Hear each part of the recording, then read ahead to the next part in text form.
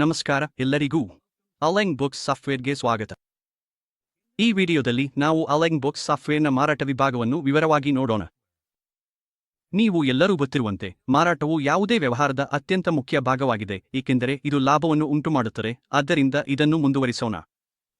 ಮಾರಾಟ ವಿಭಾಗದಲ್ಲಿ ನಾವು ಹಲವಾರು ಕಾರ್ಯಗಳನ್ನು ಮಾಡಬೇಕಾಗುತ್ತದೆ. ಉದಾಹರಣೆಗೆ ಗ್ರಾಹಕರನ್ನು ಸೇರಿಸುವುದು, ಅಂದಾಜು, ಮಾರಾಟ ಆರ್ಡರ್, ವಿತರಣೆ, ಮಾರಾಟ ಹಿಂತಿರುಗಿಕೆ, ಮಾರಾಟ ವೌಚರ್ ಮತ್ತು ಇನ್ನೂ ಅನೇಕವು.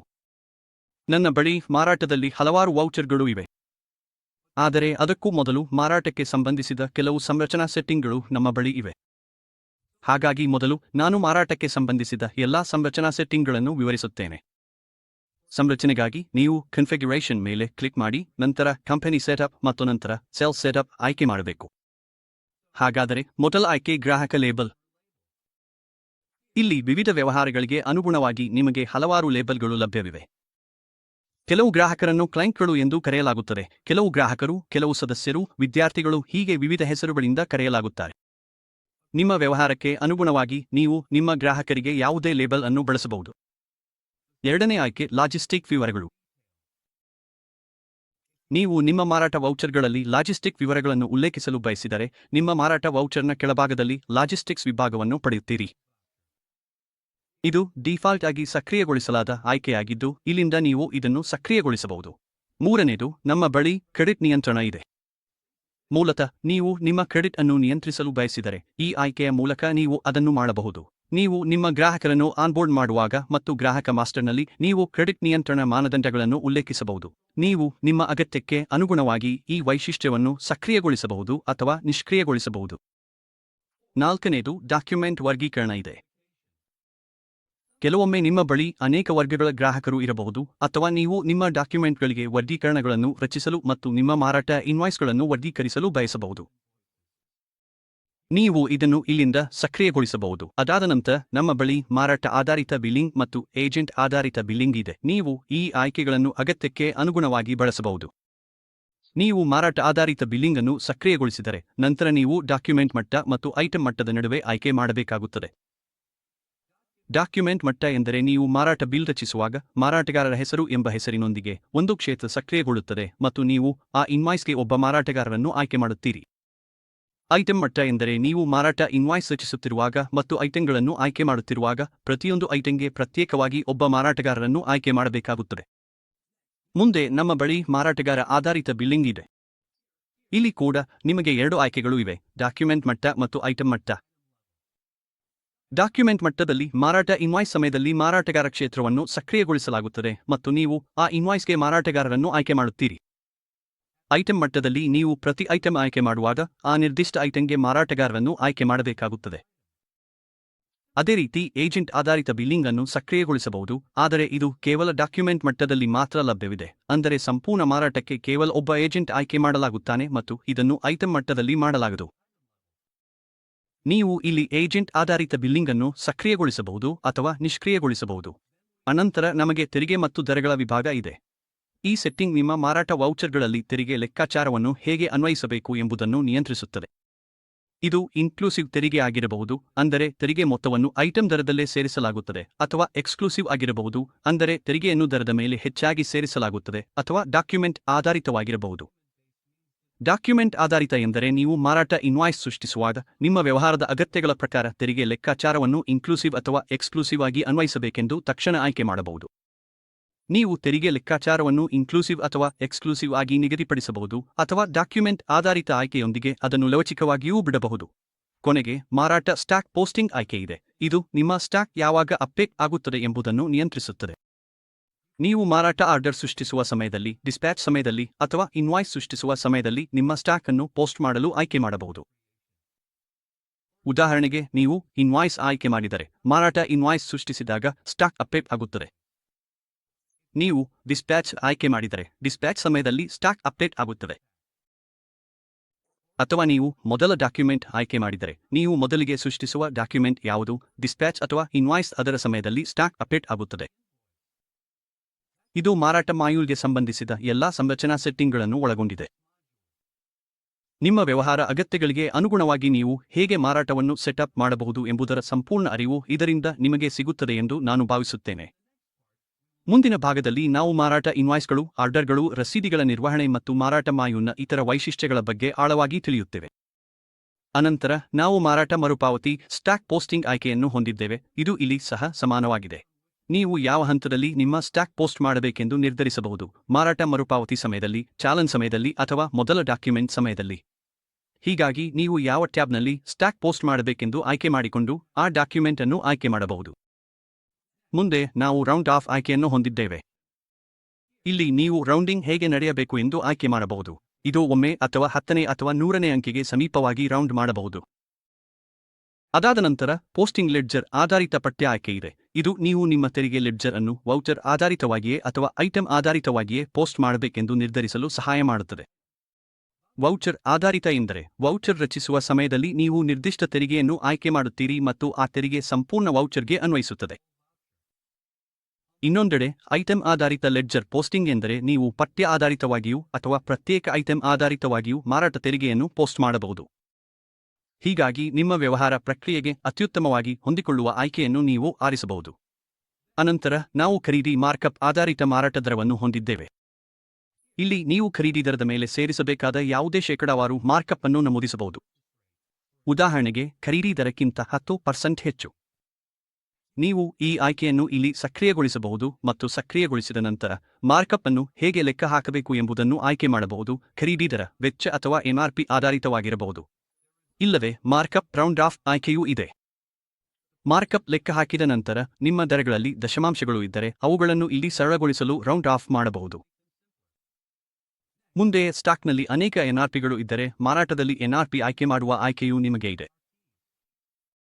ಉದಾಹರಣೆಗೆ, ನೀವು 3 ವಿಭಿನ್ನ ಎನ್ಆರ್ಪಿಗಳೊಂದಿಗೆ ಉತ್ಪನ್ನವನ್ನು ಖರೀದಿಸಿದ್ದರೆ ಈ ಆಯ್ಕೆಯ ಮೂಲಕ ಮಾರಾಟ ಸಮಯದಲ್ಲಿ ಬಹು ಎನ್ಆರ್ಪಿ ವಿಂಡೋವನ್ನು ಸಕ್ರಿಯಗೊಳಿಸಬಹುದು. ಆದ್ದರಿಂದ ನೀವು ಆ ಉತ್ಪನ್ನವನ್ನು ಮಾರುವಾಗ ಎಲ್ಲಾ 3 ಎನ್ಆರ್ಪಿಗಳು ಗೋಚರವಾಗುತ್ತವೆ ಮತ್ತು ಆ ನಿರ್ದಿಷ್ಟ ಮಾರಾಟಕ್ಕೆ ಸರಿಯಾದ ಎನ್ಆರ್ಪಿಯನ್ನು ಆಯ್ಕೆ ಮಾಡಬಹುದು. ಅದಾದ ನಂತರ ಪೋಷಕ ಕಂಪನಿಯ ಆಧಾರದ ಮೇಲೆ ಮಾರಾಟ ದರದ ಆಯ್ಕೆಯೂ ಇದೆ. ನೀವು ಪೋಷಕ ಮತ್ತು ಶಿಶು ಕಂಪನಿ ವ್ಯವಸ್ಥೆಯನ್ನು ಬಳಸುತ್ತಿದ್ದರೆ ಇದು ಅನ್ವಯಿಸುತ್ತದೆ. ಬಿಲ್ಲಿಂಗ್ ಸಮಯದಲ್ಲಿ ಖರೀದಿ ದರವನ್ನು ತೋರಿಸಲು ನೀವು ಈ ಆಯ್ಕೆಯನ್ನು ಸಕ್ರಿಯಗೊಳಿಸಬಹುದು. ಈ ಆಯ್ಕೆಯನ್ನು ಸಕ್ರಿಯಗೊಳಿಸಿದಾಗ ಬಿಲ್ಲಿಂಗ್ ಸಮಯದಲ್ಲಿ ನಿಮ್ಮ ಖರೀದಿ ದರಗಳು ಪ್ರದರ್ಶಿಸಲಾಗುತ್ತವೆ. ಇದು ವೆಚ್ಚವನ್ನು ಉತ್ತಮವಾಗಿ ಟ್ರ್ಯಾಕ್ ಮಾಡಲು ಸಹಾಯ ಮಾಡುತ್ತದೆ. ಕೊನೆಗೆ ಮಾರಾಟದಲ್ಲಿ ಕೊನೆಯ ಖರೀದಿ ದರಗಳನ್ನು ತೋರಿಸುವ ಆಯ್ಕೆಯೂ ಇದೆ. ಇಲ್ಲಿ ನೀವು ನಿಮ್ಮ ಕೊನೆಯ ಖರೀದಿ ದರಗಳನ್ನು ಎಲ್ಲಿ ತೋರಿಸಬೇಕು ಎಂದು ನಿರ್ಧರಿಸಬಹುದು. ಮಾತ್ರ ಮಾರಾಟದಲ್ಲಿ, ಮಾತ್ರ ಖರೀದಿಯಲ್ಲಿ, ಎರಡೂ ಕಡೆ ಅಥವಾ ಎಲ್ಲಿಯೂ ತೋರಿಸಬಾರದು ಎಂದು. ಇದೇ ರೀತಿಯಲ್ಲಿ ಕೊನೆಯ ಮಾರಾಟ ದರವನ್ನು ತೋರಿಸುವ ಆಯ್ಕೆಯೂ ಇದೆ. ಇದು ನಿಮ್ಮ ಮಾರಾಟ ದರವನ್ನು ಯಾವ ಆಧಾರದ ಮೇಲೆ ಪಡೆಯಬೇಕು ಎಂದು ನೀವು ನಿರ್ಧರಿಸಲು ಅವಕಾಶ ನೀಡುತ್ತದೆ. ಉದಾಹರಣೆಗೆ, ಪಾರ್ಟಿ ಮತ್ತು ಐಟಂ ಆಧಾರಿತವಾಗಿ. ಉದಾಹರಣೆಗೆ, ನೀವು ಪಾರ್ಟಿ ಐಟಂ ಮಾತ್ರ ಆಯ್ಕೆ ಮಾಡಿದರೆ ನೀವು ನಿರ್ದಿಷ್ಟ ಉತ್ಪನ್ನವನ್ನು ನಿರ್ದಿಷ್ಟ ಪಾರ್ಟಿಗೆ ಮಾರಾಟ ಮಾಡುವಾಗ ಆ ಐಟಂಗೆ ಆ ಪಾರ್ಟಿಗೆ ಕೊಟ್ಟ ಕೊನೆಯ ದರವನ್ನು ಮಾರಾಟ ಪರದೆಯ ಕೆಳಭಾಗದಲ್ಲಿ ತೋರಿಸಲಾಗುತ್ತದೆ. ಇದಲ್ಲದೆ B2B ಮಾರಾಟಗಳಿಗೆ ಪ್ರೋತ್ಸಾಹಗಳನ್ನು ಸಕ್ರಿಯಗೊಳಿಸುವ ಆಯ್ಕೆಯೂ ಇದೆ. ಅಂದರೆ ನೀವು B2B ಮಾರಾಟದ ವೇಳೆ ಪ್ರೋತ್ಸಾಹ ನಿಯಮಗಳನ್ನು ಅನ್ವಯಿಸಬಹುದು. ಇದು ರಿಯಾಯಿತಿ ಮತ್ತು ಆಫರ್ಗಳನ್ನು ನಿರ್ವಹಿಸಲು ಉಪಯುಕ್ತವಾಗಬಹುದು. ಕೊನೆಗೆ, ಬಿಲ್ಲಿಂಗ್ ಸಮಯದಲ್ಲಿ ಸೂಚಿತ ಮತ್ತು ಸಮಾನ ಐಟಂಗಳನ್ನು ಬಳಸುವ ಆಯ್ಕೆಯನ್ನು ನೀವು ಸಕ್ರಿಯಗೊಳಿಸಬಹುದು. ಇದು ಇನ್ವಾಯ್ಸ್ ಸೃಷ್ಟಿಸುವಾಗ ಮಾರಾಟಗಾರರಿಗೆ ಸಂಬಂಧಿತ ಅಥವಾ ಸಮಾನ ಐಟಂಗಳನ್ನು ಸೂಚಿಸುವ ಮೂಲಕ ಬಿಲ್ಲಿಂಗ್ ಪ್ರಕ್ರಿಯೆಯನ್ನು ವೇಗಗೊಳಿಸಲು ಸಹಾಯ ಮಾಡುತ್ತದೆ. ಹೀಗಾಗಿ ಮುಂದಿನದಾಗಿ ನಮಗೆ ಸೂಚಿತ ಮತ್ತು ಸಮಾನ ಐಟಂಗಳನ್ನು ಬಳಸುವ ಆಯ್ಕೆಯಿದೆ. ನೀವು ಈ ಆಯ್ಕೆಯನ್ನು ಸಕ್ರಿಯಗೊಳಿಸಿದರೆ ಬಿಲ್ಲಿಂಗ್ ಸಮಯದಲ್ಲಿ ಸೂಚಿತ ಐಟಂಗಳನ್ನು ಪಡೆಯಬಹುದು.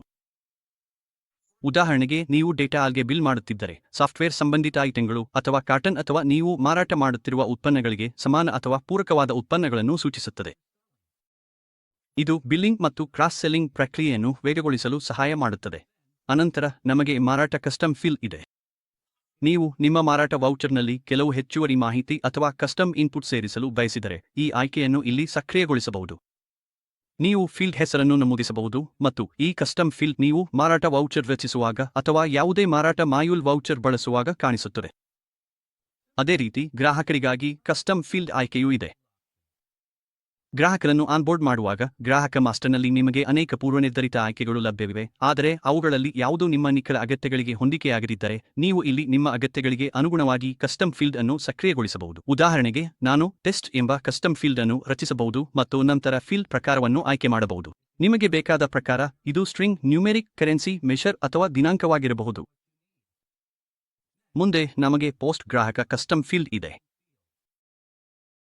ಹಿಂದಿನದಂತೆ ಇದು ನಿಮ್ಮ ಅಗತ್ಯಗಳಿಗೆ ಅನುಗುಣವಾಗಿ ಗ್ರಾಹಕ ಮಾಸ್ಟರ್ನಲ್ಲಿ ಕಸ್ಟಮ್ ಫೀಲ್ಡ್ಗಳನ್ನು ಸೇರಿಸಲು ಅವಕಾಶ ನೀಡುತ್ತದೆ. ಅದಾದ ನಂತರ ನಾವು ಮಿಶ್ರಿತ ಫೀಲ್ಡ್ಗಳನ್ನು ಹೊಂದಿದ್ದೇವೆ. ಬಿಲ್ಲಿಂಗ್ ಸಮಯದಲ್ಲಿ ನಿಮ್ಮ ಐಟಂ ಗ್ರಿಡ್ನಲ್ಲಿ ಏನನ್ನಾದರೂ ಸೇರಿಸಲು ಅಥವಾ ಕಡಿತಗೊಳಿಸಲು, ಉದಾಹರಣೆಗೆ ಹೆಚ್ಚುವರಿ ಡಿಸ್ಕೌಂಟ್ ಅಥವಾ ಯೋಜನೆ ಸೇರಿಸಲು ಈ ಫೀಲ್ಡ್ಗಳು ಉಪಯುಕ್ತವಾಗುತ್ತವೆ. ನೀವು ಈ ಆಯ್ಕೆಯನ್ನು ಇಲ್ಲಿ ಸಕ್ರಿಯಗೊಳಿಸಬಹುದು. ಉದಾಹರಣೆಗೆ, ನಾನು ಡಿಸ್ಕೌಂಟ್ ಫೀಲ್ಡ್ ಅನ್ನು ಸಕ್ರಿಯಗೊಳಿಸಿದ್ದೇನೆ.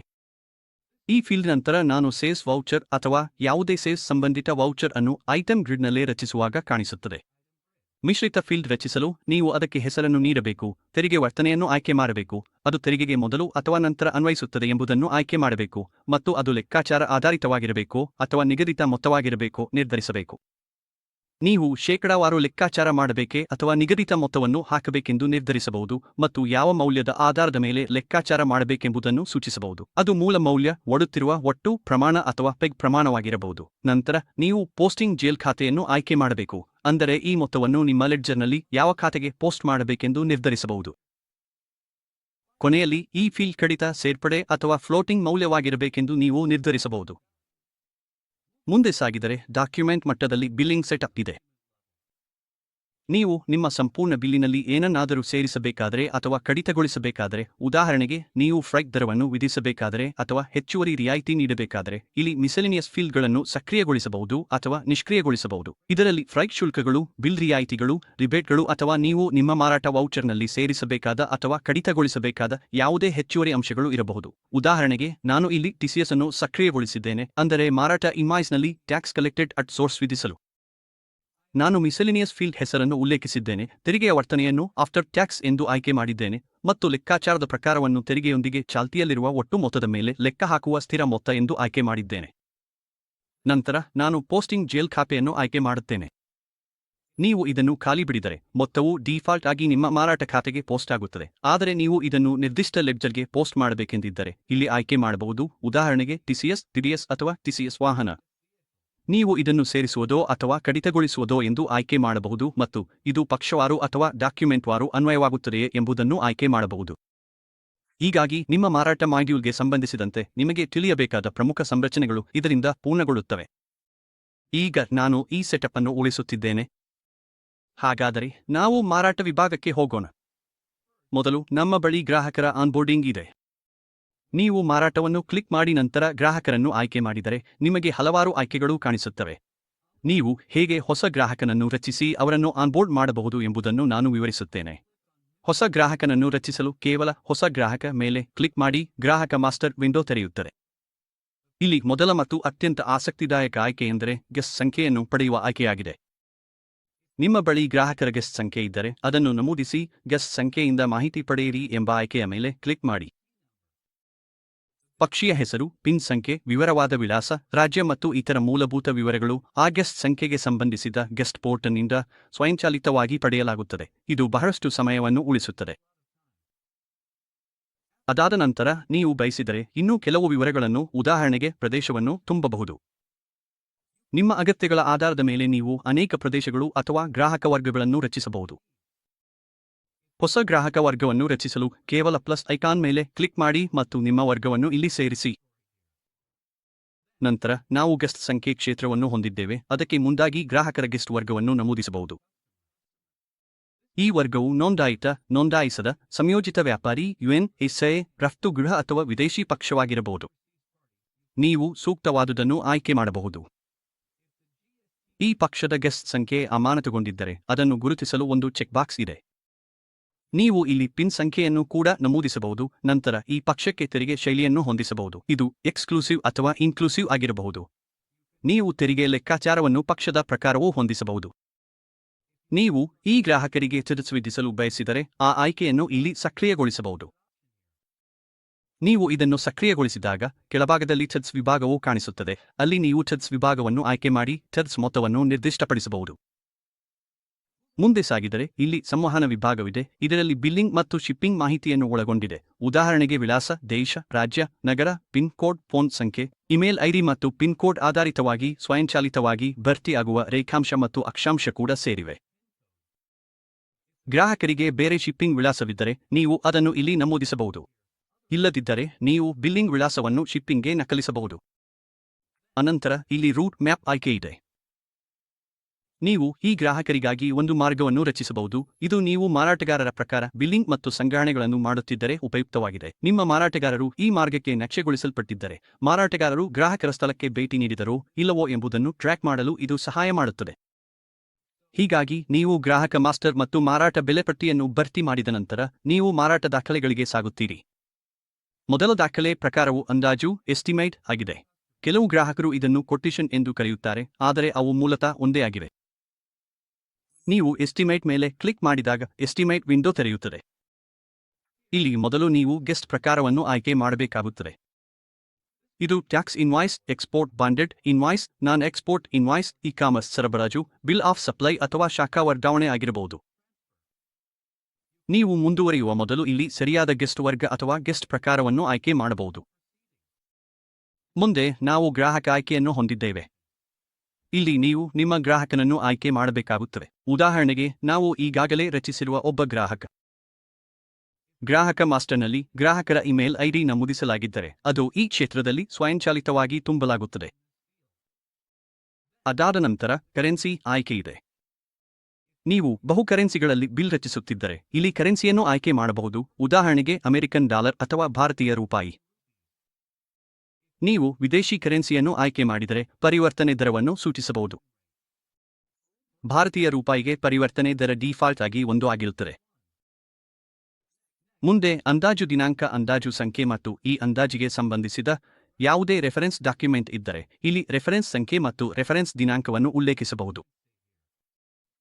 ತೆರಿಗೆ ಲೆಕ್ಕಾಚಾರದ ಬಗ್ಗೆ ಮಾತನಾಡುವುದಾದರೆ, ನಾವು ಡಾಕ್ಯುಮೆಂಟ್ ಅನ್ನು ತೆರಿಗೆ ಸಹಿತವಾಗಿ ಹೊಂದಿಸಿದ್ದರಿಂದ ಈ ಅಂದಾಜಿಗೆ ತೆರಿಗೆ ಹೊರತುಪಡಿಸಿ ಅಥವಾ ಒಳಗೊಂಡಿರುವುದನ್ನು ನೀವು ಆಯ್ಕೆ ಮಾಡಬಹುದು. ಮುಂದೆ ಬಿಲ್ಲಿಂಗ್ ಮಾಹಿತಿ ಇದೆ. ಬಿಲ್ಲಿಂಗ್ ವಿಳಾಸವು ಗ್ರಾಹಕ ಮಾಸ್ಟರ್ನಿಂದ ಸ್ವಯಂಚಾಲಿತವಾಗಿ ಬರುತ್ತದೆ. ಅವಶ್ಯಕತೆ ಇದ್ದರೆ ನೀವು ಇಲ್ಲಿ ಬದಲಾವಣೆಗಳನ್ನು ಮಾಡಬಹುದು. ನೀವು ಇಲ್ಲಿ ಜಿಎಸ್ಟಿ ವಿವರಗಳು ಮತ್ತು ಸಂಪರ್ಕ ವ್ಯಕ್ತಿಯನ್ನು ಕೂಡ ನೋಡಬಹುದು. ಶಿಪ್ಪಿಂಗ್ ವಿಳಾಸಕ್ಕಾಗಿ ಗ್ರಾಹಕರಿಗೆ ಅನೇಕ ಶಿಪ್ಪಿಂಗ್ ವಿಳಾಸಗಳಿದ್ದರೆ ನೀವು ಶಿಪ್ಪಿಂಗ್ ಮಾಸ್ಟರ್ ಅಥವಾ ಶಿಪ್ ಟು ಮಾಸ್ಟರ್ ಅನ್ನು ರಚಿಸಬಹುದು. ಅದನ್ನು ಹೇಗೆ ರಚಿಸಬೇಕೆಂದು ನಾನು ನಿಮಗೆ ಮಾರ್ಗದರ್ಶನ ನೀಡುತ್ತೇನೆ. ಉದಾಹರಣೆಗೆ, ಬಿ2 ಇಂಡಿಯಾ ಪ್ರೈವೇಟ್ ಲಿಮಿಟೆಡ್ಗೆ ಅನೇಕ ಶಿಪ್ಪಿಂಗ್ ವಿಳಾಸಗಳಿದ್ದರೆ, ಉದಾಹರಣೆಗೆ ಒಂದು ದೆಹಲಿಯಲ್ಲಿ ಇದ್ದರೆ, ನೀವು ಪ್ಲಸ್ ಐಕಾನ್ ಕ್ಲಿಕ್ ಮಾಡಿ ಹೊಸ ಶಿಪ್ ಟು ವಿಳಾಸವನ್ನು ಸೇರಿಸಬಹುದು. ನೀವು ಕಾನೂನು ಹೆಸರನ್ನು ಉಲ್ಲೇಖಿಸಬೇಕು. ಸಾಮಾನ್ಯವಾಗಿ ಇದು ಪ್ರಾಥಮಿಕದಂತೆಯೇ ಇರುತ್ತದೆ. ಆ ವಿಳಾಸಕ್ಕೆ ಜಿಎಸ್ಟಿ ಸಂಖ್ಯೆ ವಿಭಿನ್ನವಾಗಿದ್ದರೆ ಆ ಜಿಎಸ್ಟಿ ಸಂಖ್ಯೆಯನ್ನು ಮತ್ತು ನೋಂದಾಯಿತ ಹೆಸರನ್ನು ಅನುಸಾರವಾಗಿ ನಮೂದಿಸಿ. ನಂತರ ವಿಳಾಸ ವಿವರಗಳನ್ನು ನಮೂದಿಸಿ, ರಾಜ್ಯ, ನಗರ ಮತ್ತು ಪಿನ್ ಕೋಡ್. ಉದಾಹರಣೆಗೆ ದೆಹಲಿ, ನವದೆಹಲಿ 110020 ಎಂದು ನಮೂದಿಸಿ ಮತ್ತು ಉಳಿಸಿ. ನೀವು ಈ ಪಾರ್ಟಿಗೆ ಅಂದಾಜು ರಚಿಸುವಾಗ ನೀವು ಅನೇಕ ಡಿಸ್ಪ್ಯಾಚ್ ವಿಳಾಸಗಳ ಪಟ್ಟಿಯಿಂದ ಸೂಕ್ತ ಶಿಪ್ಪಿಂಗ್ ವಿಳಾಸವನ್ನು ಆಯ್ಕೆ ಮಾಡಬಹುದು. ಮುಂದೆ ಸಾಗೋಣ. ಇಲ್ಲಿ ಪಾವತಿ ನಿಯಮಗಳ ಕ್ಷೇತ್ರವಿದೆ. ನೀವು ಗ್ರಾಹಕ ಮಾಸ್ಟರ್ನಲ್ಲಿ ಈಗಾಗಲೇ ಪಾವತಿ ನಿಯಮಗಳನ್ನು ಉಲ್ಲೇಖಿಸಿದ್ದರೆ ಅವುಗಳು ಇಲ್ಲಿ ಸ್ವಯಂಚಾಲಿತವಾಗಿ ತರಲಾಗುತ್ತವೆ. ಇಲ್ಲದಿದ್ದರೆ ನೀವು ಪಾವತಿ ನಿಯಮಗಳನ್ನು ಕೈಯಾರೆ ಆಯ್ಕೆ ಮಾಡಬಹುದು ಅಥವಾ ರಚಿಸಬಹುದು. ಉದಾಹರಣೆಗೆ, ನಾನು ಇಲ್ಲಿ 15 ದಿನಗಳ ಪಾವತಿ ನಿಯಮಗಳನ್ನು ರಚಿಸಿದ್ದೇನೆ. ಹೆಚ್ಚುವರಿಯಾಗಿ ನೀವು ರೇಜರ್ ಪೇ ಅಥವಾ ಪೇಟಿಎಂ ಕ್ಯೂಆರ್ ಸೇರಿ ಇಂಟಿಗ್ರೇಷನ್ಗಳನ್ನು ಸಕ್ರಿಯಗೊಳಿಸಿದ್ದರೆ ನೀವು ಇಲ್ಲಿ ನೇರವಾಗಿ ಪಾವತಿ ಲಿಂಕ್ಗಳನ್ನು ರಚಿಸಬಹುದು. ಪೇಟಿಎಂ ಆಯ್ಕೆ ಮಾಡಿ ಅಂದಾಜು ಉಳಿಸುವಾಗ ಪಾವತಿ ಲಿಂಕ್ ಸ್ವಯಂಚಾಲಿತವಾಗಿ ರಚಿಸಲಾಗುತ್ತದೆ. ಈಗ ಐಟಂ ಗ್ರಿಡ್ ವಿಭಾಗದ ಬಗ್ಗೆ ಮಾತನಾಡುತ್ತಿದ್ದರೆ ಇಲ್ಲಿ 3 ಬಿಂದುಗಳಿರುವ ಮೆನು ಇದೆ. ಇಲ್ಲಿಂದ ನೀವು ಹಲವಾರು ಆಯ್ಕೆಗಳನ್ನು ಪಡೆಯಬಹುದು. ಒಂದು ಉಪಯುಕ್ತ ಆಯ್ಕೆ ಎಂದರೆ ವೇಗದ ಬಿಲ್ಲಿಂಗ್. ನಿಮ್ಮ ಬಳಿ ಅನೇಕ ಐಟಂಗಳು ಆ ರೀತಿಯಲ್ಲಿ ಸಂಘಟಿತವಾಗಿದ್ದರೆ ನೀವು ಗುಂಪು ಮತ್ತು ವರ್ಗವನ್ನು ಆಯ್ಕೆ ಮಾಡಬಹುದು. ನೀವು ಗುಂಪು ಮತ್ತು ವರ್ಗವನ್ನು ಆಯ್ಕೆ ಮಾಡಿದ ನಂತರ ಆ ವರ್ಗದ ಒಳಗಿನ ಐಟಂಗಳು ಮಾತ್ರ ಕಾಣಿಸಿಕೊಳ್ಳುತ್ತವೆ ಮತ್ತು ನೀವು ಪಟ್ಟಿಯಿಂದ ಕೈಯಾರೆ ಆಯ್ಕೆ ಮಾಡಬಹುದು. ವೇಗದ ಬಿಲ್ಲಿಂಗ್ನ ಮತ್ತೊಂದು ಆವೃತ್ತಿಯಲ್ಲಿ ನೀವು ಒಂದೇ ಹಂತದಲ್ಲಿ ಐಟಂಗಳನ್ನು ಮತ್ತು ಅವುಗಳ ಪ್ರಮಾಣವನ್ನು ಆಯ್ಕೆ ಮಾಡಬಹುದು. ನೀವು ಐಟಂಗಳ ಪಟ್ಟಿಯನ್ನು ಪಡೆಯುತ್ತೀರಿ ಮತ್ತು ಪ್ರತಿಯೊಂದು ಐಟಂನ ಪಕ್ಕದಲ್ಲೇ ನೇರವಾಗಿ ಪ್ರಮಾಣವನ್ನು ನಮೂದಿಸಬಹುದು. ನಂತರ ಓಕೆ ಕ್ಲಿಕ್ ಮಾಡಬಹುದು. ಉದಾಹರಣೆಗೆ, ನೀವು ಒಂದು ಉತ್ಪನ್ನಕ್ಕೆ 120 ಮತ್ತೊಂದಕ್ಕೆ 23 ಎಂದು ನಮೂದಿಸಬಹುದು. ಹೀಗೆ ಮುಂದುವರಿಸಬಹುದು. ನೀವು ಈ ವಿಧಾನವನ್ನು ಬಳಸಿದರೆ ಆಯ್ಕೆ ಮಾಡಿದ ಐಟಂಗಳು ಮತ್ತು ಅವುಗಳ ಪ್ರಮಾಣಗಳು ನೇರವಾಗಿ ಐಟಂ ಗ್ರಿಡ್ಗೆ ಲೋಡ್ ಆಗುತ್ತವೆ. ಈ 2 ವೇಗದ ಬಿಲ್ಲಿಂಗ್ ಆಯ್ಕೆಗಳ ಮುಖ್ಯ ವ್ಯತ್ಯಾಸವೆಂದರೆ, ಮೊದಲ ಆಯ್ಕೆಯ ಮೂಲಕ ಐಟಂಗಳನ್ನು ಆಯ್ಕೆ ಮಾಡುವಾಗ ಪ್ರತಿ ಐಟಂಗೆ ಡಿಫಾಲ್ಟ್ ಪ್ರಮಾಣ ಒಂದೇ ಸೇರಿಸಲಾಗುತ್ತದೆ. ಪ್ರಮಾಣ ಪಟ್ಟಿಯ ಆಯ್ಕೆಯ ಮೂಲಕ ಐಟಂಗಳನ್ನು ಆಯ್ಕೆ ಮಾಡುವಾಗ ನೀವು ನಮೂದಿಸಿದ ಪ್ರಮಾಣಗಳನ್ನು ಬಳಸಲಾಗುತ್ತದೆ. ಕೊನೆಯಲ್ಲಿ ಗ್ರಿಡ್ ಡೇಟಾವನ್ನು ನಕಲಿಸಿ ಮತ್ತು ನಕಲಿಸಿದ ಗ್ರಿಡ್ ಡೇಟಾವನ್ನು ಅಂಟಿಸುವ ಆಯ್ಕೆಯೂ ಇದೆ. ಇದು ಐಟಂ ಮಾಹಿತಿಯನ್ನು ಪುನಃ ಬಳಸಲು ಅಥವಾ ಬೇಗನೆ ವರ್ಗಾಯಿಸಲು ಸಹಾಯ ಮಾಡುತ್ತದೆ. ಉದಾಹರಣೆಗೆ, ನೀವು 400 ಐಟಂಗಳೊಂದಿಗೆ ಒಂದು ಅಂದಾಜು ಸೃಷ್ಟಿಸಿದ್ದೀರಿ ಮತ್ತು ಮುಂದಿನ ತಿಂಗಳು ಅದೇ ಗ್ರಾಹಕರಿಗೆ ಅದೇ ಅಂದಾಜನ್ನು ಮತ್ತೆ ಸೃಷ್ಟಿಸಲು ಬಯಸುತ್ತೀರಿ ಎಂದು ಊಹಿಸೋಣ. ನೀವು ಮಾಡಬೇಕಾದದ್ದು ಇನ್ವಾಯ್ಸ್ ವಿಭಾಗಕ್ಕೆ ಹೋಗಿ ಹೊಸ ಅಂದಾಜು ತೆರೆಯುವ ಆಯ್ಕೆಯನ್ನು ಕ್ಲಿಕ್ ಮಾಡುವುದು. ನಂತರ ನೀವು ಹಿಂದಿನ ಅಂದಾಜಿನಿಂದ ಡೇಟಾ ನಕಲಿಸುವ ವೈಶಿಷ್ಟ್ಯವನ್ನು ಬಳಸಬಹುದು ಮತ್ತು ಎಲ್ಲಾ ಇರುವ ಐಟಂಗಳು ಸ್ವಯಂಚಾಲಿತವಾಗಿ ಹೊಸ ಅಂದಾಜಿನಲ್ಲಿ ಅಂಟಿಸಲಾಗುತ್ತವೆ. ಅದಾದ ನಂತರ ನೀವು ಗ್ರಾಹಕರ ಹೆಸರು, ಅಂದಾಜು ದಿನಾಂಕ ಮತ್ತು ಅಂದಾಜು ಸಂಖ್ಯೆಯಂತಹ ಮೂಲಭೂತ ವಿವರಗಳನ್ನು ಮಾತ್ರ ನವೀಕರಿಸಬೇಕಾಗುತ್ತದೆ. ಈ ರೀತಿಯಲ್ಲಿ ನೀವು ಎಲ್ಲ ಐಟಂಗಳನ್ನು ಮತ್ತೆ ಕೈಯಾರೆ ನಮೂದಿಸದೆ ಕೇವಲ ಕೆಲವು ಸೆಕೆಂಡುಗಳಲ್ಲಿ ಹೊಸ ಅಂದಾಜನ್ನು ಸೃಷ್ಟಿಸಬಹುದು. ನೀವು ಅಂದಾಜು ವೌಚರ್ನಲ್ಲಿ ಐಟಂಗಳನ್ನು ಆಯ್ಕೆ ಮಾಡುತ್ತಿರುವಾಗ ನೀವು ಅವುಗಳನ್ನು ಐಟಂ ಗ್ರಿಡ್ನಿಂದ ಕೈಯಾರೆ ಆಯ್ಕೆ ಮಾಡಬಹುದು. ಉದಾಹರಣೆಗೆ, ನೀವು ಲೈನ್ಬುಕ್ಸ್ ಬಳಕೆದಾರ ಅಥವಾ ಲೈನ್ಬುಕ್ಸ್ ಹೆಚ್ಚುವರಿ ಸ್ಥಳದಂತಹ ಐಟಂಗಳನ್ನು ಆಯ್ಕೆ ಮಾಡಬಹುದು. ನೀವು ಐಟಂ ಯೂನಿಟ್ ಅನ್ನು ಡ್ರಾಪ್ಡೌನ್ ಪಟ್ಟಿಯಿಂದ ಆಯ್ಕೆ ಮಾಡಬಹುದು. ಯೂನಿಟ್ ಸಾಮಾನ್ಯವಾಗಿ ಇರುವುದಕ್ಕಿಂತ ಭಿನ್ನವಾಗಿದ್ದರೆ ಯೂನಿಟ್ ಕಾಲಮ್ ಮೇಲೆ ಕ್ಲಿಕ್ ಮಾಡಿ ಸರಿಯಾದದನ್ನು ಆಯ್ಕೆ ಮಾಡಿ. ನಂತರ ಪ್ರತಿ ಐಟಂಗೆ ಬೇಕಾದ ಪ್ರಮಾಣವನ್ನು ನಮೂದಿಸಿ. ಅದಾದ ನಂತರ ನೀವು ದರವನ್ನು ಹಾಕಬಹುದು ಮತ್ತು ದರ ಮತ್ತು ಪ್ರಮಾಣವನ್ನು ಗುಣಿಸಿದರೆ ಮೊತ್ತವನ್ನು ಸ್ವಯಂಚಾಲಿತವಾಗಿ ಲೆಕ್ಕ ಹಾಕಲಾಗುತ್ತದೆ. ಡಿಸ್ಕೌಂಟ್ ಇದ್ದರೆ ನೀವು ಅದನ್ನು ಡಿಸ್ಕೌಂಟ್ ಕಾಲಮ್ನಲ್ಲಿ ಶೇಕಡಾವಾರು, ಉದಾಹರಣೆಗೆ 5% ಎಂದು ನಮೂದಿಸಬಹುದು ಮತ್ತು ಕಡಿತಗೊಂಡ ಮೊತ್ತವನ್ನು ಸ್ವಯಂಚಾಲಿತವಾಗಿ ಲೆಕ್ಕ ಹಾಕಲಾಗುತ್ತದೆ. ನಿಮ್ಮ ಅಗತ್ಯಗಳಿಗೆ ಅನುಗುಣವಾಗಿ ನೀವು ಬಳಸಬಹುದಾದ ಹೆಚ್ಚುವರಿ ಕಾಲಂಗಳು ಇವೆ.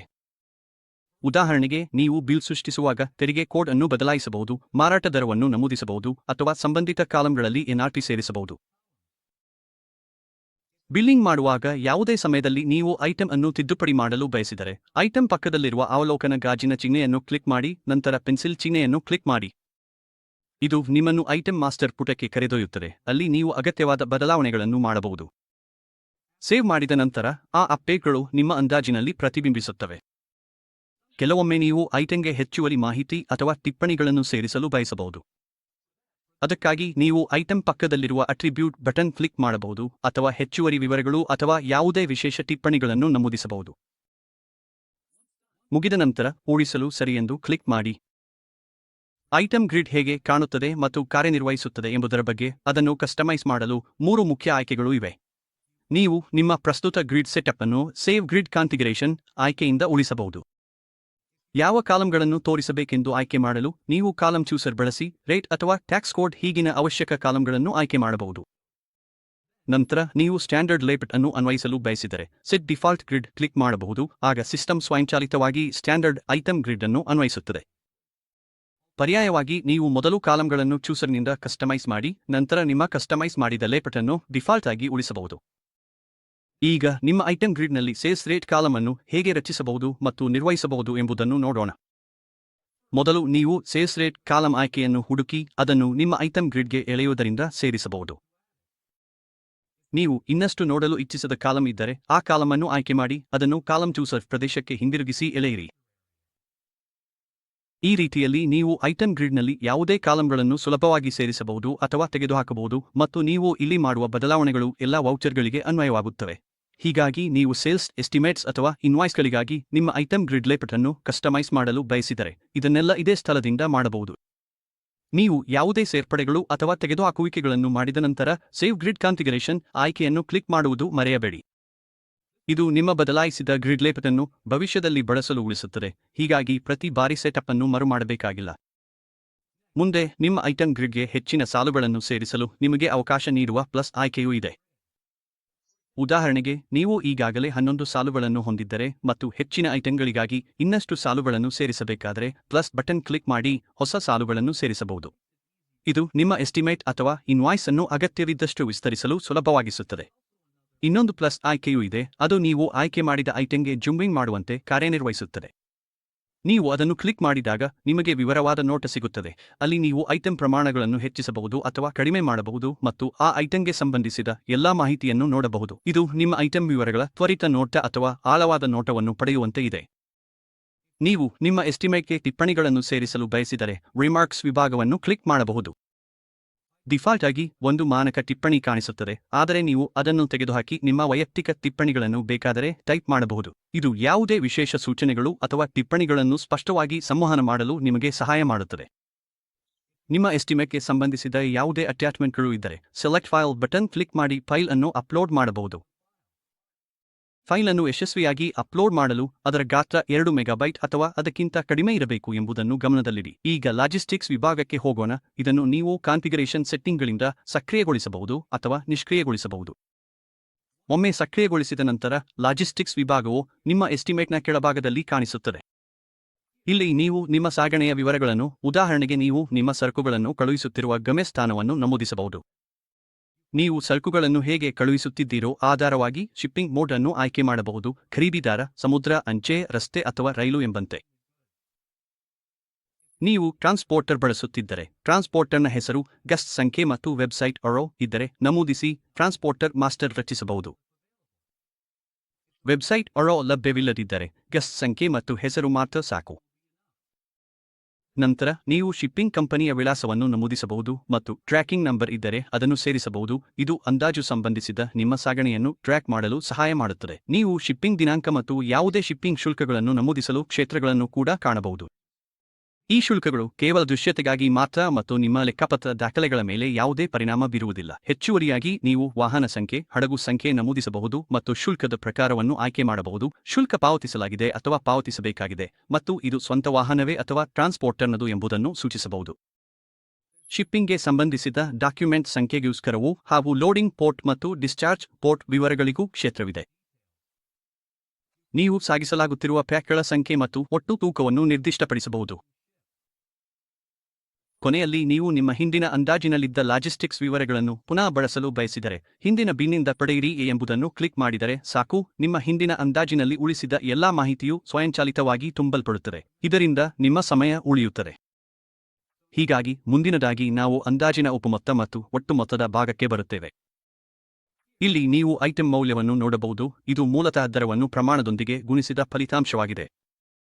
ಅದಾದ ಮೇಲೆ ರಿಯಾಯಿತಿಗಳು ಅನ್ವಯವಾಗುತ್ತವೆ. ನಿಮ್ಮ ಬಳಿ ಮೂಲ ರಿಯಾಯಿತಿ, ಪಾರ್ಟಿ ರಿಯಾಯಿತಿ ಮತ್ತು ಪಾರ್ಟಿ ಬ್ರ್ಯಾಂಡ್ ರಿಯಾಯಿತಿ ಇದೆ. ನಾನು ಹಿಂದೆ ಹೇಳಿದಂತೆ ಈ ರಿಯಾಯಿತಿಗಳನ್ನು ಪಾರ್ಟಿ ರಿಯಾಯಿತಿ ಮತ್ತು ಪಾರ್ಟಿ ಬ್ರ್ಯಾಂಡ್ ರಿಯಾಯಿತಿ ಎಂಬ ಪ್ರತ್ಯೇಕ ಕ್ಷೇತ್ರಗಳಲ್ಲಿ ನಮೂದಿಸಬಹುದು. ಹೀಗಾಗಿ ನೀವು ಗ್ರಾಹಕ ಅಥವಾ ಬ್ರ್ಯಾಂಡ್ಗೆ ಸಂಬಂಧಿಸಿದ ಯಾವುದೇ ವಿಶೇಷ ಬೆಲೆ ಅಥವಾ ಆಫರ್ಗಳನ್ನು ಅನ್ವಯಿಸಬಹುದು. ಅದಾದ ಮೇಲೆ ತೆರಿಗೆಯೋಗ್ಯ ಮೌಲ್ಯ ಮತ್ತು ತೆರಿಗೆ ಮೊತ್ತವನ್ನು ಸ್ವಯಂಚಾಲಿತವಾಗಿ ಲೆಕ್ಕ ಹಾಕಲಾಗುತ್ತದೆ.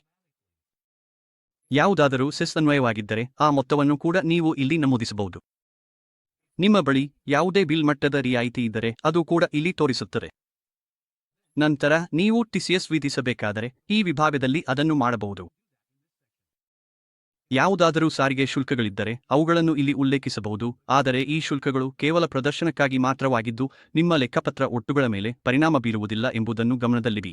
ಕೊನೆಗೆ ಇಲ್ಲಿ ಸ್ವಯಂಚಾಲಿತ ರೌಂಡ್ ಆಫ್ ವೈಶಿಷ್ಟ್ಯವಿದೆ. ಇದನ್ನು ನೀವು ಸೇಲ್ಸ್ ಸೆಟಪ್ ಅಡಿಯಲ್ಲಿ ಇರುವ ಸಂರಚನಾ ಸೆಟ್ಟಿಂಗ್ಗಳಿಂದ ಸಕ್ರಿಯಗೊಳಿಸಬಹುದು ಅಥವಾ ನಿಷ್ಕ್ರಿಯಗೊಳಿಸಬಹುದು. ಇದು ನಿಮ್ಮ ಆಯ್ಕೆಗಳ ಆಧಾರದ ಮೇಲೆ ಅಂತಿಮ ಮೊತ್ತವನ್ನು ಸ್ವಯಂಚಾಲಿತವಾಗಿ ರೌಂಡ್ ಆಫ್ ಮಾಡುತ್ತದೆ. ಈಗ ಮಾರಾಟ ವಿಭಾಗದ ಎಲ್ಲಾ ವೌಚರ್ಗಳಲ್ಲಿ ಲಭ್ಯವಿರುವ ಕೆಲವು ಸಾಮಾನ್ಯ ಆಯ್ಕೆಗಳ ಬಗ್ಗೆ ಮಾತನಾಡೋಣ. ನಿಮ್ಮ ಬಳಿ ಓಪನ್, ಡಿಲೀಟ್, ಕಾಪಿ, ಕ್ಯಾನ್ಸಲ್ ಮತ್ತು ರಿಸ್ಟೋರ್ ಎಂಬ ಆಯ್ಕೆಗಳು ಇವೆ. ನೀವು ನಿಮ್ಮ ಹಿಂದಿನ ಅಂದಾಜುಗಳನ್ನು ಪರಿಶೀಲಿಸಲು ಬಯಸಿದರೆ ಓಪನ್ ಮೇಲೆ ಕ್ಲಿಕ್ ಮಾಡಿ. ಇದು ನೀವು ಪ್ರಸ್ತುತ ಬದಲಾವಣೆಗಳನ್ನು ತ್ಯಜಿಸಲು ಬಯಸುತ್ತೀರಾ ಎಂದು ಕೇಳುತ್ತದೆ. ಹೌದು ಕ್ಲಿಕ್ ಮಾಡಿ. ನಂತರ ನೀವು ನಿಮ್ಮ ಹಿಂದಿನ ಅಂದಾಜುಗಳನ್ನು ದಿನಾಂಕ ಅಥವಾ ಇತರ ಮಾನದಂಡಗಳ ಆಧಾರದ ಮೇಲೆ ಫಿಲ್ಟರ್ ಮಾಡಬಹುದು. ಈ ಓಪನ್ ಆಯ್ಕೆ ತುಂಬಾ ಉಪಯುಕ್ತವಾಗಿದೆ ಏಕೆಂದರೆ ಇದು ಎಲ್ಲ ರೀತಿಯ ಮಾರಾಟ ಮತ್ತು ಖರೀದಿ ದಾಖಲೆಗಳಲ್ಲಿ ಲಭ್ಯವಿದೆ. ಆದ್ದರಿಂದ ನಿಮಗೆ ಬೇಕಾದಾಗ ಯಾವುದೇ ಹಳೆಯ ವೌಚರ್ ಅಥವಾ ಅಂದಾಜನ್ನು ಸುಲಭವಾಗಿ ತೆಗೆಯಬಹುದು. ನೀವು ವೌಚರ್ ಅನ್ನು ಅಳಿಸಲು ಬಯಸಿದರೆ ಡಿಲೀಟ್ ಮೇಲೆ ಕ್ಲಿಕ್ ಮಾಡಿ, ಆದರೆ ಅಳಿಸುವ ಮೊದಲು ನೀವು ಅದನ್ನು ಅಳಿಸಲು ಕಾರಣವನ್ನು ವಿವರಿಸುವ ಟಿಪ್ಪಣಿಯನ್ನು ನೀಡಬೇಕು, ಉದಾಹರಣೆಗೆ ನಕಲಿ ಅಂದಾಜು ಅಥವಾ ಇತ್ಯಾದಿ. ನೀವು ಟಿಪ್ಪಣಿಯನ್ನು ಸೇರಿಸಿದ ನಂತರ ಅಳಿಸುವಿಕೆಯನ್ನು ದೃಢೀಕರಿಸಿ. ಇದು ಎಲ್ಲವನ್ನೂ ಸ್ಪಷ್ಟವಾಗಿಯೂ ಹಾದುಹೋಗಬಹುದಾದ ರೀತಿಯಲ್ಲಿ ಇಡುತ್ತದೆ. ನಂತರ ಇಲ್ಲಿ ಕಾಪಿ ಆಯ್ಕೆಯಿದೆ. ಇದು ಬಹಳ ಸಮಯ ಉಳಿಸುತ್ತದೆ. ನೀವು ಕಳೆದ ತಿಂಗಳು ಅಥವಾ ಕೆಲವು ವಾರಗಳ ಹಿಂದೆ ಮಾಡಿದ ಅದೇ ಅಂದಾಜನ್ನು ಮತ್ತೆ ಸೃಷ್ಟಿಸಲು ಬಯಸುತ್ತಿದ್ದೀರಿ ಎಂದು ಊಹಿಸೋಣ. ನೀವು ಕೇವಲ ಕಾಪಿ ಕ್ಲಿಕ್ ಮಾಡಿ, ಆ ಅಂದಾಜನ್ನು ಹುಡುಕಲು ಫಿಲ್ಟರ್ಗಳನ್ನು ಅನ್ವಯಿಸಿ, ಅದನ್ನು ಆಯ್ಕೆ ಮಾಡಿ ಮತ್ತು ಆ ಅಂದಾಜಿನ ಎಲ್ಲಾ ಡೇಟಾ ಹೊಸ ಅಂದಾಜಿನಲ್ಲಿ ಹೊಸ ಅಂದಾಜು ಸಂಖ್ಯೆಯೊಂದಿಗೆ ನಕಲಾಗುತ್ತದೆ. ಸರಿಯಾದ ಪಾರ್ಟಿ ಹೆಸರನ್ನು ಆಯ್ಕೆ ಮಾಡಿ ಮತ್ತು ಉಳಿಸಿ ಎಂಬುದನ್ನು ಖಚಿತಪಡಿಸಿಕೊಳ್ಳಿ. ಈ ರೀತಿಯಲ್ಲಿ ನೀವು ಎಲ್ಲ ವಿವರಗಳನ್ನು ಪುನಃ ಪ್ರಾರಂಭದಿಂದ ನಮೂದಿಸುವ ಅಗತ್ಯವಿಲ್ಲ. ನೀವು ಅಂದಾಜನ್ನು ಅಳಿಸಲು ಬಯಸದೆ, ಆದರೆ ಅದನ್ನು ರದ್ದುಗೊಳಿಸಲಾಗಿದೆ ಎಂದು ಗುರುತಿಸಲು ಬಯಸಿದರೆ, ಉದಾಹರಣೆಗೆ ಉಲ್ಲೇಖಕ್ಕಾಗಿ ಅಥವಾ ಸಂಖ್ಯಾಕ್ರಮವನ್ನು ಉಳಿಸಿಕೊಳ್ಳಲು ನೀವು ರದ್ದು ಆಯ್ಕೆಯನ್ನು ಬಳಸಬಹುದು. ಕೇವಲ ರದ್ದು ಕ್ಲಿಕ್ ಮಾಡಿ, ನೀವು ಏಕೆ ರದ್ದುಪಡಿಸುತ್ತಿದ್ದೀರಿ ಎಂಬುದನ್ನು ವಿವರಿಸುವ ಟಿಪ್ಪಣಿಯನ್ನು ಸೇರಿಸಿ ಮತ್ತು ದೃಢೀಕರಿಸಿ. ನಿಮ್ಮ ದಾಖಲೆಗಳಲ್ಲಿ ಅಂದಾಜಿನ ಸ್ಥಿತಿ ರದ್ದುಗೊಂಡಿದೆ ಎಂದು ಬದಲಾಗುತ್ತದೆ. ನೀವು ತಪ್ಪಾಗಿ ಅಂದಾಜನ್ನು ರದ್ದುಪಡಿಸಿದ್ದರೆ ಮತ್ತು ಅದನ್ನು ಹಿಂತಿರುಗಿಸಬೇಕೆಂದಿದ್ದರೆ ಪುನಃ ಸ್ಥಾಪನೆ ಆಯ್ಕೆಯನ್ನು ಬಳಸಿ. ಆ ರದ್ದುಗೊಂಡ ಅಂದಾಜನ್ನು ತೆರೆಯಿರಿ, ಪುನಃ ಸ್ಥಾಪನೆ ಕ್ಲಿಕ್ ಮಾಡಿ, ಟಿಪ್ಪಣಿಯನ್ನು ಸೇರಿಸಿ, ದೃಢೀಕರಿಸಿ ಮತ್ತು ಅಂದಾಜು ಮತ್ತೆ ಸಕ್ರಿಯ ಸ್ಥಿತಿಗೆ ಮರಳುತ್ತದೆ. ಮತ್ತೆ ಓಪನ್ ವಿಭಾಗದಲ್ಲಿ ನಿಮ್ಮ ಹುಡುಕಿಕೆಯನ್ನು ಸೀಮಿತಗೊಳಿಸಲು ಫಿಲ್ಟರ್ ಆಯ್ಕೆಗಳು ಲಭ್ಯವಿವೆ, ಉದಾಹರಣೆಗೆ ದಿನಾಂಕ ಶ್ರೇಣಿಗಳನ್ನು ಹೊಂದಿಸುವುದು. ನೀವು ನಿಮ್ಮ ಅಂದಾಜುಗಳು ಅಥವಾ ವೌಚರ್ಗಳ ಪಟ್ಟಿಯನ್ನು ರಫ್ತು ಮಾಡಲು ಬಯಸಿದರೆ ಅವುಗಳನ್ನು ಎಕ್ಸೆಲ್ ಫೈಲ್ ಆಗಿ ಡೌನ್ಲೋಡ್ ಮಾಡಬಹುದು, ಅದು ನಿಮ್ಮ ಡೌನ್ಲೋಡ್ಸ್ ಫೋಲ್ಡರ್ನಲ್ಲಿ ಕಾಣಿಸುತ್ತದೆ. ಬಿಲ್ಗಳು ಅಥವಾ ಅಂದಾಜುಗಳನ್ನು ಮುದ್ರಿಸಲು ಅಥವಾ ಪೂರ್ವವೀಕ್ಷಣೆಗೆ ನೀವು ಬೇಕಾದ ವೌಚರ್ಗಳನ್ನು ಆಯ್ಕೆ ಮಾಡಿ, ಮುದ್ರಣದ ಪಕ್ಕದಲ್ಲಿರುವ ಡ್ರಾಪ್ ಡೌನ್ ಕ್ಲಿಕ್ ಮಾಡಿ. ನೀವು ಒಬ್ಬ ಅಂದಾಜನ್ನು ಹಲವಾರು ಅಂದಾಜುಗಳನ್ನು ಪೂರ್ವವೀಕ್ಷಿಸಬಹುದು ಅಥವಾ ನೇರವಾಗಿ ಮುದ್ರಿಸಬಹುದು. ನೀವು ಹಲವಾರು ಅಂದಾಜುಗಳ PDF ಪ್ರತಿಯನ್ನು ಬೇಕಾದರೆ ಅವುಗಳನ್ನು ಆಯ್ಕೆ ಮಾಡಿ ಎಕ್ಸ್ಪೋರ್ಟ್ ಕ್ಲಿಕ್ ಮಾಡಿ. PDF ನಿಮ್ಮ ಡೌನ್ಲೋಡ್ಸ್ನಲ್ಲಿ ಉಳಿಯುತ್ತದೆ. ಮುಂದೆ ನಿಮ್ಮ ಅಂದಾಜು ವೌಚರ್ ಮತ್ತು ಇತರ ವೌಚರ್ಗಳಿಗೆ ಲಭ್ಯವಿರುವ ಕೆಲವು ಹೆಚ್ಚುವರಿ ಆಯ್ಕೆಗಳು ಮತ್ತು ಸಂರಚನೆಗಳ ಬಗ್ಗೆ ಮಾತನಾಡೋಣ. ಹೆಡರ್, ಫೂಟರ್ ಮತ್ತು ನಿಯಮಗಳು ಮತ್ತು ಷರತ್ತುಗಳು. ನೀವು 3 ಹೆಡರ್ ಟಿಪ್ಪಣಿಗಳನ್ನು ಸೇರಿಸಬಹುದು. ಹೆಡರ್ ಟಿಪ್ಪಣಿ 1, 2 ಮತ್ತು 3 ಅವು ನಿಮ್ಮ ಬಿಲ್ ಫಾರ್ಮ್ಯಾಟ್ನ ಮೇಲ್ಭಾಗದಲ್ಲಿ ಕಾಣಿಸಿಕೊಳ್ಳುತ್ತವೆ. ಅದೇ ರೀತಿ ನೀವು ಬಿಲ್ನ ಫೂಟರ್ ವಿಭಾಗದಲ್ಲಿ ಏನಾದರೂ ಸೇರಿಸಲು ಬಯಸಿದರೆ ಫೂಟರ್ ಟಿಪ್ಪಣಿಗಳನ್ನು ಉಲ್ಲೇಖಿಸಬಹುದು. ನಿಮ್ಮ ಅಂದಾಜಿಗೆ ಸಂಬಂಧಿಸಿದ ಯಾವುದೇ ನಿಯಮಗಳು ಮತ್ತು ಷರತ್ತುಗಳು ಇದ್ದರೆ ಅವುಗಳನ್ನು ಇಲ್ಲಿ ನಮೂದಿಸಬಹುದು ಮತ್ತು ಅವು ಮುದ್ರಿತ ಅಂದಾಜಿನಲ್ಲಿ ಕಾಣಿಸಿಕೊಳ್ಳುತ್ತವೆ. ಬ್ಯಾಂಕ್ ವಿವರಗಳು, UPI ಮತ್ತು QR ಕೋಡ್. ನೀವು ನಿಮ್ಮ ಬ್ಯಾಂಕ್ ವಿವರಗಳನ್ನು ಇಲ್ಲಿ ಒಮ್ಮೆ ಸಂರಚಿಸಬಹುದು ಮತ್ತು ಅದು ಸ್ವಯಂಚಾಲಿತವಾಗಿ ನಿಮ್ಮ ಎಲ್ಲಾ ವೌಚರ್ಗಳಲ್ಲಿ ಅಂದಾಜುಗಳನ್ನು ಸೇರಿಸಿ ತೋರಿಸುತ್ತದೆ. ನೀವು ಇಲ್ಲಿ ನಿಮ್ಮ UPI ID ನಮೂದಿಸಿದರೆ ವ್ಯವಸ್ಥೆ ನಿಮ್ಮ ಮುದ್ರಿತ ಇನ್ವಾಯ್ಸ್ಗಳು ಅಥವಾ ಅಂದಾಜುಗಳಲ್ಲಿ ಸ್ವಯಂಚಾಲಿತವಾಗಿ QR ಕೋಡ್ ರಚಿಸುತ್ತದೆ. ಇದರಿಂದ ಗ್ರಾಹಕರು ಡಿಜಿಟಲ್ ಪಾವತಿ ಮಾಡಲು ಸುಲಭವಾಗುತ್ತದೆ. ಮುದ್ರಣ ಸೆಟ್ಟಿಂಗ್ಗಳು ಮತ್ತು ಡಿಫಾಲ್ಟ್ಗಳು. ನೀವು ಅಂದಾಜುಗಳಿಗಾಗಿ ಡಿಫಾಲ್ಟ್ ಮುದ್ರಣ ಸ್ವರೂಪವನ್ನು ಹೊಂದಿಸಬಹುದು, ಹೀಗಾಗಿ ಪ್ರತಿ ಬಾರಿ ಅದನ್ನು ಆಯ್ಕೆ ಮಾಡುವ ಅಗತ್ಯವಿಲ್ಲ. ಅದೇ ರೀತಿ ನೀವು ಮುದ್ರಿಸಲು ಡಿಫಾಲ್ಟ್ ಪ್ರತಿಗಳ ಸಂಖ್ಯೆಯನ್ನು ಹೊಂದಿಸಬಹುದು. ಉದಾಹರಣೆಗೆ, ನೀವು ಯಾವಾಗಲೂ 2 ಪ್ರತಿಗಳನ್ನು ಬಯಸಿದರೆ ಅದನ್ನು ಒಮ್ಮೆ ಹೊಂದಿಸಿ, ನಂತರ ವ್ಯವಸ್ಥೆ ಅದನ್ನು ನೆನಪಿಟ್ಟುಕೊಳ್ಳುತ್ತದೆ. ಇಲ್ಲಿ ಮುದ್ರಣ ಸ್ವರೂಪ ಅಥವಾ ಪ್ರತಿಯ ಆಯ್ಕೆ ಹಂತವನ್ನು ಬಿಟ್ಟುಹೋಗಿ ಎಂಬ ಆಯ್ಕೆಯಿದೆ. ಇದನ್ನು ಆಯ್ಕೆ ಮಾಡಿದರೆ ಮುದ್ರಣ ಕ್ಲಿಕ್ ಮಾಡಿದಾಗ ಮುದ್ರಣ ಸಂವಾದ ವಿಂಡೋ ತೋರಿಸದೆ ನೇರವಾಗಿ ಡಾಕ್ಯುಮೆಂಟ್ ಅನ್ನು ಪ್ರಿಂಟರ್ಗೆ ಕಳುಹಿಸಲಾಗುತ್ತದೆ. ಇದರಿಂದ ಪ್ರಕ್ರಿಯೆ ವೇಗವಾಗುತ್ತದೆ. ನೀವು ಅಂದಾಜಿಗೆ ಯಾವುದೇ ಡಾಕ್ಯುಮೆಂಟ್ಗಳು ಅಥವಾ ಚಿತ್ರಗಳನ್ನು ಲಗತ್ತಿಸಿದ್ದರೆ ಅವುಗಳನ್ನು ಇನ್ವಾಯ್ಸ್ ಪ್ರತಿಯೊಂದಿಗೆ ಸ್ವಯಂಚಾಲಿತವಾಗಿ ಮುದ್ರಿಸಲು ಒಂದು ಸೆಟ್ಟಿಂಗ್ ಇದೆ. ನೀವು ಮುದ್ರಿತ ಅಂದಾಜುಗಳು ಅಥವಾ ವೌಚರ್ಗಳಲ್ಲಿ ಸಹಿ ವಿಭಾಗವನ್ನು ತೋರಿಸಬಯಸದೇ ಇದ್ದರೆ ಸಹಿ ವಿಭಾಗವನ್ನು ಬಿಟ್ಟುಹೋಗಲು ಆಯ್ಕೆ ಮಾಡಬಹುದು. ಡಿಜಿಟಲ್ ಸಹಿ ಏಕೀಕರಣ. ಡಿಜಿಟಲ್ ಸಹಿಗಳನ್ನು ಸಂರಚಿಸಲು ಕೂಡ ಒಂದು ಆಯ್ಕೆಯಿದೆ. ನೀವು ಡಿಜಿಟಲ್ ಸಹಿಗಳನ್ನು ಏಕೀಕರಿಸಿದರೆ ಮುದ್ರಿತ ಪ್ರತಿಯಲ್ಲಿ ಸಹಿಯ ಸ್ವರೂಪ ಮತ್ತು ಜೋಡಣೆಯನ್ನು ಆಯ್ಕೆ ಮಾಡಬಹುದು. ಜೋಡಣೆ ಸೆಟ್ಟಿಂಗ್ಗಳು ನೀವು ಆಯ್ಕೆ ಮಾಡಿದ ಮುದ್ರಣ ಸ್ವರೂಪದ ಮೇಲೆ ಅವಲಂಬಿತವಾಗಿರುತ್ತವೆ, ಉದಾಹರಣೆಗೆ ಅರ್ಧ ಪುಟ ಅಥವಾ ಪೋರ್ಟ್ರೇಟ್. ಸಮೂಹ ಕ್ರಿಯೆಗಳು ಮತ್ತು ಸಂವಹನ. ನೀವು ಹಲವಾರು ವೌಚರ್ಗಳನ್ನು ಆಯ್ಕೆ ಮಾಡಿ ಅವುಗಳನ್ನು ಒಂದೇ ಬಾರಿ ಅಳಿಸುವ ಮೂಲಕ ಇನ್ವಾಯ್ಸ್ಗಳು ಅಥವಾ ಅಂದಾಜುಗಳನ್ನು ಸಮೂಹವಾಗಿ ಅಳಿಸಬಹುದು. ಗ್ರಾಹಕರಿಗೆ ನೇರವಾಗಿ ಅಂದಾಜುಗಳನ್ನು ಮೇಲ್, SMS ಅಥವಾ ವಾಟ್ಸಾಪ್ ಮೂಲಕ ಕಳುಹಿಸಲು ಒಳನಿರ್ಮಿತ ಆಯ್ಕೆಗಳು ಇವೆ. ವಾಟ್ಸಾಪ್, ಇಮೇಲ್ ಮತ್ತು SMS ವೈಶಿಷ್ಟ್ಯಗಳನ್ನು ಬಳಸಲು ಅವುಗಳನ್ನು ಬಳಸುವ ಮೊದಲು ನೀವು ಕೆಲವು ಏಕೀಕರಣ ಸೆಟಪ್ ಮಾಡಬೇಕಾಗುತ್ತದೆ. ಇತರೆ ಉಪಯುಕ್ತ ವೈಶಿಷ್ಟ್ಯಗಳು. ವೌಚರ್ ಪರದೆಯಲ್ಲಿಯೇ ಲಭ್ಯವಿರುವ ಕ್ಯಾಲ್ಕುಲೇಟರ್ ಸಾಧನವಿದೆ, ಆದ್ದರಿಂದ ನೀವು ಪುಟವನ್ನು ಬಿಟ್ಟು ಹೋಗದೆ ತಕ್ಷಣವೇ ಮೊತ್ತಗಳನ್ನು ಲೆಕ್ಕ ಹಾಕಬಹುದು. ಹೆಲ್ಪ್ ಆಯ್ಕೆಯು ನೀವು ಕೆಲಸ ಮಾಡುತ್ತಿರುವ ವೌಚರ್ ಅಥವಾ ಇನ್ವಾಯ್ಸ್ಗೆ ಸಂಬಂಧಿಸಿದ ವಿವರವಾದ ಡಾಕ್ಯುಮೆಂಟೇಷನ್ಗೆ ನೇರವಾಗಿ ನಿಮ್ಮನ್ನು ಕರೆದೊಯ್ಯುತ್ತದೆ.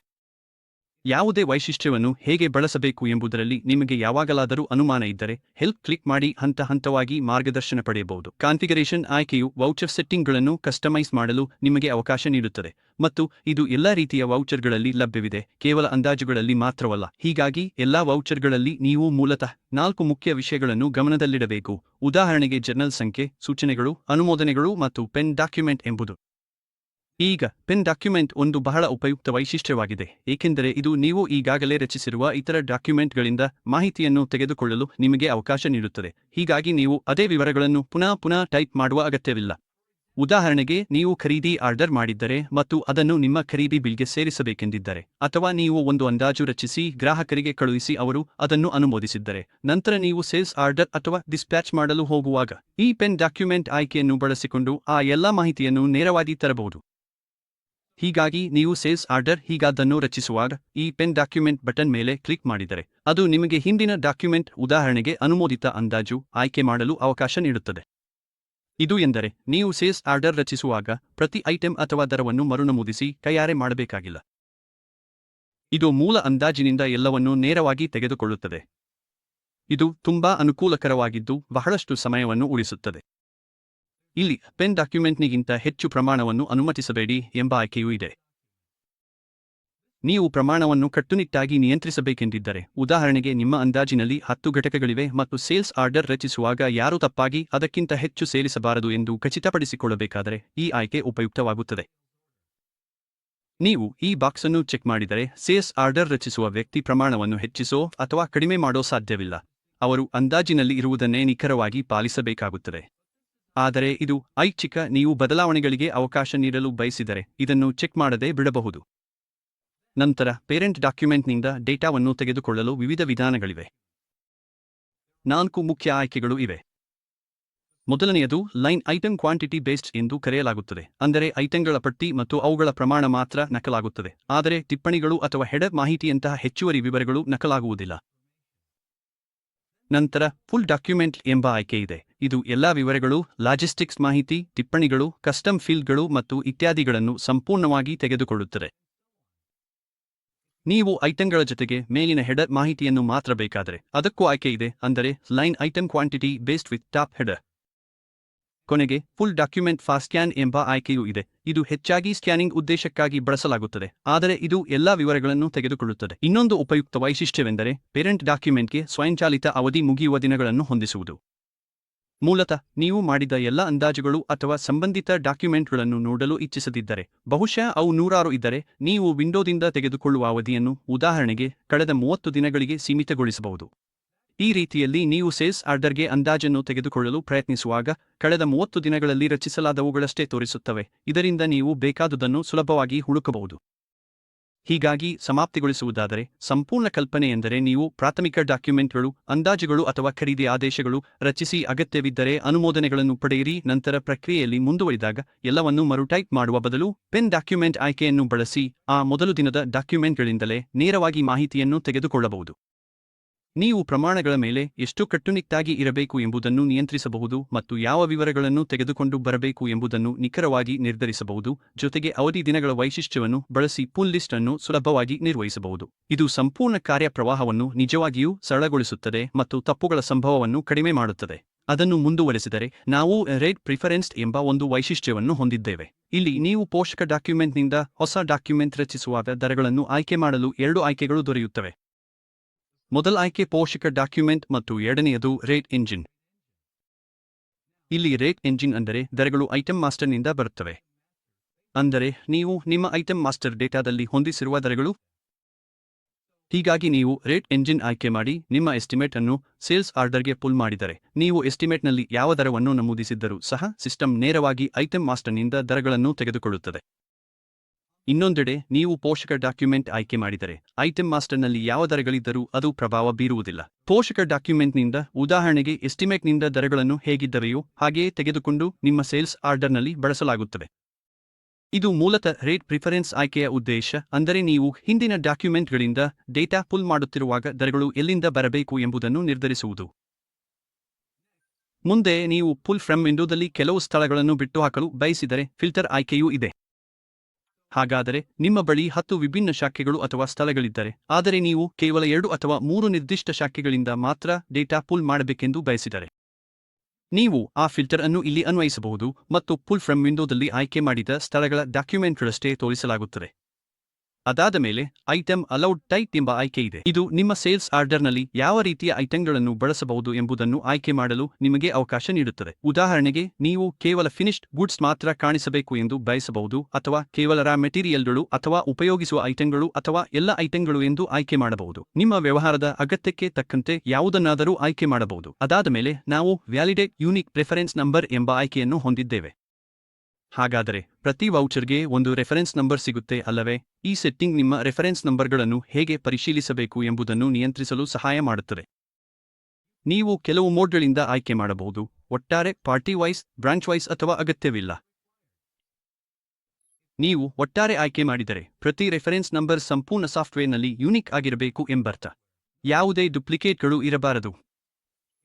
ನೀವು ಪಾರ್ಟಿ ವೈಸ್ ಆಯ್ಕೆ ಮಾಡಿದರೆ ಅದೇ ರೆಫರೆನ್ಸ್ ನಂಬರ್ ಅನ್ನು ಒಂದೇ ಪಾರ್ಟಿಗೆ ಪುನಃ ಬಳಸಲು ಸಾಧ್ಯವಿಲ್ಲ, ಆದರೆ ಬೇರೆ ಪಾರ್ಟಿಗಳಿಗೆ ಅದನ್ನು ಮರುಬಳಸಬಹುದು. ಅದೇ ರೀತಿ ಬ್ರಾಂಚ್ ವೈಸ್ ಎಂದರೆ ಅದೇ ರೆಫರೆನ್ಸ್ ನಂಬರ್ ಅನ್ನು ಒಂದೇ ಬ್ರಾಂಚ್ನಲ್ಲಿ ಪುನಃ ಬಳಸಲು ಸಾಧ್ಯವಿಲ್ಲ, ಆದರೆ ಬೇರೆ ಬ್ರಾಂಚ್ಗಳಲ್ಲಿ ಬಳಸಬಹುದು. ನೀವು ಯಾವುದೇ ಪರಿಶೀಲನೆ ಬೇಕಾಗಿಲ್ಲ ಎಂದರೆ ಅಗತ್ಯವಿಲ್ಲ ಅನ್ನೋ ಆಯ್ಕೆ ಮಾಡಿ. ಮುಂದಿನದು ಐಟಂ ಲಿಸ್ಟ್ ಆಯ್ಕೆಯಾಗಿದೆ. ಇಲ್ಲಿ ನಿಮ್ಮ ಪಟ್ಟಿಯಲ್ಲಿ ಯಾವ ಐಟಂಗಳು ತೋರಿಸಬೇಕು ಎಂದು ಫಿಲ್ಟರ್ ಮಾಡಬಹುದು. 3 ರೀತಿಯಲ್ಲಿ ಫಿಲ್ಟರ್ ಮಾಡಬಹುದು. ಮೊದಲದು ಎಲ್ಲ ಐಟಂಗಳನ್ನು ತೋರಿಸುವುದು. ಎರಡನೆಯದು ಐಟಂಗಳನ್ನು ಅವುಗಳ ಬ್ಯಾಲೆನ್ಸ್ ಪ್ರಮಾಣದೊಂದಿಗೆ ತೋರಿಸುವುದು, ಆದರೆ ನೀವು ಇದನ್ನು ಬದಲಿಸಿದರೆ ಅಪ್ಡೇಟ್ಗಳನ್ನು ನೋಡಲು ಆ ವಿಭಾಗವನ್ನು ರಿಫ್ರೆಶ್ ಮಾಡಬೇಕಾಗುತ್ತದೆ. ಮೂರನೆಯದು ಪಾಸಿಟಿವ್ ಬ್ಯಾಲೆನ್ಸ್ ಇರುವ ಐಟಂಗಳನ್ನು ಮಾತ್ರ ತೋರಿಸುವುದು, ಇದರಿಂದ ನೀವು ನಿಜವಾಗಿಯೂ ಹೊಂದಿರುವ ಸ್ಟಾಕ್ ಮಾತ್ರ ಕಾಣಿಸುತ್ತದೆ. ಕೊನೆಗೆ ನಾವು ನಂಬರ್ ಮಾಡುವ ವಿಭಾಗಕ್ಕೆ ಬರುತ್ತೇವೆ. ಈ ಭಾಗವು ನಿಮ್ಮ ವೌಚರ್ ಸಂಖ್ಯೆಗಳು ಹೇಗೆ ನಿರ್ವಹಿಸಲಾಗುತ್ತವೆ ಎಂಬುದನ್ನು ನಿಯಂತ್ರಿಸುತ್ತದೆ. ಮೊದಲದು ನ್ಯೂಮೆರಿಕ್ ಸರಣಿ. ನೀವು ಇದನ್ನು ಸ್ವಯಂಚಾಲಿತ ಅಥವಾ ಕೈಯಾರೆ ಎಂದು ಹೊಂದಿಸಬಹುದು.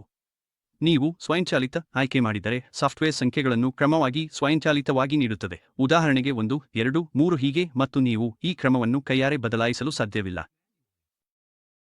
ಉದಾಹರಣೆಗೆ ನಿಮ್ಮ ಕೊನೆಯ ವೌಚರ್ ಸಂಖ್ಯೆ 6 ಇದ್ದರೆ ಸಾಫ್ಟ್ವೇರ್ ಮುಂದಿನ ವೌಚರ್ ಸಂಖ್ಯೆಯನ್ನು ಸ್ವಯಂಚಾಲಿತವಾಗಿ 7 ಎಂದು ನೀಡುತ್ತದೆ, ಮತ್ತು ನೀವು ನೇರವಾಗಿ 10 ಅಥವಾ ಇತರ ಯಾವುದೇ ಸಂಖ್ಯೆಗೆ ಹೋಗಲು ಸಾಧ್ಯವಿಲ್ಲ. ಆದರೆ ನೀವು ಕೈಯಾರೆ ಆಯ್ಕೆ ಮಾಡಿದರೆ ನೀವು ಬೇಕಾದ ಯಾವುದೇ ವೌಚರ್ ಸಂಖ್ಯೆಯನ್ನು ನಮೂದಿಸುವ ಸ್ವಾತಂತ್ರ್ಯವನ್ನು ಹೊಂದಿರುತ್ತೀರಿ, ಆದ್ದರಿಂದ ನೀವು ಸಂಖ್ಯೆಗಳನ್ನು ಸ್ಕಿಪ್ ಮಾಡಬಹುದು ಅಥವಾ ಅವುಗಳನ್ನು ಕ್ರಮವಲ್ಲದೆ ನೀಡಬಹುದು. ಅನಂತರ ಪುನಃ ಪ್ರಾರಂಭಿಸು ಸರಣಿ ಎಂಬ ಆಯ್ಕೆಯೂ ಇದೆ. ಇದು ನಿಮ್ಮ ಸಂಖ್ಯಾಕ್ರಮ ಯಾವಾಗ ಪುನಃ ಪ್ರಾರಂಭವಾಗುತ್ತದೆ ಎಂಬುದನ್ನು ನಿರ್ಧರಿಸುತ್ತದೆ. ಇದು ವಾರ್ಷಿಕ, ಮಾಸಿಕ, ಎಂದಿಗೂ ಅಲ್ಲ, ಅಥವಾ ಪ್ರತಿದಿನವೂ ಆಗಿರಬಹುದು. ಉದಾಹರಣೆಗೆ ನೀವು ಪ್ರತಿದಿನ ಆಯ್ಕೆ ಮಾಡಿದರೆ ಮತ್ತು ಇಂದು ವೌಚರ್ ಸಂಖ್ಯೆ 99 ರಚಿಸಿದರೆ ಮುಂದಿನ ದಿನ ನಿಮ್ಮ ಸಂಖ್ಯಾಕ್ರಮ ಮತ್ತೆ 1ರಿಂದ ಪ್ರಾರಂಭವಾಗುತ್ತದೆ. ನಿಮ್ಮ ವೌಚರ್ಗಳು ನಿಯಮಿತವಾಗಿ ನಿಮ್ಮ ಇಚ್ಛೆಯಂತೆ ಮರುಹೊಂದಿಸಬೇಕೆಂದಿದ್ದರೆ ಇದು ಸಹಾಯ ಮಾಡುತ್ತದೆ. ನಾವು ಪೂರ್ವ ಪ್ರತ್ಯಯ ಎಂಬ ಆಯ್ಕೆಯನ್ನು ಹೊಂದಿದ್ದೇವೆ. ನಿಮ್ಮಲ್ಲಿ ಶಾಖೆಗಳಿದ್ದರೆ ಪ್ರತಿ ಶಾಖೆಯು ವೌಚರ್ಗಳನ್ನು ವಿಭಿನ್ನ ಪೂರ್ವ ಪ್ರತ್ಯಯವನ್ನು ಬಳಸುತ್ತಿದ್ದರೆ ನೀವು ಅದನ್ನು ಇಲ್ಲಿ ಹೊಂದಿಸಬಹುದು. ಸಂಖ್ಯಾತ್ಮಕ ಸರಣಿಯಂತೆ ನೀವು ಪೂರ್ವ ಪ್ರತ್ಯಯಗಳಿಗಾಗಿ ಸ್ವಯಂಚಾಲಿತ ಅಥವಾ ಮಾನ್ಯುಯಲ್ ಮೋಡ್ ಆಯ್ಕೆ ಮಾಡಬಹುದು. ಅವುಗಳನ್ನು ನೀವು ಹೇಗೆ ನಿರ್ವಹಿಸಲು ಬಯಸುತ್ತೀರೋ ಅದರ ಮೇಲೆ ಅವಲಂಬಿತವಾಗಿದೆ. ನಿಮಗೆ ಸ್ವಯಂಚಾಲಿತ ಮತ್ತು ಮಾನ್ಯುಯಲ್ ಆಯ್ಕೆಗಳು ಇವೆ ಮತ್ತು ನಿಮ್ಮ ಅಗತ್ಯಕ್ಕೆ ತಕ್ಕಂತೆ ಯಾವುದನ್ನಾದರೂ ಬಳಸಬಹುದು. ಈಗ ನೀವು ಸ್ವಯಂ ಸಂಖ್ಯಾತ್ಮಕ ಆಯ್ಕೆಯನ್ನು ಸಕ್ರಿಯಗೊಳಿಸಿದರೆ ನಿಮ್ಮ ಸೆಟ್ಟಿಂಗ್ಗಳನ್ನು ಉಳಿಸಿದ ನಂತರ ಪೂರ್ವ ಪ್ರತ್ಯಯ ವಿಭಾಗ ಸಕ್ರಿಯವಾಗುತ್ತದೆ. ನೀವು ಪೂರ್ವ ಪ್ರತ್ಯಯವನ್ನು ರಚಿಸಲು ಬಯಸುತ್ತೀರಿ ಎಂದು ಊಹಿಸೋಣ. ನೀವು ಆ ಪೂರ್ವ ಪ್ರತ್ಯಯ ಕ್ಷೇತ್ರವನ್ನು ಕ್ಲಿಕ್ ಮಾಡಿ, ಉದಾಹರಣೆಗೆ ರೆವೆಮ್ ಎಂದು ಟೈಪ್ ಮಾಡಬಹುದು. ಇದು ನಿಮ್ಮ ಮೊದಲ ಶಾಖೆಯ ಪೂರ್ವ ಪ್ರತ್ಯಯವಾಗಿರಬಹುದು. ಹಾಗಾದರೆ ಉದಾಹರಣೆಗೆ ನೀವು ರೆವೆಮ್ ಎಂಬ ಪೂರ್ವ ಪ್ರತ್ಯಯವನ್ನು ರಚಿಸಿದ್ದೀರಿ ಮತ್ತು ಸರಣಿ ರೆವೆಮ್ 1 ಎಂದು ಕಾಣಿಸುತ್ತದೆ. ನಿಮ್ಮ ಬಳಿ ಮತ್ತೊಂದು ಶಾಖೆ ಇದ್ದರೆ ಅದಕ್ಕಾಗಿ ಬೇರೆ ಪೂರ್ವ ಪ್ರತ್ಯಯವನ್ನು ರಚಿಸಬಹುದು, ಉದಾಹರಣೆಗೆ ರುಚಿ ಎಂದು. ಹೀಗಾಗಿ ಮೂಲತಃ ನೀವು ನಿಮ್ಮ ಬಿಲ್ ಸಂಖ್ಯಾ ಸರಣಿಗೆ ಅನೇಕ ಪೂರ್ವ ಪ್ರತ್ಯಯಗಳನ್ನು ಹೊಂದಬಹುದು, ಪ್ರತಿ ಶಾಖೆಗೆ ಅಥವಾ ನೀವು ಬಯಸುವ ಯಾವುದೇ ವಿಭಾಗಕ್ಕೆ ಒಂದನ್ನು. ಈಗ ನೀವು ಸ್ವಯಂ ಪೂರ್ವ ಪ್ರತ್ಯಯವನ್ನು ಆಯ್ಕೆ ಮಾಡಿದಾಗ ಪೂರ್ವ ಪ್ರತ್ಯಯವನ್ನು ಸ್ವಯಂಚಾಲಿತವಾಗಿ ನಿಯೋಜಿಸುವ ಮಾನದಂಡವನ್ನು ನೀವು ನಿರ್ಧರಿಸಬಹುದು. ಉದಾಹರಣೆಗೆ ನೀವು ನಿಮ್ಮ ಡಾಕ್ಯುಮೆಂಟ್ ಸೆಟಪ್ನಲ್ಲಿ ವರ್ಗಗಳನ್ನು ಸಕ್ರಿಯಗೊಳಿಸಿದ್ದರೆ ನೀವು ಪೂರ್ವ ಪ್ರತ್ಯಯವನ್ನು ಡಾಕ್ಯುಮೆಂಟ್ ವರ್ಗದ ಆಧಾರದ ಮೇಲೆ ನಿಗದಿಪಡಿಸಬಹುದು. ಹೀಗಾಗಿ ನೀವು ನಿರ್ದಿಷ್ಟ ವರ್ಗವನ್ನು ಆಯ್ಕೆ ಮಾಡಿದಾಗ ಪೂರ್ವ ಪ್ರತ್ಯಯವು ಆ ವರ್ಗಕ್ಕೆ ಸ್ವಯಂಚಾಲಿತವಾಗಿ ಹೊಂದಿಕೊಳ್ಳುತ್ತದೆ. ಪರ್ಯಾಯವಾಗಿ ನೀವು ಶಾಖೆಗಳ ಆಧಾರದ ಮೇಲೆ ಪೂರ್ವ ಪ್ರತ್ಯಯಗಳನ್ನು ನಿಯೋಜಿಸಲು ಬಯಸಿದರೆ ನೀವು ಸ್ಥಳ ಮ್ಯಾಪಿಂಗ್ ಆಯ್ಕೆ ಮಾಡಬಹುದು. ನಂತರ ಸ್ವಯಂ ಪೂರ್ವ ಪ್ರತ್ಯಯ ಮ್ಯಾಪಿಂಗ್ಗೆ ಹೋಗಬಹುದು. ಅಲ್ಲಿ ನಿಮಗೆ ಶಾಖೆಗಳ ಪಟ್ಟಿ ಕಾಣಿಸುತ್ತದೆ ಮತ್ತು ನೀವು ಪ್ರತಿ ಶಾಖೆಗೆ ಪೂರ್ವ ಪ್ರತ್ಯಯವನ್ನು ನಿಯೋಜಿಸಬಹುದು. ಉದಾಹರಣೆಗೆ ಒಂದು ಶಾಖೆಗೆ ರಿಥಮ್ 4 ಹಾಗೆ ಮುಂದುವರಿಸಬಹುದು. ಅದನ್ನು ಉಳಿಸಿ, ನಂತರ ಅದು ಅದರಂತೆ ಕಾರ್ಯನಿರ್ವಹಿಸುತ್ತದೆ. ಅದಾದ ನಂತರ ಅಂಕಿಗಳ ಸಂಖ್ಯೆ ಎಂಬ ಆಯ್ಕೆಯಿದೆ. ಪೂರ್ವ ಪ್ರತ್ಯಯದ ನಂತರ ನಿಮ್ಮ ಬಿಲ್ ಸಂಖ್ಯೆಯಲ್ಲಿ ಎಷ್ಟು ಅಂಕಿಗಳು ಬೇಕೆಂದು ಇದು ನಿರ್ಧರಿಸುತ್ತದೆ. ನೀವು ಬಳಸಬಹುದಾದ ಕನಿಷ್ಠ ಅಂಕಿಗಳು 2, ಗರಿಷ್ಠ 6 ಅಂಕಿಗಳು. ಹೀಗಾಗಿ ನೀವು ಆಯ್ಕೆ ಮಾಡಿದ ಪ್ರಕಾರ ರೆವೆಮ್ 1 ಅಥವಾ ರೆವೆಮ್ 0001 ಎಂಬಂತೆಯೂ ಇರಬಹುದು. ಅದಾದ ನಂತರ ವಿಭಾಜಕ ಎಂಬ ಆಯ್ಕೆಯಿದೆ. ಇದು ನಿಮ್ಮ ಪೂರ್ವ ಪ್ರತ್ಯಯ ಮತ್ತು ಬಿಲ್ ಸಂಖ್ಯೆಯನ್ನು ಹೇಗೆ ವಿಭಜಿಸಬೇಕು ಎಂಬುದನ್ನು ನಿಯಂತ್ರಿಸುತ್ತದೆ. ನೀವು // ಚಿಹ್ನೆ, ಹೈಫನ್ ಚಿಹ್ನೆ, ಖಾಲಿ ಜಾಗ ಅಥವಾ ಅವುಗಳನ್ನು ಒಟ್ಟಿಗೆ ಇಡಲು ಯಾವುದೇ ವಿಭಾಜಕವನ್ನು ಆಯ್ಕೆ ಮಾಡಬಹುದು. ಮುಂದೆ ಸಾಗಿದರೆ ನಾವು ಅಧಿಸೂಚನೆ ಸಂರಚನೆಗಳು ಎಂಬ ಆಯ್ಕೆಯನ್ನು ಹೊಂದಿದ್ದೇವೆ. ಇಲ್ಲಿ ನೀವು ನಿಮ್ಮ ಮಾರಾಟ ಆರ್ಡರ್ ಪ್ರತಿಗಳನ್ನು ಗ್ರಾಹಕರಿಗೆ ಹೇಗೆ ಹಂಚಿಕೊಳ್ಳಬೇಕು ಎಂಬುದನ್ನು, ಉದಾಹರಣೆಗೆ ಇಮೇಲ್, SMS ಅಥವಾ ವಾಟ್ಸಾಪ್ ಮೂಲಕ ಹೊಂದಿಸಬಹುದು. ನೀವು ಈ ಎಲ್ಲಾ ಸೆಟ್ಟಿಂಗ್ಗಳನ್ನು ಇಲ್ಲಿ ನಿಯಂತ್ರಿಸಬಹುದು. ಮೊದಲು ಇಮೇಲ್ ಸಂರಚನೆಗಳಲ್ಲಿ ನೀವು ಗ್ರಾಹಕರಿಗೆ ಮಾರಾಟ ಆರ್ಡರ್ ಕಳುಹಿಸುವಾಗ ಯಾವ ಇಮೇಲ್ ಟೆಂಪ್ಲೇಟ್ ಬಳಸಬೇಕು ಎಂದು ನಿರ್ಧರಿಸಬಹುದು. ನೀವು 2 ಆಯ್ಕೆಗಳನ್ನು ಹೊಂದಿದ್ದೀರಿ: ಟೆಂಪ್ಲೇಟ್ ಆಧಾರಿತ ಅಥವಾ ಸರಳ ಸ್ವರೂಪ. ಟೆಂಪ್ಲೇಟ್ ಆಧಾರಿತ ಎಂದರೆ ನೀವು ನಿಮ್ಮ ಅಗತ್ಯಗಳಿಗೆ ಅನುಗುಣವಾಗಿ ಅನೇಕ ಟೆಂಪ್ಲೇಟ್ಗಳನ್ನು ವಿನ್ಯಾಸಗೊಳಿಸಿ ಬಳಸಬಹುದು. ಸರಳ ಸ್ವರೂಪವು ಡಿಫಾಲ್ಟ್ ಶೈಲಿಯಾಗಿದ್ದು, ನೀವು ಕಸ್ಟಮ್ ಟೆಂಪ್ಲೇಟ್ಗಳನ್ನು ರಚಿಸಲು ಇಚ್ಛಿಸದಿದ್ದರೆ ಇದನ್ನು ಬಳಸಲಾಗುತ್ತದೆ. ಅನಂತರ ಸ್ವಯಂ ಇಮೇಲ್ಗಳು ಆನ್ ಎಂಬ ಸೆಟ್ಟಿಂಗ್ ಇದೆ. ಇದು ಇಮೇಲ್ಗಳು ಯಾವಾಗ ಸ್ವಯಂಚಾಲಿತವಾಗಿ ಕಳುಹಿಸಬೇಕು ಎಂಬುದನ್ನು ನೀವು ನಿಖರವಾಗಿ ನಿರ್ಧರಿಸಲು ಸಹಾಯ ಮಾಡುತ್ತದೆ. ಉದಾಹರಣೆಗೆ, ನೀವು ರಚನೆಯ ಸಮಯದಲ್ಲಿ ಸೇರಿಸುವಾಗ, ಅನುಮೋದನೆ ಸಮಯದಲ್ಲಿ ಅಥವಾ ವೌಚರ್ ರದ್ದುಗೊಳಿಸುವಾಗ ಇಮೇಲ್ಗಳನ್ನು ಕಳುಹಿಸಬಹುದು. ನೀವು ಈ ಎಲ್ಲ ಆಯ್ಕೆಗಳನ್ನು ಅಥವಾ ನಿಮಗೆ ಬೇಕಾದ ಆಯ್ಕೆಗಳನ್ನು ಮಾತ್ರ ಆರಿಸಬಹುದು. ಮುಂದೆ ನೀವು ಇಮೇಲ್ ವಿಷಯ ಸಾಲನ್ನು ಕಸ್ಟಮೈಸ್ ಮಾಡಬಹುದು. ನೀವು ಉದಾಹರಣೆಗೆ ಜೊತೆಗೆ ಮಾರಾಟ ಆರ್ಡರ್ ಸಂಖ್ಯೆ ಅಥವಾ ಡಾಕ್ಯುಮೆಂಟ್ ಸಂಖ್ಯೆಯನ್ನು ಬಳಸಬಹುದು. ಇಮೇಲ್ ಯಾರು ಸ್ವೀಕರಿಸಬೇಕು ಎಂಬುದನ್ನು ಕೂಡ ನೀವು ಆಯ್ಕೆ ಮಾಡಬಹುದು. ನೀವು ಸ್ಟಾಕ್ಹೋಲ್ಡರ್, ಪಾರ್ಟಿ, ಮಾರಾಟಗಾರ, ಸ್ಥಳ ಅಥವಾ ಗೋದಾಮು ಮುಂತಾದ ವಿವಿಧ ಮಾಸ್ಟರ್ ವರದಿಗಳಿಂದ ಆಯ್ಕೆ ಮಾಡಬಹುದು. ನಿಮ್ಮ ಅಗತ್ಯಕ್ಕೆ ಅನುಗುಣವಾಗಿ ಅನೇಕ ಸ್ವೀಕರಿಸುವವರನ್ನು ಆಯ್ಕೆ ಮಾಡಬಹುದು. ನೀವು ಯಾರನ್ನಾದರೂ ಕಿಚ್ಚ ಮಾಡಲು ಬಯಸಿದರೆ ಅವರ ಇಮೇಲ್ ಅನ್ನು ಇಲ್ಲಿ ಸೇರಿಸಬಹುದು. ಹಾಗೆಯೇ ಅಗತ್ಯವಿದ್ದರೆ ನೀವು ಬಚ್ ವಿಳಾಸಗಳನ್ನು ಕೂಡ ಸೇರಿಸಬಹುದು. ಕೊನೆಗೆ ಇಲ್ಲಿ ಡಾಕ್ಯುಮೆಂಟ್ ಪ್ರಿಂಟ್ ಅಟ್ಯಾಚ್ಮೆಂಟ್ಸ್ ಎಂಬ ಆಯ್ಕೆ ಇದೆ.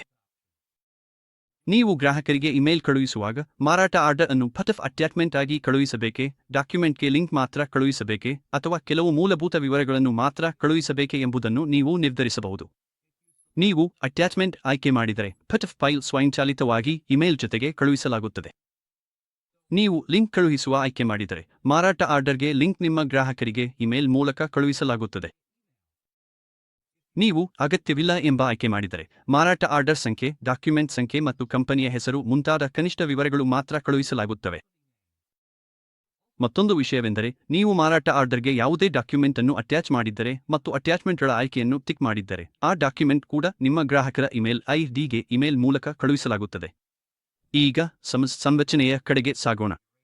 ಇದು ಕೂಡ ಬಹುತೇಕ ಅದೇ ರೀತಿಯಲ್ಲಿ ಕಾರ್ಯನಿರ್ವಹಿಸುತ್ತದೆ. ನೀವು ಸ್ವಯಂಚಾಲಿತ ಸಮಸ್ ಅನ್ನು ಆನ್ ಅಥವಾ ಆಫ್ ಮಾಡಬಹುದು, ಯಾವಾಗ ಸಮಸ್ ಸೂಚನೆಗಳನ್ನು ಕಳುಹಿಸಬೇಕು ಎಂದು ಆಯ್ಕೆ ಮಾಡಬಹುದು ಮತ್ತು ಅವುಗಳನ್ನು ಯಾರಿಗೆ ಕಳುಹಿಸಬೇಕು ಎಂಬುದನ್ನು ಆಯ್ಕೆ ಮಾಡಬಹುದು. ನೀವು ಸಮಸ್ ಟೆಂಪ್ಲೇಟ್ಗಳನ್ನು ಪಟ್ಟಿಯಿಂದ ಆಯ್ಕೆ ಮಾಡಬಹುದು ಮತ್ತು ನೀವು ಸಮಸ್ ಅನ್ನು ನಿಶ್ಚಿತ ಸಂಖ್ಯೆಗೆ, ಉದಾಹರಣೆಗೆ ನಿಮ್ಮ ಹೆಡ್ ಆಫೀಸ್ ಸಂಖ್ಯೆ ಅಥವಾ ನಿರ್ದಿಷ್ಟ ವ್ಯಕ್ತಿಗೆ ಕಳುಹಿಸಲು ಬಯಸಿದರೆ ಆ ಸಂಖ್ಯೆಯನ್ನು ಇಲ್ಲಿ ನಮೂದಿಸಬಹುದು. ಹೀಗಾಗಿ ಎಲ್ಲಾ ಮಾರಾಟ ಆರ್ಡರ್ ಸೂಚನೆಗಳು ಅಲ್ಲಿ ಕೂಡ ಹೋಗುತ್ತವೆ. ಮುಂದೆ ನಾವು ವಾಟ್ಸಾಪ್ ಸಂರಚನೆಯನ್ನು ನೋಡೋಣ. ಇಲ್ಲಿ ನೀವು ವಾಟ್ಸಾಪ್ ಸಂದೇಶಗಳನ್ನು ಯಾವಾಗ ಕಳುಹಿಸಬೇಕು, ಯಾರಿಗೆ ಕಳುಹಿಸಬೇಕು ಮತ್ತು ಯಾವ ರೀತಿಯ ವಾಟ್ಸಾಪ್ ಸಂದೇಶ, ವಾಟ್ಸಾಪ್ ಬಿಸಿನೆಸ್ ಅಥವಾ ಸಾಮಾನ್ಯ ವಾಟ್ಸಾಪ್ ಸಂದೇಶ ಎಂದು ನಿರ್ಧರಿಸಬಹುದು. ನೀವು ಸಂದೇಶದೊಂದಿಗೆ ಡಾಕ್ಯುಮೆಂಟ್ ಪ್ರಿಂಟ್ ಅನ್ನು ಜೋಡಿಸಬೇಕೆಂದು ಕೂಡ ನಿರ್ಧರಿಸಬಹುದು. ಉದಾಹರಣೆಗೆ, ನಾನು ಪೋಷಕ ಡಾಕ್ಯುಮೆಂಟ್ನಲ್ಲಿ ಡಿಸ್ಪ್ಯಾಚ್ ಆಯ್ಕೆ ಮಾಡಿ ಉಳಿಸಿದರೆ ನಾನು ಸರಕುಗಳನ್ನು ಯಾರಿಗೆ ಡಿಸ್ಪ್ಯಾಚ್ ಮಾಡುತ್ತಿದ್ದೇನೆ ಎಂಬುದನ್ನು ಆಯ್ಕೆ ಮಾಡಿದ್ದೇನೆ. ನಂತರ ನಾನು ಡಿಸ್ಪ್ಯಾಚ್ನಿಂದ ಪುಲ್ ಮಾಡಿ ಕ್ಲಿಕ್ ಮಾಡಿದಾಗ ನಾನು ಡಿಸ್ಪ್ಯಾಚ್ ಮಾಡಿದ ಪ್ರಮಾಣಗಳನ್ನು ಆಯ್ಕೆ ಮಾಡಬಹುದು. ಹೇಳೋಣ, ನಾನು 2 ಪ್ರಮಾಣಗಳನ್ನು ಡಿಸ್ಪ್ಯಾಚ್ ಮಾಡಿದ್ದೇನೆ ಮತ್ತು ಒಂದು ಪ್ರಮಾಣ ಪಾರ್ಟಿಯಿಂದ ಹಿಂತಿರುಗಿದೆ. ನಾನು ಆ ಹಿಂತಿರುಗಿದ ಪ್ರಮಾಣವನ್ನು ಆಯ್ಕೆ ಮಾಡಿ ಉಳಿಸಬಹುದು. ಈ ರೀತಿಯಲ್ಲಿ ಪಾರ್ಟಿ ಡಿಸ್ಪ್ಯಾಚ್ ಸಮಯದಲ್ಲಿ ಯಾವುದೇ ವಸ್ತುಗಳನ್ನು ಹಿಂತಿರುಗಿಸಿದರೆ ನೀವು ಸೇಲ್ಸ್ ರಿಟರ್ನ್ ಚಾಲನ್ ರಚಿಸಬಹುದು. ಈಗ ಸೇಲ್ಸ್ ಇನ್ವಾಯ್ಸ್ ಕಡೆಗೆ ಬರುವುದಾದರೆ, ಹೇಳೋಣ ನೀವು ಒಂದು ಪ್ರಮಾಣವನ್ನು ಪಾರ್ಟಿಗೆ ಮಾರಿದ್ದೀರಿ. ನೀವು ಗೋದಾಮುಗಳನ್ನು ಹೊಂದಿದ್ದರೆ ಇಲ್ಲಿ ಗೋದಾಮನ್ನು ಆಯ್ಕೆ ಮಾಡಬಹುದು. ನಂತರ ನೀವು ಮತ್ತೆ ಡಿಸ್ಪ್ಯಾಚ್ ಡಾಕ್ಯುಮೆಂಟ್ನಿಂದ ಡೇಟಾವನ್ನು ಪುಲ್ ಮಾಡಬೇಕು. ಡಿಸ್ಪ್ಯಾಚ್ ಮಾಡಿದ ಪ್ರಮಾಣವನ್ನು ಆಯ್ಕೆ ಮಾಡಿ ಮುಂದುವರಿಯಬಹುದು. ಸೇಲ್ಸ್ ಇನ್ವಾಯ್ಸ್ ಸ್ಕ್ರೀನ್ನಲ್ಲಿ ನೀವು ಸ್ವೀಕರಿಸಿದ ಮೊತ್ತದಂತಹ ಕೆಲವು ಹೊಸ ಆಯ್ಕೆಗಳು ಕಾಣಿಸುತ್ತವೆ. ನೀವು ಇನ್ವಾಯ್ಸ್ ರಚಿಸುವಾಗ ಯಾವುದೇ ಮುಂಗಡ ಪಾವತಿ ಸ್ವೀಕರಿಸಿದ್ದರೆ ಆ ಮೊತ್ತವನ್ನು ಇಲ್ಲಿ ನಮೂದಿಸಬಹುದು. ಅದೇ ರೀತಿ ನೀವು ಈ ಮೊತ್ತವನ್ನು ಯಾವ ನಗದು ಅಥವಾ ಬ್ಯಾಂಕ್ ಖಾತೆಗೆ ಸ್ವೀಕರಿಸಿದ್ದೀರಿ ಎಂಬುದನ್ನು ಆಯ್ಕೆ ಮಾಡಬಹುದು. ಉದಾಹರಣೆಗೆ, ಒಟ್ಟು ಬಿಲ್ 50,000 ಆಗಿದ್ದರೆ ಮತ್ತು ನೀವು 5,000 ಮುಂಗಡ ಪಾವತಿಯಾಗಿ ಸ್ವೀಕರಿಸಿದ್ದರೆ ಇಲ್ಲಿ 5,000 ಅನ್ನು ನಮೂದಿಸಬಹುದು. ಉಳಿದ 45,000 ನಿಮ್ಮ ಕ್ರೆಡಿಟ್ ಮಾರಾಟವಾಗಿರುತ್ತದೆ. ನೀವು ಬಯಸಿದರೆ ಉಳಿದ ಮೊತ್ತಕ್ಕೆ ಎಮ್ಮೆಗಳು ಅಂದರೆ ಸ್ವಯಂಚಾಲಿತ ಮಾಸಿಕ ಹಂತ ಪಾವತಿಗಳನ್ನು ರಚಿಸಬಹುದು. ಉದಾಹರಣೆಗೆ, ನೀವು ಈಗಾಗಲೇ ನಿಮ್ಮ ಯುಪಿ ಖಾತೆಗೆ 5,000 ಮುಂಗಡ ಪಾವತಿಯಾಗಿ ಪಡೆದಿದ್ದೀರಿ. ಉಳಿದ 45,000 ಅನ್ನು ಹಂತ ಪಾವತಿಗಳಲ್ಲಿ ಸಂಗ್ರಹಿಸಲು ಬಯಸುತ್ತೀರಿ ಎಂದು ಊಹಿಸೋಣ. ನೀವು ಎಷ್ಟು ಎಮ್ಮೆಗಳು ಬೇಕು ಎಂದು, ಉದಾಹರಣೆಗೆ 6 ಹಂತ ಪಾವತಿಗಳು ಎಂದು ಆಯ್ಕೆ ಮಾಡಬಹುದು ಮತ್ತು ಪ್ರಾರಂಭ ದಿನಾಂಕವನ್ನು ಬಹುಶಃ ಇವತ್ತನ್ನು ಆಯ್ಕೆ ಮಾಡಬಹುದು. ನಂತರ ಕೇವಲ ಜನರೇಟ್ ಅಮಿ ಕ್ಲಿಕ್ ಮಾಡಿ. ಗಮನದಲ್ಲಿಡಿ, ಈ ವಿಭಾಗದಲ್ಲಿ ವಿವರಗಳನ್ನು ಮಾತ್ರ ಸಂಗ್ರಹಿಸಲಾಗುತ್ತದೆ. ಇಲ್ಲಿ ಯಾವುದೇ ಪೋಸ್ಟಿಂಗ್ ಅಥವಾ ವರದಿ ಮಾಡುವಿಕೆ ಇಲ್ಲ. ನೀವು ಯಾವಾಗ ಬೇಕಾದರೂ ಗೆಟ್ ಅಮಿ ಕ್ಲಿಕ್ ಮಾಡುವ ಮೂಲಕ ಮುಂದಿನ ಅಮಿ ಪಾವತಿ ದಿನಾಂಕವನ್ನು ಪರಿಶೀಲಿಸಬಹುದು. ಮಾರಾಟ ಇನ್ವಾಯ್ಸ್ನಲ್ಲಿ ಇನ್ನೂ ಕೆಲವು ಆಯ್ಕೆಗಳು ಕೂಡ ಇವೆ. ಉದಾಹರಣೆಗೆ, ನೀವು ನಿಮ್ಮ B2B ಇನ್ವಾಯ್ಸ್ಗಳಿಗೆ ಯಾವುದೇ ಪ್ರಮೋಷನ್ ರಚಿಸಿದ್ದರೆ ಅದನ್ನು ಚಾಲನೆ ಮಾಡಬಹುದು. ನಾವು ಪೋಸ್ಟ್ ಮಾಡ್ಯೂಲ್ನಲ್ಲಿ ಪ್ರಮೋಷನ್ಗಳನ್ನು ಹೇಗೆ ರಚಿಸಬೇಕು ಎಂಬುದನ್ನು ನಂತರ ವಿವರವಾಗಿ ತಿಳಿಸುತ್ತೇವೆ. ಅದೇ ರೀತಿ ಇಲ್ಲಿ ಒಂದು ಶೆಡ್ಯೂಲ್ ಆಯ್ಕೆಯೂ ಇದೆ. ನೀವು ಪ್ರತಿ ಬಾರಿ ಕೈಯಾರೆ ಈ ಇನ್ವಾಯ್ಸ್ ರಚಿಸುವ ಬದಲು ಪ್ರತಿ ತಿಂಗಳು ಸ್ವಯಂಚಾಲಿತವಾಗಿ ಈ ಇನ್ವಾಯ್ಸ್ ರಚಿಸಲು ಶೆಡ್ಯೂಲ್ ಮಾಡಬೇಕೆಂದಿದ್ದರೆ ಇನ್ವಾಯ್ಸ್ ಉಳಿಸಿದ ನಂತರ ಅದನ್ನು ಮಾಡಬಹುದು. ಇನ್ವಾಯ್ಸ್ ರಚಿಸುವ ಸಮಯದಲ್ಲಿ ಅಲ್ಲ, ನೀವು ಇನ್ವಾಯ್ಸ್ ಅನ್ನು ತಿದ್ದುಪಡಿ ಮಾಡಿದಾಗ ಮಾತ್ರ ಶೆಡ್ಯೂಲ್ ಆಯ್ಕೆ ಲಭ್ಯವಾಗುತ್ತದೆ. ಕೊನೆಗೆ, ನೀವು ಮಾರಾಟ ಬಿಲ್ಗಳನ್ನು ಒಂದೊಂದಾಗಿ ಕೈಯಾರೆ ರಚಿಸಲು ಇಚ್ಛಿಸದಿದ್ದರೆ ಮತ್ತು ನಿಮಗೆ ಹಲವಾರು ಮಾರಾಟ ಬಿಲ್ಗಳು ಸಿದ್ಧವಾಗಿದ್ದರೆ ಅವುಗಳನ್ನು ಎಲ್ಲವನ್ನೂ ಒಟ್ಟಿಗೆ ಎಕ್ಸೆಲ್ನಿಂದ ಆಮದು ಮಾಡಬಹುದು. ಈ ರೀತಿಯಲ್ಲಿ ನೀವು ಮಾರಾಟ ಬಿಲ್ಗಳನ್ನು ಬಲ್ಕ್ ಅಪ್ಲೋಡ್ ಮಾಡುವ ಮೂಲಕ ಒಂದು ಕ್ಲಿಕ್ಕಿನಲ್ಲಿ ಬಹಳಷ್ಟು ಸಮಯವನ್ನು ಉಳಿಸಬಹುದು. ಹೀಗಾಗಿ ಮುಂದಿನದಾಗಿ ನಮಗೆ ಮಾರಾಟ ಆರ್ಡರ್ನಲ್ಲಿರುವ ನೋಟಿಫಿಕೇಷನ್ ವಿಭಾಗ ಮತ್ತು ಅದರ ಸಂರಚನೆ ಇದೆ. ಮೊದಲು ನಮಗೆ ಇಮೇಲ್ ಸಂರಚನೆ ಇದೆ. ಇಮೇಲ್ ಸಂರಚನೆಯಲ್ಲಿ ನಿಮಗೆ ನೋಟಿಫಿಕೇಷನ್ ವ್ಯವಸ್ಥೆ ಇದೆ. ಅದು ಸರಳ ಸ್ವರೂಪದಲ್ಲಿರಬಹುದು ಅಥವಾ ಟೆಂಪ್ಲೇಟ್ ಆಧಾರಿತವಾಗಿರಬಹುದು. ನೀವು ಟೆಂಪ್ಲೇಟ್ ಆಧಾರಿತ ಆಯ್ಕೆ ಮಾಡಿದರೆ ನೀವು ನಿಮ್ಮದೇ ಟೆಂಪ್ಲೇಟ್ಗಳನ್ನು ರಚಿಸಿ ಅವುಗಳನ್ನು ಆಯ್ಕೆ ಮಾಡಬಹುದು. ಮತ್ತು ನೀವು ಸರಳ ಸ್ವರೂಪವನ್ನು ಆಯ್ಕೆ ಮಾಡಿದರೆ ಅದು ಕೇವಲ ಮೂಲ ಸ್ವರೂಪವಾಗಿದ್ದು ಅದು ಇಮೇಲ್ ಮೂಲಕ ಕಳುಹಿಸಲಾಗುತ್ತದೆ. ನಂತರ ನಮಗೆ ಆಟೋ ಇಮೇಲ್ ಆನ್ ಎಂಬ ಆಯ್ಕೆ ಇದೆ. ಇಲ್ಲಿ ನೀವು ಯಾವ ಟ್ಯಾಬ್ನಲ್ಲಿ ಇಮೇಲ್ ಕಳುಹಿಸಬೇಕೆಂದು ನಿರ್ಧರಿಸಬಹುದು. ನಾನು ಎಲ್ಲವನ್ನೂ ಆಯ್ಕೆ ಮಾಡಿದ್ದೇನೆ, ಆದರೆ ನೀವು ನಿಮ್ಮ ಅಗತ್ಯಕ್ಕೆ ಅನುಗುಣವಾಗಿ ಆಯ್ಕೆ ಮಾಡಬಹುದು. ರಚಿಸುವ ಸಮಯದಲ್ಲಿ ಅಥವಾ ಸಂಪಾದಿಸುವ ಸಮಯದಲ್ಲಿ ಮುಂದೆ ನಿಮಗೆ ವಿಷಯ ಸಬ್ಜೆಕ್ಟ್ ಆಯ್ಕೆ ಮಾಡುವ ಅವಕಾಶ ಇದೆ. ಅದು ಇಮೇಲ್ಗಳಿಗೆ ಕಳುಹಿಸಲಾಗುವ ವಿಷಯ ಸಾಲು. ನಂತರ ನೀವು ಬಯಸಿದಂತೆ ಕಸ್ಟಮೈಸ್ ಮಾಡಬಹುದಾದ ಇಮೇಲ್ನ ಮುಖ್ಯ ಭಾಗ. ಈಗ ನೀವು ಯಾರಿಗೆ ಇಮೇಲ್ ಕಳುಹಿಸಲು ಬಯಸುತ್ತೀರಿ? ನೀವು ಮಾಸ್ಟರ್ಸ್ನ ವರ್ಗವನ್ನು ಆಯ್ಕೆ ಮಾಡಬಹುದು, ಅಂದರೆ ನೀವು ಇಮೇಲ್ ಕಳುಹಿಸಲು ಬಯಸುವ ಜನರ ಅಥವಾ ಗ್ರಾಹಕರ ಗುಂಪುಗಳನ್ನು ಆಯ್ಕೆ ಮಾಡಬಹುದು. ಮತ್ತು ನಂತರ ನೀವು ಯಾರನ್ನಾದರೂ ಕ್ಯೂಯಲ್ಲಿ ಸೇರಿಸಲು ಬಯಸಿದರೆ ಪ್ರತಿ ಬಾರಿ ಇಮೇಲ್ ಗ್ರಾಹಕರಿಗೆ ಹೋಗುವಾಗ ಕ್ಯೂಯಲ್ಲಿರುವ ವ್ಯಕ್ತಿಗೂ ಇಮೇಲ್ ಸಿಗುತ್ತದೆ. ನೀವು ಬೇಕಾದರೆ ಬಫ್ಕ ಕೂಡ ಸೇರಿಸಬಹುದು. ಮತ್ತು ನೀವು ನಿಮ್ಮ ಲಗತ್ತಿಸಿದ ಡಾಕ್ಯುಮೆಂಟ್ನ ಅಟ್ಯಾಚ್ಮೆಂಟ್ ಬೇಕಾದರೆ ಇಲ್ಲಿ ಅಟ್ಯಾಚ್ಮೆಂಟ್ ಆಯ್ಕೆಯನ್ನು ಆಯ್ಕೆ ಮಾಡಬಹುದು. ನೀವು ನಿಮ್ಮ ಸೇಲ್ಸ್ ಆರ್ಡರ್ನ ಲಿಂಕ್ ಸೇರಿಸಬೇಕೆಂದಿದ್ದರೆ ಲಿಂಕ್ ಆಯ್ಕೆಯನ್ನು ಆಯ್ಕೆ ಮಾಡಬಹುದು ಅಥವಾ ಬೇಕಾಗಿಲ್ಲ ಎಂದಾದರೆ ನಾಟ್ ರಿಕ್ವೈರ್ಡ್ ಆಯ್ಕೆ ಮಾಡಬಹುದು. ಮತ್ತು ನೀವು ಇಮೇಲ್ ಮೂಲಕ ಲಗತ್ತಿಸಿದ ಡಾಕ್ಯುಮೆಂಟ್ ಕೂಡ ಕಳುಹಿಸಬೇಕೆಂದಿದ್ದರೆ ಆ ಆಯ್ಕೆಯನ್ನು ಆಯ್ಕೆ ಮಾಡಿ ಅಟ್ಯಾಚ್ಮೆಂಟ್ ಬಾಕ್ಸ್ ಅನ್ನು ಚೆಕ್ ಮಾಡಬಹುದು. ಮುಂದೆ ಸಾಗಿದರೆ ನಮಗೆ SMS ಆಯ್ಕೆಯೂ ಇದೆ. ಇದು ಸಹ ಹೋಲಿಕೆಯ ರೀತಿಯಲ್ಲಿ ಕಾರ್ಯನಿರ್ವಹಿಸುತ್ತದೆ. ನೀವು SMS ಅನ್ನು ಆನ್ ಅಥವಾ ಆಫ್ ಮಾಡಬಹುದು. ನಂತರ ನೀವು ಯಾರಿಗೆ SMS ಕಳುಹಿಸಬೇಕೆಂದು ನಿರ್ಧರಿಸಬಹುದು ಮತ್ತು ಡಿಫಾಲ್ಟ್ ಆಯ್ಕೆಗಳಲ್ಲಿ ಲಭ್ಯವಿರುವ ಟೆಂಪ್ಲೇಟ್ಗಳನ್ನು ಆಯ್ಕೆ ಮಾಡಬಹುದು. ಇಲ್ಲಿಯೂ ನೀವು ಒಂದು ನಿಶ್ಚಿತ ಸಂಖ್ಯೆಯನ್ನು ನಮೂದಿಸಬಹುದು. ಉದಾಹರಣೆಗೆ ಸಂಖ್ಯೆ. ಪ್ರತಿ ಬಾರಿ SMS ಹೊರಹೋಗುವಾಗ ಈ ಸಂಖ್ಯೆಗೂ ನೋಟಿಫಿಕೇಷನ್ ಬರುತ್ತವೆ. ನಿಮ್ಮ ಹೆಡ್ ಆಫೀಸ್ ಅಥವಾ ನಿರ್ದಿಷ್ಟ ವ್ಯಕ್ತಿಗೆ ಯಾವಾಗಲೂ ಸೇಲ್ಸ್ ಆರ್ಡರ್ ನೋಟಿಫಿಕೇಷನ್ ಸಿಗಬೇಕೆಂದಿದ್ದರೆ ಇದು ಉಪಯುಕ್ತವಾಗಬಹುದು. ಮುಂದೆ ನಮಗೆ ವಾಟ್ಸ್ಆಪ್ ಸಂರಚನೆಯೂ ಇದೆ. ಇದು ಕೂಡ ಬಹುತೇಕ ಅದೇ ರೀತಿಯಾಗಿದೆ. ನೀವು ವಾಟ್ಸ್ಆಪ್ ಅನ್ನು ಆನ್ ಮಾಡಬಹುದು, ಸಂದೇಶವನ್ನು ಯಾವ ಸಮಯದಲ್ಲಿ ಕಳುಹಿಸಬೇಕೆಂದು ಆಯ್ಕೆ ಮಾಡಬಹುದು ಮತ್ತು ಯಾರಿಗೆ ಕಳುಹಿಸಬೇಕೆಂದು ನಿರ್ಧರಿಸಬಹುದು. ನಂತರ ನೀವು ಸಂದೇಶ ಕಳುಹಿಸಲು ವಾಟ್ಸ್ಆಪ್ ವೆಬ್ ಅಥವಾ ವಾಟ್ಸ್ಆಪ್ ಬಿಸಿನೆಸ್ ಅನ್ನು ಆಯ್ಕೆ ಮಾಡಬಹುದು. ಇಲ್ಲಿಯೂ ನೀವು ನಿಮ್ಮದೇ ಸಂದೇಶ ಟೆಂಪ್ಲೇಟ್ಗಳನ್ನು ರಚಿಸಬಹುದು. ಇಲ್ಲದೆ ಡಾಕ್ಯುಮೆಂಟ್ ಪ್ರಿಂಟ್ ಅನ್ನು ಅಟ್ಯಾಚ್ ಮಾಡುವ ಆಯ್ಕೆಯೂ ಇದೆ, ಅಂದರೆ ಸೇಲ್ಸ್ ಆರ್ಡರ್ನ PDF ಅನ್ನು ಸಂದೇಶದೊಂದಿಗೆ ಕಳುಹಿಸಬಹುದು. ಆ ಬಾಕ್ಸ್ ಅನ್ನು ಟಿಕ್ ಮಾಡಿದರೆ ನಿಮ್ಮ ವಾಟ್ಸ್ಆಪ್ ಸಂದೇಶದ ಜೊತೆಗೆ PDF ಕೂಡ ಕಳುಹಿಸಲಾಗುತ್ತದೆ. ಈಗ ಅನುಮೋದನೆ ವಿಭಾಗದತ್ತ ಸಾಗೋಣ. ಮೊದಲು ಅನುಮೋದನೆ ಸಂರಚನೆ ಎಂದರೇನು ಎಂಬುದನ್ನು ನಾನು ವಿವರಿಸುತ್ತೇನೆ. ಹಾಗಾದರೆ ನೀವು ವ್ಯವಹಾರ ನಡೆಸುತ್ತಿರುವಾಗ ಸಾಮಾನ್ಯವಾಗಿ ಹಲವಾರು ಜನರು ಇದರಲ್ಲಿ ಭಾಗಿಯಾಗಿರುತ್ತಾರೆ. ಕೆಲವರು ನೌಕರರು, ಕೆಲವರು ವ್ಯವಸ್ಥಾಪಕರು, ಮತ್ತಷ್ಟು ಉನ್ನತ ಅಧಿಕಾರಿಗಳು. ಈ ವ್ಯವಸ್ಥೆಯಲ್ಲಿ ಯಾವುದೇ ವ್ಯಕ್ತಿ ಇನ್ವಾಯ್ಸ್ ಅಥವಾ ಸೇಲ್ಸ್ ಆರ್ಡರ್ಗಳಂತಹ ಮಹತ್ವದ ಡಾಕ್ಯುಮೆಂಟ್ಗಳನ್ನು ಅನುಮೋದಿಸುವಂತಾಗಬಾರದು ಎಂದು ನೀವು ಬಯಸುತ್ತೀರಿ. ಹೀಗಾಗಿ ನೀವು ಅನುಮೋದನೆಗಳನ್ನು ಸಂರಚಿಸಬಹುದು, ಅಂದರೆ ಬಳಕೆದಾರರು ಸೇಲ್ಸ್ ಆರ್ಡರ್ ಅಥವಾ ಸೇಲ್ಸ್ ಇನ್ವಾಯ್ಸ್ ರಚಿಸಿದಾಗ ಅದು ಮೊದಲು ನಿಯೋಜಿತ ಅನುಮೋದನಾ ವ್ಯಕ್ತಿಯ ಲಾಗಿನ್ಗೆ ಪರಿಶೀಲನೆಗಾಗಿ ಹೋಗುತ್ತದೆ. ಆ ಅನುಮೋದನಾ ವ್ಯಕ್ತಿ ಆ ಡಾಕ್ಯುಮೆಂಟ್ ಅನ್ನು ಪರಿಶೀಲಿಸಿ ಅನುಮೋದನೆ ನೀಡುತ್ತಾರೆ ಮತ್ತು ಆಮೇಲೆ ಮಾತ್ರ ಸೇಲ್ಸ್ ಇನ್ವಾಯ್ಸ್ ನಿಮ್ಮ ಖಾತೆಗಳು ಅಥವಾ ಇನ್ವೆಂಟರಿ ವ್ಯವಸ್ಥೆಯಲ್ಲಿ ಪೋಸ್ಟ್ ಆಗುತ್ತದೆ. ಹೀಗಾಗಿ ಅನುಮೋದನೆ ಸಂರಚನೆ ನಿಮಗೆ ಈ ಮಹತ್ವದ ಡಾಕ್ಯುಮೆಂಟ್ಗಳನ್ನು ಯಾರು ಅಂತಿಮಗೊಳಿಸಿ ಪೋಸ್ಟ್ ಮಾಡಬಹುದು ಎಂಬುದನ್ನು ನಿಯಂತ್ರಿಸಲು ಸಹಾಯ ಮಾಡುತ್ತದೆ. ಇದರಿಂದ ನಿಮ್ಮ ವ್ಯವಹಾರ ಪ್ರಕ್ರಿಯೆ ಸುರಕ್ಷಿತವಾಗಿಯೂ ಖಚಿತವಾಗಿಯೂ ಇರುತ್ತದೆ. ಸರಿ, ಈಗ ನಮಗೆ 3 ವಿಧದ ಅನುಮೋದನೆ ಸಂರಚನೆ ವಿಧಾನಗಳಿವೆ. ಮೊದಲು ಒಂದೇ ಹಂತದ ಅನುಮೋದನೆ ಅಥವಾ ಒಂದೇ ಹಂತದ ವರ್ಕ್ಫ್ಲೋ ಇದೆ. ಇಲ್ಲಿ ನೀವು ಎಲ್ಲ ಅನುಮೋದನೆಗಳಿಗೆ ಜವಾಬ್ದಾರರಾಗಿರುವ ಒಬ್ಬ ಬಳಕೆದಾರನನ್ನು ಮಾತ್ರ ಹೊಂದಿಸಬಹುದು. ಹೀಗಾಗಿ ಅನುಮೋದನೆಗೆ ಅಗತ್ಯವಿರುವ ಎಲ್ಲಾ ಡಾಕ್ಯುಮೆಂಟ್ಗಳು ಆ ಬಳಕೆದಾರನ ಲಾಗಿನ್ನಲ್ಲಿ ಕಾಣಿಸಿಕೊಳ್ಳುತ್ತವೆ. ಮತ್ತು ಆ ಬಳಕೆದಾರನು ಡಾಕ್ಯುಮೆಂಟ್ ಅನ್ನು ಅನುಮೋದಿಸಲು ಲಭ್ಯವಿರದಿದ್ದರೆ ನೀವು ಒಬ್ಬ ಪರ್ಯಾಯ ಬಳಕೆದಾರನನ್ನು ಹೊಂದಿಸಬಹುದು. ಈ ವ್ಯಕ್ತಿ ಅಗತ್ಯವಿದ್ದಾಗ ಪ್ರಾಥಮಿಕ ಬಳಕೆದಾರನ ಬದಲು ಅನುಮೋದನೆ ನೀಡಬಹುದು. ನಂತರ 2 ಹಂತದ ಅನುಮೋದನೆ ವಿಧಾನವೂ ಇದೆ. ಇದರಲ್ಲಿ ನೀವು ಇಬ್ಬರು ಬಳಕೆದಾರರು ಮತ್ತು ಇಬ್ಬರು ಪರ್ಯಾಯ ಬಳಕೆದಾರರನ್ನು ಸೂಚಿಸಬಹುದು.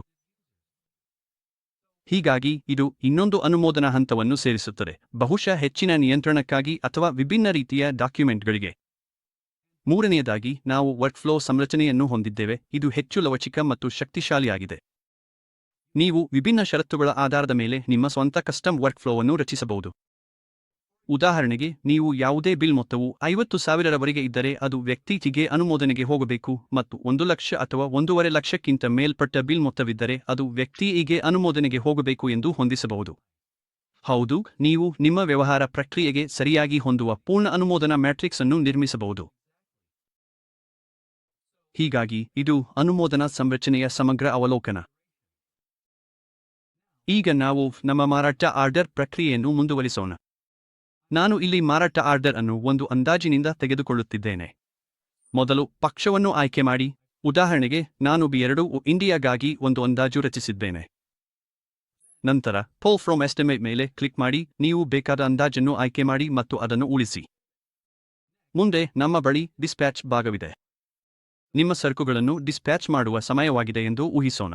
ನೀವು 100 ಪ್ರಮಾಣಗಳಿಗಾಗಿ ಮಾರಾಟ ಆರ್ಡರ್ ರಚಿಸಿದ್ದೀರಿ ಎಂದು ಹೇಳಿ. ಈಗ ಆ ಪ್ರಮಾಣಗಳನ್ನು ಡಿಸ್ಪ್ಯಾಚ್ ಮಾಡಬೇಕಾಗಿದೆ. ಮತ್ತೊಮ್ಮೆ ಪಕ್ಷವನ್ನು ಆಯ್ಕೆ ಮಾಡಿ, ಉದಾಹರಣೆಗೆ B2, ಮತ್ತು ಈಗ ಇಲ್ಲಿ ಒಂದು ಸಂರಚನೆ ಮಾಡಬೇಕಾಗಿದೆ. ನೀವು ಯಾವ ಡಾಕ್ಯುಮೆಂಟ್ನಿಂದ ಡಿಸ್ಪ್ಯಾಚ್ ಅನ್ನು ತೆಗೆದುಕೊಳ್ಳಬೇಕೆಂದು ನಿರ್ಧರಿಸಬಹುದು. ಅದು ಅಂದಾಜು, ಮಾರಾಟ ಆರ್ಡರ್, ಮಾರಾಟ ಇನ್ವಾಯ್ಸ್ ಅಥವಾ ಸರಕು ಸ್ವೀಕೃತಿ ಟಿಪ್ಪಣಿ ಆಗಿರಬಹುದು. ನಿಮ್ಮ ಪ್ರಕ್ರಿಯೆಯ ಆಧಾರದ ಮೇಲೆ ನೀವು ಅದನ್ನು ಆಯ್ಕೆ ಮಾಡಬಹುದು. ಇಲ್ಲಿ ನಾನು ಮಾರಾಟ ಆರ್ಡರ್ ಆಯ್ಕೆ ಮಾಡುತ್ತಿದ್ದೇನೆ ಮತ್ತು ನಂತರ ಓಕೆ ಕ್ಲಿಕ್ ಮಾಡುತ್ತೇನೆ. ಈಗ ಪುಲ್ ಫ್ರಮ್ ಆರ್ಡರ್ ಮೇಲೆ ಕ್ಲಿಕ್ ಮಾಡಿ. ನೀವು ರಚಿಸಿದ ಆರ್ಡರ್ ಆಯ್ಕೆ ಮಾಡಿ, ನಂತರ ಅದನ್ನು ರಚಿಸಿ ಮತ್ತು ಉಳಿಸಿ. ಮುಂದೆ ನಮಗೆ ಮಾರಾಟ ರಿಟೆನ್ಷನ್ ಇದೆ. ನೀವು ಡಿಸ್ಪ್ಯಾಚ್ ಸಮಯದಲ್ಲಿ 100 ಪ್ರಮಾಣಗಳನ್ನು ಕಳುಹಿಸಿದ್ದೀರಿ ಎಂದು ಹೇಳಿ, ಆದರೆ ಪಕ್ಷವು 10 ಉತ್ಪನ್ನಗಳು ಹಾನಿಯಾಗಿದ್ದವು ಅಥವಾ ವಿತರಣೆಯ ನಂತರ ಗುಣಮಟ್ಟದ ಸಮಸ್ಯೆ ಇದ್ದವು ಎಂದು ಬರೆಯುತ್ತದೆ. ಬಹುಶಃ ಕೆಲವು ಐಟಂಗಳು ಮುರಿದು ಹೋಗಿದ್ದವು ಅಥವಾ ಗುಣಮಟ್ಟದ ಮಾನದಂಡಗಳನ್ನು ಪೂರೈಸಿರಲಿಲ್ಲ, ಕಾರಣವೇನೇ ಇರಲಿ. ಅದಕ್ಕಾಗಿ ನೀವು ಮಾರಾಟ ರಿಟೆನ್ಷನ್ ಅಥವಾ ಡಿಸ್ಪ್ಯಾಚ್ ರಿಟೆನ್ಷನ್ ರಚಿಸಬಹುದು. ಮತ್ತೊಮ್ಮೆ ಪಕ್ಷವನ್ನು ಆಯ್ಕೆ ಮಾಡಿ. ಈ ಉದಾಹರಣೆಯಲ್ಲಿ B2 ಮತ್ತು ಡಿಸ್ಪ್ಯಾಚ್ನಿಂದ ಪುಲ್ ಮಾಡಿ. ನೀವು 4 ಪ್ರಮಾಣಗಳನ್ನು ಡಿಸ್ಪ್ಯಾಚ್ ಮಾಡಿದ್ದೀರಿ ಎಂದು ಊಹಿಸಿ ಮತ್ತು ಪಕ್ಷವು ಅವುಗಳಲ್ಲಿ 2 ದೋಷಪೂರಿತವೆಂದು ಹೇಳುತ್ತದೆ. ನೀವು ಆ 2 ಪ್ರಮಾಣಗಳನ್ನು ಇಲ್ಲಿ ಆಯ್ಕೆ ಮಾಡಿ ರಿಟೆನ್ಷನ್ ನೋಂದಾಯಿಸಬಹುದು. ಇನ್ನೊಂದು ವಿಷಯ, ನೀವು ನಿಮ್ಮ ಡಾಕ್ಯುಮೆಂಟ್ಗಳನ್ನು ಭಾಗಶಃ ಪುಲ್ ಮಾಡಬಹುದು. ಈ ವಿಂಡೋದಲ್ಲಿ ನೀವು ಡಾಕ್ಯುಮೆಂಟ್ಗಳನ್ನು ವೌಚರ್ ಸಂಖ್ಯೆಯ ಪ್ರಕಾರ ವಿಭಜಿಸಿ ಪ್ರತಿ ಇನ್ವಾಯ್ಸ್ಗೆ ಆಯ್ಕೆ ಅಥವಾ ಆಯ್ಕೆ ಮಾಡದಿರುವ ಆಯ್ಕೆಗಳು ಇರುವುದನ್ನು ನೋಡಬಹುದು. ಹೀಗಾಗಿ ನಿಮ್ಮ ಮಾರಾಟದಲ್ಲಿ ಅಥವಾ ಈ ಡಿಸ್ಪ್ಯಾಚ್ನಿಂದ ಪುಲ್ ಮಾಡಿ ವಿಂಡೋದಲ್ಲಿ ಬಹು ವೌಚರ್ಗಳು ಇದ್ದರೆ ನೀವು ಇನ್ವಾಯ್ಸ್ ಅಥವಾ ಬಿಲ್ ಸಂಖ್ಯೆಯ ಮೂಲಕ ಫಿಲ್ಟರ್ ಮಾಡಿ ಹುಡುಕಬಹುದು. ಮತ್ತು ನೀವು ಸಂಪೂರ್ಣ ಡಾಕ್ಯುಮೆಂಟ್ ಅನ್ನು ಒಟ್ಟಿಗೆ ಪುಲ್ ಮಾಡಲು ಇಚ್ಛಿಸದಿದ್ದರೆ ನೀವು ಈಗ ಬೇಕಾದ ನಿರ್ದಿಷ್ಟ ಲೈನ್ ಐಟಂಗಳನ್ನು ಮಾತ್ರ ಆಯ್ಕೆ ಮಾಡಬಹುದು. ಉದಾಹರಣೆಗೆ, ಈಗ 2 ಐಟಂಗಳನ್ನು ಪುಲ್ ಮಾಡಿ ಮತ್ತು ಉಳಿದವುಗಳನ್ನು ನಂತರಕ್ಕಾಗಿ ಉಳಿಸಬಹುದು. ಅಥವಾ ನೀವು ಒಂದು ಐಟಂನ ಭಾಗಶಃ ಪ್ರಮಾಣವನ್ನು ಪುಲ್ ಮಾಡಲು ಬಯಸಿದರೆ ನೀವು ಇಲ್ಲಿ ನಿಖರ ಪ್ರಮಾಣವನ್ನು ನಮೂದಿಸಬಹುದು. ಉದಾಹರಣೆಗೆ, ನೀವು 4 ಪ್ರಮಾಣಗಳನ್ನು ಡಿಸ್ಪ್ಯಾಚ್ ಮಾಡಿದ್ದೀರಿ, ಆದರೆ ಈಗ ನೀವು 2 ಪ್ರಮಾಣಗಳ ರಿಟರ್ನ್ ತೆಗೆದುಕೊಳ್ಳುತ್ತಿದ್ದೀರಿ. ನೀವು ಇಲ್ಲಿ 2 ಪ್ರಮಾಣಗಳನ್ನು ಸರಳವಾಗಿ ನಮೂದಿಸಿ ಓಕೆ ಕ್ಲಿಕ್ ಮಾಡಬಹುದು. ಇದು ಆ ರಿಟರ್ನ್ ಆದ ಐಟಂಗಳಿಗೆ ಮಾರಾಟ ಉಳಿವಿನ ಸವಾಲನ್ನು ಸೃಷ್ಟಿಸುತ್ತದೆ. ಅದಾದ ನಂತರ ನೀವು ಮಾರಾಟ ಇನ್ವಾಯ್ಸ್ ರಚಿಸುವ ಹಂತಕ್ಕೆ ಸಾಗುತ್ತೀರಿ. ಇದು ಮುಖ್ಯ ಹಂತವಾಗಿದೆ. ಮಾರಾಟ ಇನ್ವಾಯ್ಸ್ನಲ್ಲಿ ಗೋದಾಮನ್ನು ನೀವು ಈಗಾಗಲೇ ರಚಿಸಿದ್ದರೆ ಆಯ್ಕೆ ಮಾಡಬಹುದು ಮತ್ತು ನಂತರ ಗ್ರಾಹಕನನ್ನು ಆಯ್ಕೆ ಮಾಡಬಹುದು. ಈ ಉದಾಹರಣೆಯಲ್ಲಿ B2. ಅದಾದ ನಂತರ ಡಿಸ್ಪ್ಯಾಚ್ನಿಂದ ಪುಲ್ ಮಾಡಿ ಮೇಲೆ ಕ್ಲಿಕ್ ಮಾಡಿ. ನೀವು 4 ಪ್ರಮಾಣಗಳನ್ನು ಡಿಸ್ಪ್ಯಾಚ್ ಮಾಡಿದ್ದರಿಂದ ಆ 4 ಪ್ರಮಾಣಗಳಿಗೆ ಮಾರಾಟ ಬಿಲ್ ರಚಿಸಲಾಗುತ್ತದೆ. ಡಾಕ್ಯುಮೆಂಟ್ಗಳನ್ನು ಪುಲ್ ಮಾಡಲು ನೀವು ಡಿಸ್ಪ್ಯಾಚ್ ಆಯ್ಕೆಯನ್ನು ಆರಿಸಬೇಕು. ಇದು ಇಲ್ಲಿ ಮಾರಾಟದ ಡೇಟಾವನ್ನು ಪುಲ್ ಮಾಡುವ ಮುಖ್ಯ ವಿಧಾನವಾಗಿದೆ. ಗಮನಿಸಿ, ಡಾಕ್ಯುಮೆಂಟ್ಗಳನ್ನು ಪುಲ್ ಮಾಡುವ ಮೊದಲು ಈ ಆಯ್ಕೆಗಳನ್ನು ನೀವು ಕಾನ್ಫಿಗರ್ ಮಾಡಬೇಕಾಗುತ್ತದೆ. ಮಾರಾಟ ಇನ್ವಾಯ್ಸ್ನಲ್ಲಿ ಕೆಲವು ಪ್ರಮುಖ ಆಯ್ಕೆಗಳು ಕೂಡ ಲಭ್ಯವಿವೆ. ಸ್ವೀಕರಿಸಿದ ಮೊತ್ತ, ನಿಮ್ಮ ಬಿಲ್ 50,000 ರೂಪಾಯಿಗೆ ಇದ್ದರೆ, ಆದರೆ ನೀವು ಈಗಾಗಲೇ 5,000 ರೂಪಾಯಿಯನ್ನು ಮುಂಗಡವಾಗಿ ಸ್ವೀಕರಿಸಿದ್ದರೆ, ನೀವು ಆ ಮುಂಗಡ ಮೊತ್ತವನ್ನು ಇಲ್ಲಿ ಉಲ್ಲೇಖಿಸಬಹುದು ಮತ್ತು ಅದನ್ನು ಸ್ವೀಕರಿಸಿದ ಲೆಡ್ಜರ್ ಅನ್ನು ಆಯ್ಕೆ ಮಾಡಬಹುದು. ಅದು ಯುಪಿಐ, ನಗದು ಅಥವಾ ಬೇರೆ ಯಾವುದೇ ಪಾವತಿ ವಿಧಾನವಾಗಿರಬಹುದು. ಇಮೈ ರಚಿಸಿ. ಈ ಮೊತ್ತಕ್ಕೆ ನೀವು ಇಮೈ ರಚಿಸಲು ಬಯಸಿದರೆ, ಇಮೈ ರಚಿಸಿ ಮೇಲೆ ಕ್ಲಿಕ್ ಮಾಡಬಹುದು. ಗಮನದಲ್ಲಿಡಿ, ಇದು ಕೇವಲ ಮಾಹಿತಿಗಾಗಿ ಮಾತ್ರ. ಯಾವುದೇ ಪೋಸ್ಟಿಂಗ್ ಅಥವಾ ವರದಿ ಸ್ವಯಂಚಾಲಿತವಾಗಿ ನಡೆಯುವುದಿಲ್ಲ. ನೀವು ಇಮೈ ರಚಿಸಿ ಮೇಲೆ ಕ್ಲಿಕ್ ಮಾಡಿದಾಗ, ನೀವು ಬಿಲ್ ಮೊತ್ತ, ಡೌನ್ ಪೇಮೆಂಟ್ ಹೇಳಿ 10,000 ಮತ್ತು ಎಷ್ಟು ಇಮೈ ಬೇಕು ಹೇಳಿ 9 ಎಂಬುದನ್ನು ನಮೂದಿಸಬೇಕು. ನೀವು ಇಮೈ ಪ್ರಾರಂಭ ದಿನಾಂಕವನ್ನು ಕೂಡ ಆಯ್ಕೆ ಮಾಡಬಹುದು, ಅದು ಇವತ್ತಾಗಿರಬಹುದು. ಇಮೈ ರಚಿಸಿ ಮೇಲೆ ಕ್ಲಿಕ್ ಮಾಡಿದರೆ, ಅದು ಇಮೈ ವೇಳಾಪಟ್ಟಿಯನ್ನು ರಚಿಸುತ್ತದೆ. ನೀವು ಈ ವೇಳಾಪಟ್ಟಿಯನ್ನು ಎಕ್ಸೆಲ್ ಫೈಲ್ ಆಗಿ ಡೌನ್ಲೋಡ್ ಮಾಡಬಹುದು ಅಥವಾ ಸರಿಯಾಗಿದೆ ಎಂದು ಕ್ಲಿಕ್ ಮಾಡಬಹುದು. ಈ ಇಮೈ ವೇಳಾಪಟ್ಟಿಯನ್ನು ನಂತರ ನೋಡಲು ನೀವು ಮತ್ತೆ ಇನ್ವಾಯ್ಸ್ಗೆ ಹೋಗಿ ಇಮೈ ರಚಿಸಿ ಮೇಲೆ ಕ್ಲಿಕ್ ಮಾಡಬಹುದು. ನಾನು ಈಗಾಗಲೇ ಹಿಂದಿನ ಇನ್ವಾಯ್ಸುಗಳಲ್ಲಿ ಲಾಜಿಸ್ಟಿಕ್ಸ್ ಆಯ್ಕೆಯನ್ನು ವಿವರಿಸಿದ್ದೇನೆ, ಆದ್ದರಿಂದ ಇಲ್ಲಿ ವಿವರವಾಗಿ ಹೋಗುವುದಿಲ್ಲ. ಎಲ್ಲವೂ ಮುಗಿದ ಮೇಲೆ ಸೇವ್ ಮೇಲೆ ಕ್ಲಿಕ್ ಮಾಡಿ. ಮಾರಾಟ ಇನ್ವಾಯ್ಸುಗಳನ್ನು ತಿದ್ದುಪಡಿ ಮಾಡುವ ವಿಂಡೋದಲ್ಲಿ ನೀವು ಇನ್ನೂ ಕೆಲವು ಆಯ್ಕೆಗಳು ಕಾಣಬಹುದು. Edit remark. ನೀವು ಬಿಲ್ ತಿದ್ದುಪಡಿ ಮಾಡುತ್ತಿದ್ದರೆ, ಇಲ್ಲಿ ಟಿಪ್ಪಣಿಗಳನ್ನು ಸೇರಿಸಬಹುದು ಅಥವಾ ತಿದ್ದುಪಡಿ ಮಾಡಬಹುದು. ಅನುಮೋದನೆ ಸಂರಚನೆ. ನೀವು ಯಾವುದೇ ಅನುಮೋದನೆ ಸಂರಚನೆ ಮಾಡದಿದ್ದರೆ, ಇನ್ವಾಯ್ಸ್ ಸ್ವಯಂಚಾಲಿತವಾಗಿ ಅನುಮೋದಿಸಲಾಗುತ್ತದೆ. ನೀವು ಅನುಮೋದನೆ ಸಂರಚನೆ ಮಾಡಿಕೊಂಡಿದ್ದರೆ, ಈ ವೌಚರ್ ಅನುಮೋದನೆ ಹಂತದಲ್ಲಿದೆ ಎಂದು ತೋರಿಸುತ್ತದೆ ಮತ್ತು ನಿಯೋಜಿತ ಅನುಮೋದಕರು ಮಾತ್ರ ಇದನ್ನು ತಿದ್ದುಪಡಿ ಮಾಡಬಹುದು. ಇತರರು ಇದನ್ನು ತಿದ್ದುಪಡಿ ಮಾಡಲು ಸಾಧ್ಯವಿಲ್ಲ. ಇನ್ವಾಯ್ಸ್ ಅನುಮೋದನೆಯಲ್ಲಿದೆಯೋ ಅಥವಾ ಅನುಮೋದನೆಗಾಗಿ ಕಾಯುತ್ತಿದೆಯೋ ಎಂಬ ಸ್ಥಿತಿಯನ್ನು ನೀವು ಇಲ್ಲಿಯೇ ನೋಡಬಹುದು. ಇನ್ನೊಂದು ವಿಷಯ, ನೀವು ನಿಮ್ಮ ಬಿ ಇನ್ವಾಯ್ಸುಗಳಲ್ಲಿ ಪ್ರಮೋಷನ್ಗಳನ್ನು ನಡೆಸಬಹುದು. ನೀವು ಪ್ರಮೋಷನ್ಗಳನ್ನು ಹೇಗೆ ರಚಿಸಬೇಕು ಎಂದು ತಿಳಿಯಲು ಬಯಸಿದರೆ, ಪಾಯಿಂಟ್ ಆಫ್ ಸೇಲ್ ವಿಭಾಗವನ್ನು ನೋಡಿ, ಅಲ್ಲಿ ವಿವರಿಸಲಾಗಿದೆ. ಮತ್ತು ನಿಮ್ಮ ಮಾರಾಟಗಳು ನಿಯಮಿತವಾಗಿ ಪುನರಾವರ್ತನೆಯಾಗುತ್ತಿದ್ದರೆ, ನೀವು ಇನ್ವಾಯ್ಸುಗಳನ್ನು ಶೆಡ್ಯೂಲ್ ಮಾಡಬಹುದು. ಉದಾಹರಣೆಗೆ, ನೀವು ಪ್ರತಿ ತಿಂಗಳು ಅದೇ ಮಾರಾಟ ಇನ್ವಾಯ್ಸ್ ಅನ್ನು ರಚಿಸಲು ಬಯಸಿದರೆ, ನೀವು ಶೆಡ್ಯೂಲ್ ಆಯ್ಕೆಯನ್ನು ಬಳಸಬಹುದು. ಶೆಡ್ಯೂಲ್ ಮೇಲೆ ಕ್ಲಿಕ್ ಮಾಡಿ, ಶೆಡ್ಯೂಲ್ ಅನ್ನು ವಿವರಿಸಿ, ಉದಾಹರಣೆಗೆ ಅದನ್ನು ಸಬ್ಸ್ಕ್ರಿಪ್ಷನ್ ಅಥವಾ ಇಮೈ ಎಂದು ಲೇಬಲ್ ಮಾಡಿ. ಇಂಟರ್ವಲ್ ಆಯ್ಕೆ ಮಾಡಿ, ಉದಾಹರಣೆಗೆ ಮಾಸಿಕ ಮತ್ತು ಪ್ರಾರಂಭ ದಿನಾಂಕವನ್ನು ಆಯ್ಕೆ ಮಾಡಿ. ನೀವು ಬಿಲ್ಲಿಂಗ್ ಅವಧಿಯನ್ನು ನಿರ್ದಿಷ್ಟಪಡಿಸಬಹುದು, ಉದಾಹರಣೆಗೆ ಮೇ 1 ರಿಂದ ಡಿಸೆಂಬರ್ 31 ರವರೆಗೆ. ಇನ್ವಾಯ್ಸು ಯಾವ ದಿನಾಂಕಕ್ಕೆ ರಚಿಸಲಾಗುತ್ತದೆ ಎಂಬುದನ್ನು ಆಯ್ಕೆ ಮಾಡಿ, ಉದಾಹರಣೆಗೆ 5ನೇ, 10ನೇ ಅಥವಾ 15ನೇ ತಾರೀಕು. ಇಲ್ಲಿ ನಾನು ಅದನ್ನು 7ನೇ ತಾರೀಕಿಗೆ ಹೊಂದಿಸಿದ್ದೇನೆ. ಈ ರೀತಿಯಲ್ಲಿ ನೀವು ಶೆಡ್ಯೂಲ್ ಮಾಡಿದ ಇನ್ವಾಯ್ಸುಗಳನ್ನು ಸ್ವಯಂಚಾಲಿತವಾಗಿ ರಚಿಸಬಹುದು. ಈ ಶೆಡ್ಯೂಲ್ ವೈಶಿಷ್ಟ್ಯವು ವ್ಯವಸ್ಥೆಯಲ್ಲಿನ ಪ್ರತಿಯೊಂದು ವೌಚರ್ನಲ್ಲಿಯೂ ಲಭ್ಯವಿದೆ. ಈಗ ಆಯ್ಕೆಯ ಬಗ್ಗೆ. ಇದು ನಿಮಗೆ ಡಾಕ್ಯುಮೆಂಟ್ ಪರಿಶೀಲನೆ ಇತಿಹಾಸವನ್ನು ನೋಡಲು ಅವಕಾಶ ನೀಡುತ್ತದೆ. ಯಾರು ಇನ್ವಾಯ್ಸ್ ಅನ್ನು ಬದಲಾಯಿಸಿದ್ದಾರೆ ಎಂಬ ಬಳಕೆದಾರರ ದಿನಾಂಕ, ಟಿಪ್ಪಣಿಗಳು, ಸಮಯ ಮತ್ತು ಬಳಕೆದಾರ ಹೆಸರನ್ನು ನೀವು ನೋಡಬಹುದು. ಇದು ಇನ್ವಾಯ್ಸಿನಲ್ಲಿ ಮಾಡಿದ ಬದಲಾವಣೆಗಳನ್ನು ಮತ್ತು ಯಾರು ಬದಲಾಯಿಸಿದ್ದಾರೆ ಎಂಬುದನ್ನು ಟ್ರ್ಯಾಕ್ ಮಾಡಲು ಸಹಾಯ ಮಾಡುತ್ತದೆ. ಕೊನೆಗೆ ಇಲ್ಲಿ ಇಂಪೋರ್ಟ್ ವಿಭಾಗವಿದೆ. ನಿಮ್ಮ ಬಳಿ ಅನೇಕ ಮಾರಾಟ ಇನ್ವಾಯ್ಸುಗಳಿದ್ದರೆ, ಒಂದೊಂದಾಗಿ ಕೈಯಾರೆ ರಚಿಸುವ ಬದಲು ನೀವು ಅವುಗಳನ್ನು ಎಲ್ಲವನ್ನೂ ಒಟ್ಟಿಗೆ ಎಕ್ಸೆಲ್ನಿಂದ ಇಂಪೋರ್ಟ್ ಮಾಡಬಹುದು. ಎಕ್ಸೆಲ್ ಟೆಂಪ್ಲೇಟ್ ಪಡೆಯಲು ಡೌನ್ಲೋಡ್ ಫಾರ್ಮ್ಯಾಟ್ ಮೇಲೆ ಕ್ಲಿಕ್ ಮಾಡಿ. ಆ ಫಾರ್ಮ್ಯಾಟ್ನಲ್ಲಿ ನಿಮ್ಮ ಮಾರಾಟ ಇನ್ವಾಯ್ಸುಗಳನ್ನು ತುಂಬಿ, ನಂತರ ಆ ಫೈಲ್ ಅನ್ನು ವ್ಯವಸ್ಥೆಗೆ ಮರಳಿ ಇಂಪೋರ್ಟ್ ಮಾಡಿ.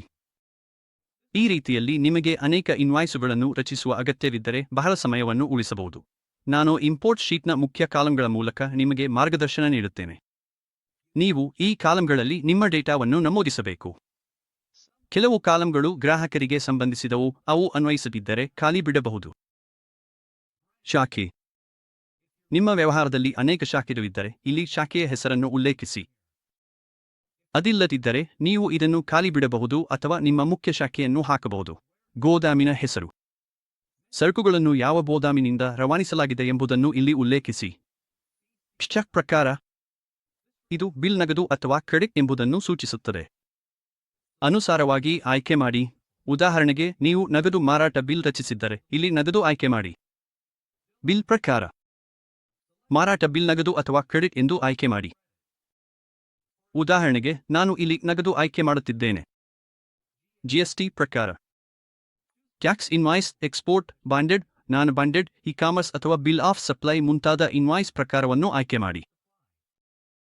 ಬಹುಪಾಲು ಸಾಮಾನ್ಯ ಮಾರಾಟಗಳಿಗೆ ಟ್ಯಾಕ್ಸ್ ಇನ್ವಾಯ್ಸ್ ಆಯ್ಕೆ ಮಾಡಿ. ನಗದು ಬ್ಯಾಂಕ್ ಲೆಡ್ಜರ್. ಬಿಲ್ ನಗದು ಮಾರಾಟವಾಗಿದ್ದರೆ ಇಲ್ಲಿ ನಗದು ಅಥವಾ ಬ್ಯಾಂಕ್ ಲೆಡ್ಜರ್ ಆಯ್ಕೆ ಮಾಡಿ. ಇದು ಕ್ರೆಡಿಟ್ ಆಗಿದ್ದರೆ ಈ ಕಾಲಂ ಖಾಲಿ ಬಿಡಿ. ವರ್ಗ. ಯಾವುದಾದರೂ ನಿರ್ದಿಷ್ಟ ಬಿಲ್ ವರ್ಗವಿದ್ದರೆ ಅದನ್ನು ಇಲ್ಲಿ ಉಲ್ಲೇಖಿಸಿ. ಇಲ್ಲದಿದ್ದರೆ ಖಾಲಿ ಬಿಡಿ. ಪಾರ್ಟಿ ಹೆಸರು. ಗ್ರಾಹಕ ಅಥವಾ ಪಾರ್ಟಿಯ ಹೆಸರನ್ನು ಉಲ್ಲೇಖಿಸಿ. ಉದಾಹರಣೆಗೆ ನಾನು ಇಲ್ಲಿ B2 ಅನ್ನು ನಮೂದಿಸುತ್ತಿದ್ದೇನೆ. Party email. ಪಾರ್ಟಿಯ ಇಮೇಲ್ ವಿಳಾಸ ಲಭ್ಯವಿದ್ದರೆ ಉಲ್ಲೇಖಿಸಬಹುದು, ಆದರೆ ಇದು ಐಚ್ಛಿಕ. ಪೂರೈಕೆ ಸ್ಥಳ. ಇದು ಸಾಮಾನ್ಯವಾಗಿ ಗ್ರಾಹಕ ಮಾಸ್ಟರ್ನಿಂದ ಸ್ವಯಂಚಾಲಿತವಾಗಿ ಆಯ್ಕೆ ಮಾಡಲಾಗುತ್ತದೆ, ಆದರೆ ಅಗತ್ಯವಿದ್ದರೆ ನೀವು ಇದನ್ನು ಇಲ್ಲಿ ಕೈಯಾರೆ ನಮೂದಿಸಬಹುದು. Currency code. ಬಿಲ್ ಬೇರೆ ಕರೆನ್ಸಿಯಲ್ಲಿ ಇದ್ದರೆ, ಬಹು ಕರೆನ್ಸಿ ಬಿಲ್ಲಿಂಗ್ ಆಗಿದ್ದರೆ ಕರೆನ್ಸಿ ಕೋಡ್ ಅನ್ನು ಇಲ್ಲಿ ಉಲ್ಲೇಖಿಸಿ. ಉದಾ ವಸ್ಟ್ ಯೂರೋ. ಮಾರಾಟಗಾರ. ಮಾರಾಟಕ್ಕೆ ಮಾರಾಟಗಾರನನ್ನು ನಿಯೋಜಿಸಿದ್ದರೆ ಮಾರಾಟಗಾರನ ಹೆಸರನ್ನು ಇಲ್ಲಿ ಉಲ್ಲೇಖಿಸಿ. ಪೂರ್ವ ಪ್ರತ್ಯಯ ಪ್ರಿಫಿಕ್ಸ್ಡ್. ನೀವು ನಿಮ್ಮ ಬಿಲ್ ಸಂಖ್ಯೆಗಳಿಗಾಗಿ ಯಾವುದೇ ಪೂರ್ವ ಪ್ರತ್ಯಯವನ್ನು ರಚಿಸಿದ್ದರೆ ಅದನ್ನು ಇಲ್ಲಿ ನಮೂದಿಸಿ. ನಿಮಗೆ ಪೂರ್ವ ಪ್ರತ್ಯಯ ಇಲ್ಲದಿದ್ದರೆ ಇದನ್ನು ಖಾಲಿ ಬಿಡಿ. ಬಿಲ್ ಸಂಖ್ಯೆ. ಮಾರಾಟ ಬಿಲ್ ಸಂಖ್ಯೆಯನ್ನು ಇಲ್ಲಿ ನಮೂದಿಸಿ. ಇದು ಇನ್ವಾಯ್ಸ್ನಲ್ಲಿ ಕಾಣಿಸಿಕೊಳ್ಳುವ ಸಂಖ್ಯೆ. ಉದಾಹರಣೆಗೆ ನಾನು ಇಲ್ಲಿ 03 ಅನ್ನು ಹಾಕುತ್ತಿದ್ದೇನೆ. ವೌಚರ್ ಸಂಖ್ಯೆ. ಇದು ಬಿಲ್ ಸಂಖ್ಯೆಯಂತೆಯೇ ಇರಬೇಕು. ಇಲ್ಲಿಯೂ 03 ಅನ್ನು ನಮೂದಿಸಿ. ರೆಫರೆನ್ಸ್ ವೌಚರ್ ಸಂಖ್ಯೆ. ಯಾವುದಾದರೂ ಸಂಬಂಧಿತ ರೆಫರೆನ್ಸ್ ವೌಚರ್ ಇದ್ದರೆ ಅದನ್ನು ಇಲ್ಲಿ ಉಲ್ಲೇಖಿಸಿ. ಇಲ್ಲದಿದ್ದರೆ ಖಾಲಿ ಬಿಡಿ. ವೌಚರ್ ದಿನಾಂಕ. ಇನ್ವಾಯ್ಸ್ ದಿನಾಂಕವನ್ನು ನಮೂದಿಸಿ. ಉದಾಹರಣೆಗೆ ಟುಡೇಸ್ ಡೇಟ್ ಇಸ್ 24-04 ಅಂದರೆ ಏಪ್ರಿಲ್ 24. ರೆಫರೆನ್ಸ್ ದಿನಾಂಕ. ಯಾವುದಾದರೂ ರೆಫರೆನ್ಸ್ ದಿನಾಂಕ ಲಭ್ಯವಿದ್ದರೆ ನೀವು ಅದನ್ನು ನಿಗದಿತ ಸ್ಥಳದಲ್ಲಿ ಉಲ್ಲೇಖಿಸಬಹುದು. ಅದಾದ ನಂತರ ನೀವು ಏಜೆಂಟ್ ಹೆಸರು ಮತ್ತು ಬಿಲ್ಲಿಂಗ್ ವಿಳಾಸವನ್ನು ನಮೂದಿಸಬೇಕಾಗುತ್ತದೆ. ಇದು ಪಾರ್ಟಿ ಮಾಸ್ಟರ್ನಿಂದ ಸ್ವಯಂಚಾಲಿತವಾಗಿ ಆಯ್ಕೆ ಮಾಡಲಾಗುತ್ತದೆ. ಅವಶ್ಯಕತೆ ಇದ್ದರೆ ನೀವು ಗೆಸ್ಟ್ ಸಂಖ್ಯೆಯನ್ನು ಕೂಡ ನಮೂದಿಸಬಹುದು ಮತ್ತು ಪಾರ್ಟಿಯ ಸಂಪರ್ಕ ವ್ಯಕ್ತಿಯ ವಿವರಗಳು ಇದ್ದರೆ ಅವುಗಳನ್ನು ಇಲ್ಲಿ ನಮೂದಿಸಬಹುದು. ಶಿಪ್ಪಿಂಗ್ ವಿಳಾಸವು ಬಿಲ್ಲಿಂಗ್ ವಿಳಾಸದಿಂದ ಭಿನ್ನವಾಗಿದ್ದರೆ ಅದನ್ನು ನೀವು ನೀಡಬಹುದು. ನೀವು ಪಾವತಿ ನಿಯಮಗಳನ್ನು ಕೂಡ ಉಲ್ಲೇಖಿಸಬೇಕಾಗುತ್ತದೆ. ಉದಾಹರಣೆಗೆ ನೀವು 15 ದಿನಗಳು ಎಂಬ ನಿಯಮವನ್ನು ರಚಿಸಿದ್ದರೆ ಅದನ್ನು ಆಯ್ಕೆ ಮಾಡಬಹುದು ಮತ್ತು ಅದಕ್ಕೆ ಅನುಗುಣವಾಗಿ ನೀವು ಬಾಕಿ ದಿನಾಂಕವನ್ನು ಕೈಯಾರೆ ನಮೂದಿಸಲು ಬಯಸಿದರೆ ಅದನ್ನು ಇಲ್ಲಿ ಮಾಡಬಹುದು.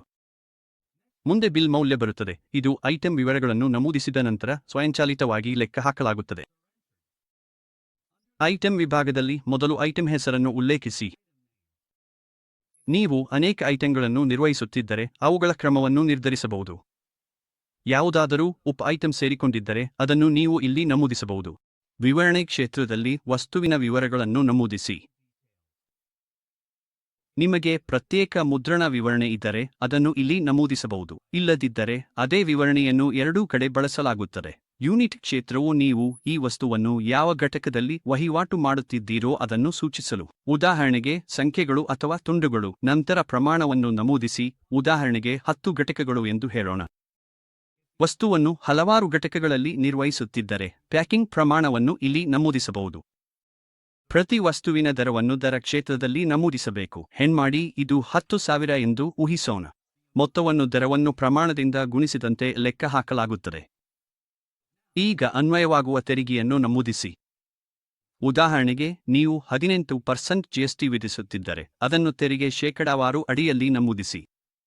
ತೆರಿಗೆಗೆ ಒಳಪಟ್ಟ ಮೌಲ್ಯ ಸಾಮಾನ್ಯವಾಗಿ ವಸ್ತುವಿನ ಮೊತ್ತಕ್ಕೆ ಸಮಾನವಾಗಿರುತ್ತದೆ ಮತ್ತು ಅದನ್ನು ಆಧರಿಸಿ ತೆರಿಗೆ ಮೊತ್ತವನ್ನು ಸ್ವಯಂಚಾಲಿತವಾಗಿ ಲೆಕ್ಕ ಹಾಕಲಾಗುತ್ತದೆ. ನೀವು ತೆರಿಗೆ ಶೇಕಡಾವಾರನ್ನು ತೆರಿಗೆ ದರ ಕ್ಷೇತ್ರದಲ್ಲಿಯೂ ಮತ್ತೆ ಪುನರಾವರ್ತಿಸಬೇಕು. ನೀವು ಸಂರಚನೆಯಲ್ಲಿ ಯಾವುದೇ ಇತರೆ ಕ್ಷೇತ್ರಗಳನ್ನು, ಉದಾಹರಣೆಗೆ ಇತರೆ 1, 2 ಅಥವಾ 3 ಅನ್ನು ಸಕ್ರಿಯಗೊಳಿಸಿದ್ದರೆ ಮತ್ತು ಆ ದರಗಳು ಅಥವಾ ಮೌಲ್ಯಗಳು ಅನ್ವಯವಾಗುತ್ತಿದ್ದರೆ ಅವುಗಳನ್ನು ಅನುಸಾರವಾಗಿ ನಮೂದಿಸಬಹುದು. ಈ ಕ್ಷೇತ್ರಗಳು ವಸ್ತು ಮಟ್ಟದಲ್ಲಿ ಅಗತ್ಯವಿರುವ ಯಾವುದೇ ಹೆಚ್ಚುವರಿ ಮಾಹಿತಿಯನ್ನು ದಾಖಲಿಸಲು ಸಹಾಯ ಮಾಡುತ್ತವೆ. ಈ ಎಲ್ಲಾ ವಿವರಗಳನ್ನು ಎಕ್ಸೆಲ್ನಲ್ಲಿ ಸರಿಯಾಗಿ ತುಂಬಿದ ನಂತರ ನೀವು ಫೈಲನ್ನು ಉಳಿಸಿ ಅಲೈನ್ ಬಾಕ್ಸ್ನಲ್ಲಿ ಮಾರಾಟ ಆರ್ಡರ್ ಆಮದು ಆಯ್ಕೆಯನ್ನು ಬಳಸಿಕೊಂಡು ಅಪ್ಲೋಡ್ ಮಾಡಬಹುದು. ಇದು ಹಲವಾರು ಆರ್ಡರ್ಗಳನ್ನು ಒಂದೇ ಸಮಯದಲ್ಲಿ ತ್ವರಿತವಾಗಿ ಮತ್ತು ಪರಿಣಾಮಕಾರಿಯಾಗಿ ರಚಿಸುವ ಸುಲಭವಾದ ವಿಧಾನವಾಗಿದೆ, ಪ್ರತ್ಯೇಕವಾಗಿ ನಮೂದಿಸುವ ಅಗತ್ಯವಿಲ್ಲದೆ. ಮುಂದೆ ನಮಗೆ ಮಾರಾಟ ಕ್ರೆಡಿಟ್ ನೋಟ್ ಮತ್ತು ಮಾರಾಟ ಡೆಬಿಟ್ ನೋಟ್ ಇದೆ. ಮೊದಲು ಮಾರಾಟ ಮರುಪಾವತಿ ಮತ್ತು ಮಾರಾಟ ಕ್ರೆಡಿಟ್ ನೋಟ್ ನಡುವಿನ ವ್ಯತ್ಯಾಸವನ್ನು ಅರ್ಥಮಾಡಿಕೊಳ್ಳೋಣ. ನೀವು ನಿಮ್ಮ ಇನ್ವೆಂಟರಿಯನ್ನು ಪ್ರಭಾವಿತಗೊಳಿಸಬಯಸದೆ ಕೇವಲ ಗ್ರಾಹಕರ ಖಾತೆ ಅಥವಾ ಲೆಡ್ಜರ್ನಲ್ಲಿ ಸರಿಪಡಿಸುವಿಕೆಯನ್ನು ತೋರಿಸಬೇಕೆಂದಿದ್ದರೆ ನೀವು ಮಾರಾಟ ಕ್ರೆಡಿಟ್ ನೋಟ್ ರಚಿಸಬೇಕು. ಆದರೆ ವಸ್ತುಗಳು ನಿಜವಾಗಿಯೂ ನಿಮ್ಮ ಇನ್ವೆಂಟರಿಗೆ ಹಿಂತಿರುಗುತ್ತಿವೆ ಮತ್ತು ಅದನ್ನು ಪ್ರತಿಬಿಂಬಿಸಬೇಕಾದರೆ ನೀವು ಮಾರಾಟ ಮರುಪಾವತಿ ಆಯ್ಕೆಯನ್ನು ಬಳಸಬೇಕು. ಹೀಗಾದರೆ ನೀವು ಯಾವಾಗ ಮಾರಾಟ ಕ್ರೆಡಿಟ್ ನೋಟ್ ಅನ್ನು ಬಳಸಬೇಕು? ನೀವು ಹಾನಿಗೊಳಗಾದ ವಸ್ತುಗಳಿಗೆ ಗ್ರಾಹಕರಿಗೆ ಮರುಪಾವತಿ ಅಥವಾ ರಿಯಾಯಿತಿ ನೀಡುತ್ತಿದ್ದರೆ ಅಥವಾ ಮೂಲ ಇನ್ವಾಯ್ಸ್ ತಪ್ಪಿನಿಂದ ಹೆಚ್ಚಾಗಿ ಮೌಲ್ಯಮಾಪನಗೊಂಡಿದ್ದರೆ ನೀವು ಮಾರಾಟ ಕ್ರೆಡಿಟ್ ನೋಟ್ ನೀಡಬಹುದು. ಇನ್ನೊಂದೆಡೆ ಇನ್ವಾಯ್ಸ್ ಕಡಿಮೆ ಮೌಲ್ಯಮಾಪನಗೊಂಡಿದ್ದರೆ ಅಥವಾ ಫ್ರೈಟ್ ಅಥವಾ ಸೇವಾ ಶುಲ್ಕಗಳನ್ನು ಸೇರಿಸಲು ಮರೆತಿದ್ದರೆ ನೀವು ಮಾರಾಟ ಡೆಬಿಟ್ ನೋಟ್ ರಚಿಸಬೇಕು. ಪ್ರಕ್ರಿಯೆಯನ್ನು ನೋಡೋಣ. ಕ್ರೆಡಿಟ್ ನೋಟ್ ಮತ್ತು ಡೆಬಿಟ್ ನೋಟ್ ಎರಡಕ್ಕೂ ವೌಚರ್ ಪರದೆ ಒಂದೇ ಆಗಿರುತ್ತದೆ. ಮೊದಲು ಪಾರ್ಟಿಯನ್ನು ಆಯ್ಕೆ ಮಾಡಿ, ಉದಾಹರಣೆಗೆ ಪಾಯ್ಥ್ವೇ. ನಂತರ ಬಿಲ್ ಸಂಖ್ಯೆ ಮತ್ತು ಬಿಲ್ ದಿನಾಂಕ ಸೇರಿದಂತೆ ಇತರ ಕ್ಷೇತ್ರಗಳನ್ನು ಭರ್ತಿ ಮಾಡಿ. ನೀವು ಬಾಯ್ಥ್ವೇಗೆ ರಿಯಾಯಿತಿ ನೀಡುತ್ತಿದ್ದೀರಿ ಎಂದು ಊಹಿಸೋಣ. ನೀವು ಸೇವೆಗಳ ಅಡಿಯಲ್ಲಿ ಹೊಸ ಐಟಂ ಅನ್ನು ರಚಿಸಬಹುದು. ಅದನ್ನು ರಿಯಾಯಿತಿ ಎಂದು ಹೆಸರಿಸಿ, ಪ್ರಮಾಣವನ್ನು 1 ಎಂದು ನಮೂದಿಸಿ ಮತ್ತು ಮೊತ್ತವನ್ನು 1,000 ಭಾರತೀಯ ರೂಪಾಯಿಗಳಾಗಿ ಹೊಂದಿಸಿ. ಈ ಕ್ರೆಡಿಟ್ ನೋಟ್ ನೀಡಲಾಗುತ್ತಿರುವ ರೆಫರೆನ್ಸ್ ಸಂಖ್ಯೆಯನ್ನು ಕೂಡ ನಮೂದಿಸಿ. ಈಗ ನೀವು ಇಲ್ಲಿ ಯಾದೃಚ್ಛಿಕ ರೆಫರೆನ್ಸ್ ಸಂಖ್ಯೆಯನ್ನು ನಮೂದಿಸಬಹುದು. ಹಾಗೆಯೇ ನೀವು ಮಾರಾಟ ಡೆಬಿಟ್ ನೋಟ್ ರಚಿಸಲು ಕೂಡ ಇದೇ ಹಂತಗಳನ್ನು ಅನುಸರಿಸಬಹುದು. ಇದರಿಂದ ನಾವು ಈಗ ಪೂರ್ಣ ಮಾರಾಟ ಪ್ರಕ್ರಿಯೆಯನ್ನು ಮುಗಿಸಿದ್ದೇವೆ. ಅಂದರೆ ಅಂದಾಜು, ಮಾರಾಟ ಆರ್ಡರ್, ಡಿಸ್ಪ್ಯಾಚ್, ಮಾರಾಟ invoice, credit note, debit note ಮತ್ತು ಮಾರಾಟ ಹಿಂತಿರುಗಿಸುವಿಕೆ. ಈಗ ಮುಂದಿನ ಭಾಗಕ್ಕೆ ಹೋಗೋಣ, ಅಂದರೆ ಪಾವತಿ ಸ್ವೀಕೃತಿ. ನಿಮ್ಮ ಗ್ರಾಹಕರಿಂದ ಪಡೆದ ಮೊತ್ತವನ್ನು ದಾಖಲಿಸಲು ಮಾರಾಟ ಮೆನು ಅಡಿಯಲ್ಲಿ ರಿಸಿಪ್ಟ್ಸ್ ಪೇಮೆಂಟ್ಗೆ ಹೋಗಿ. ಹೊಸ ವೌಚರ್ ವಿಂಡೋ ಕಾಣಿಸುತ್ತದೆ. ನಾವು ಕ್ಷೇತ್ರಗಳನ್ನು ಒಂದೊಂದಾಗಿ ನೋಡೋಣ. ಮೊದಲು ವೌಚರ್ ದಿನಾಂಕವನ್ನು ಆಯ್ಕೆ ಮಾಡಿ. ನಂತರ ಪಾರ್ಟಿಯನ್ನು ಆಯ್ಕೆ ಮಾಡಿ. ಹೆಚ್ಚು ಸ್ಪಷ್ಟತೆಗಾಗಿ ಮತ್ತೆ ಹೇಳೋಣ, ಬಾಯ್ಥ್ವೇ ಅನ್ನು ಆಯ್ಕೆ ಮಾಡಿ. ಈಗ ಹಣವನ್ನು ಸ್ವೀಕರಿಸುತ್ತಿರುವ ನಗದು ಅಥವಾ ಬ್ಯಾಂಕ್ ಖಾತೆಯನ್ನು ಆಯ್ಕೆ ಮಾಡಿ. ಉದಾಹರಣೆಗೆ ನಿಮ್ಮ ಬ್ಯಾಂಕ್ ಖಾತೆಯನ್ನು ಆಯ್ಕೆ ಮಾಡಿ. ಸ್ವೀಕರಿಸಿದ ಮೊತ್ತವನ್ನು ನಮೂದಿಸಿ, ಉದಾಹರಣೆಗೆ 10,000 ಭಾರತೀಯ ರೂಪಾಯಿ. ಪಾರ್ಟಿ ಬ್ಯಾಂಕ್ ರೆಫರೆನ್ಸ್ ನಂಬರ್ ಅಡಿಯಲ್ಲಿ ಪಾರ್ಟಿ ಪಾವತಿ ಮಾಡಿದ ಬ್ಯಾಂಕನ್ನು ಉಲ್ಲೇಖಿಸಿ. ನೀವು ಪ್ಲಸ್ ಕ್ಲಿಕ್ ಮಾಡಿ ಹೊಸದನ್ನು ರಚಿಸಬಹುದು, ಉದಾಹರಣೆಗೆ ಐಸಿಐಸಿಐ ಬ್ಯಾಂಕ್. ನಂತರ ದಿನಾಂಕ ಕ್ಷೇತ್ರವನ್ನು ಉಲ್ಲೇಖಿಸಿ. ಇದು ಗ್ರಾಹಕರು ಪಾವತಿ ಮಾಡಿದ ನಿಜವಾದ ವ್ಯವಹಾರದ ದಿನಾಂಕ. ಉದಾಹರಣೆಗೆ, ಗ್ರಾಹಕರು ಏಪ್ರಿಲ್ 27 ರಂದು ಪಾವತಿ ಮಾಡಿದರೆ, ಆದರೆ ನೀವು ಇದನ್ನು ಏಪ್ರಿಲ್ 29 ರಂದು ದಾಖಲಿಸುತ್ತಿದ್ದರೆ, ದಿನಾಂಕ ಕ್ಷೇತ್ರದಲ್ಲಿ ಏಪ್ರಿಲ್ 27 ಅನ್ನು ಮತ್ತು ವೌಚರ್ ದಿನಾಂಕದಲ್ಲಿ ಏಪ್ರಿಲ್ 29 ಅನ್ನು ನಮೂದಿಸಿ. ನೀವು ವಿದೇಶಿ ಕರೆನ್ಸಿಯಲ್ಲಿ ಪಾವತಿ ಸ್ವೀಕರಿಸುತ್ತಿದ್ದರೆ, ಸಂಬಂಧಿತ ಕರೆನ್ಸಿಯನ್ನು ಆಯ್ಕೆ ಮಾಡಿ. ಉದಾಹರಣೆಗೆ, ಅದು US ಡಾಲರ್ನಲ್ಲಿ ಇದ್ದರೆ ಪರಿವರ್ತನೆ ದರ ಆಯ್ಕೆ ಲಭ್ಯವಾಗುತ್ತದೆ. ಇದರಿಂದ ನೀವು ಪಾವತಿಯನ್ನು ಭಾರತೀಯ ರೂಪಾಯಿಯಲ್ಲಿ ಸರಿಯಾಗಿ ದಾಖಲಿಸಬಹುದು. ಪೂರ್ವನಿಯೋಜಿತ ಕರೆನ್ಸಿ ಒಂದು ಭಾರತೀಯ ರೂಪಾಯಿಯಾಗಿರುತ್ತದೆ, ಹೊರತುಪಡಿಸಿ ನೀವು ಬೇರೆದನ್ನು ಸೂಚಿಸಿದರೆ. ಈಗ ಬಿಲ್ ವಿಭಾಗಕ್ಕೆ ಹೋಗೋಣ. ಇಲ್ಲಿ ನೀವು ಎಲ್ಲಾ ಬಿಲ್ಲಿಂಗ್ ಮಾಹಿತಿಯನ್ನು ನೋಡಬಹುದು. ಇದರಲ್ಲಿ ಬಿಲ್ ಸಂಖ್ಯೆ, ಬಿಲ್ ದಿನಾಂಕ, ಬಾಕಿ ದಿನಾಂಕ, ಅದು ಡೆಬಿಟ್ ಅಥವಾ ಕ್ರೆಡಿಟ್ ಆಗಿದೆಯೇ, ಬಿಲ್ ಮೊತ್ತ, ಪರಿವರ್ತನೆ ದರ, ಪೂರ್ವನಿಯೋಜಿತವಾಗಿ ಒಂದು, ಬಾಕಿ ಮೊತ್ತ ಮತ್ತು ಅಡ್ಜಸ್ಟ್ ನೌ ಕ್ಷೇತ್ರವನ್ನು ಒಳಗೊಂಡಿರುತ್ತದೆ.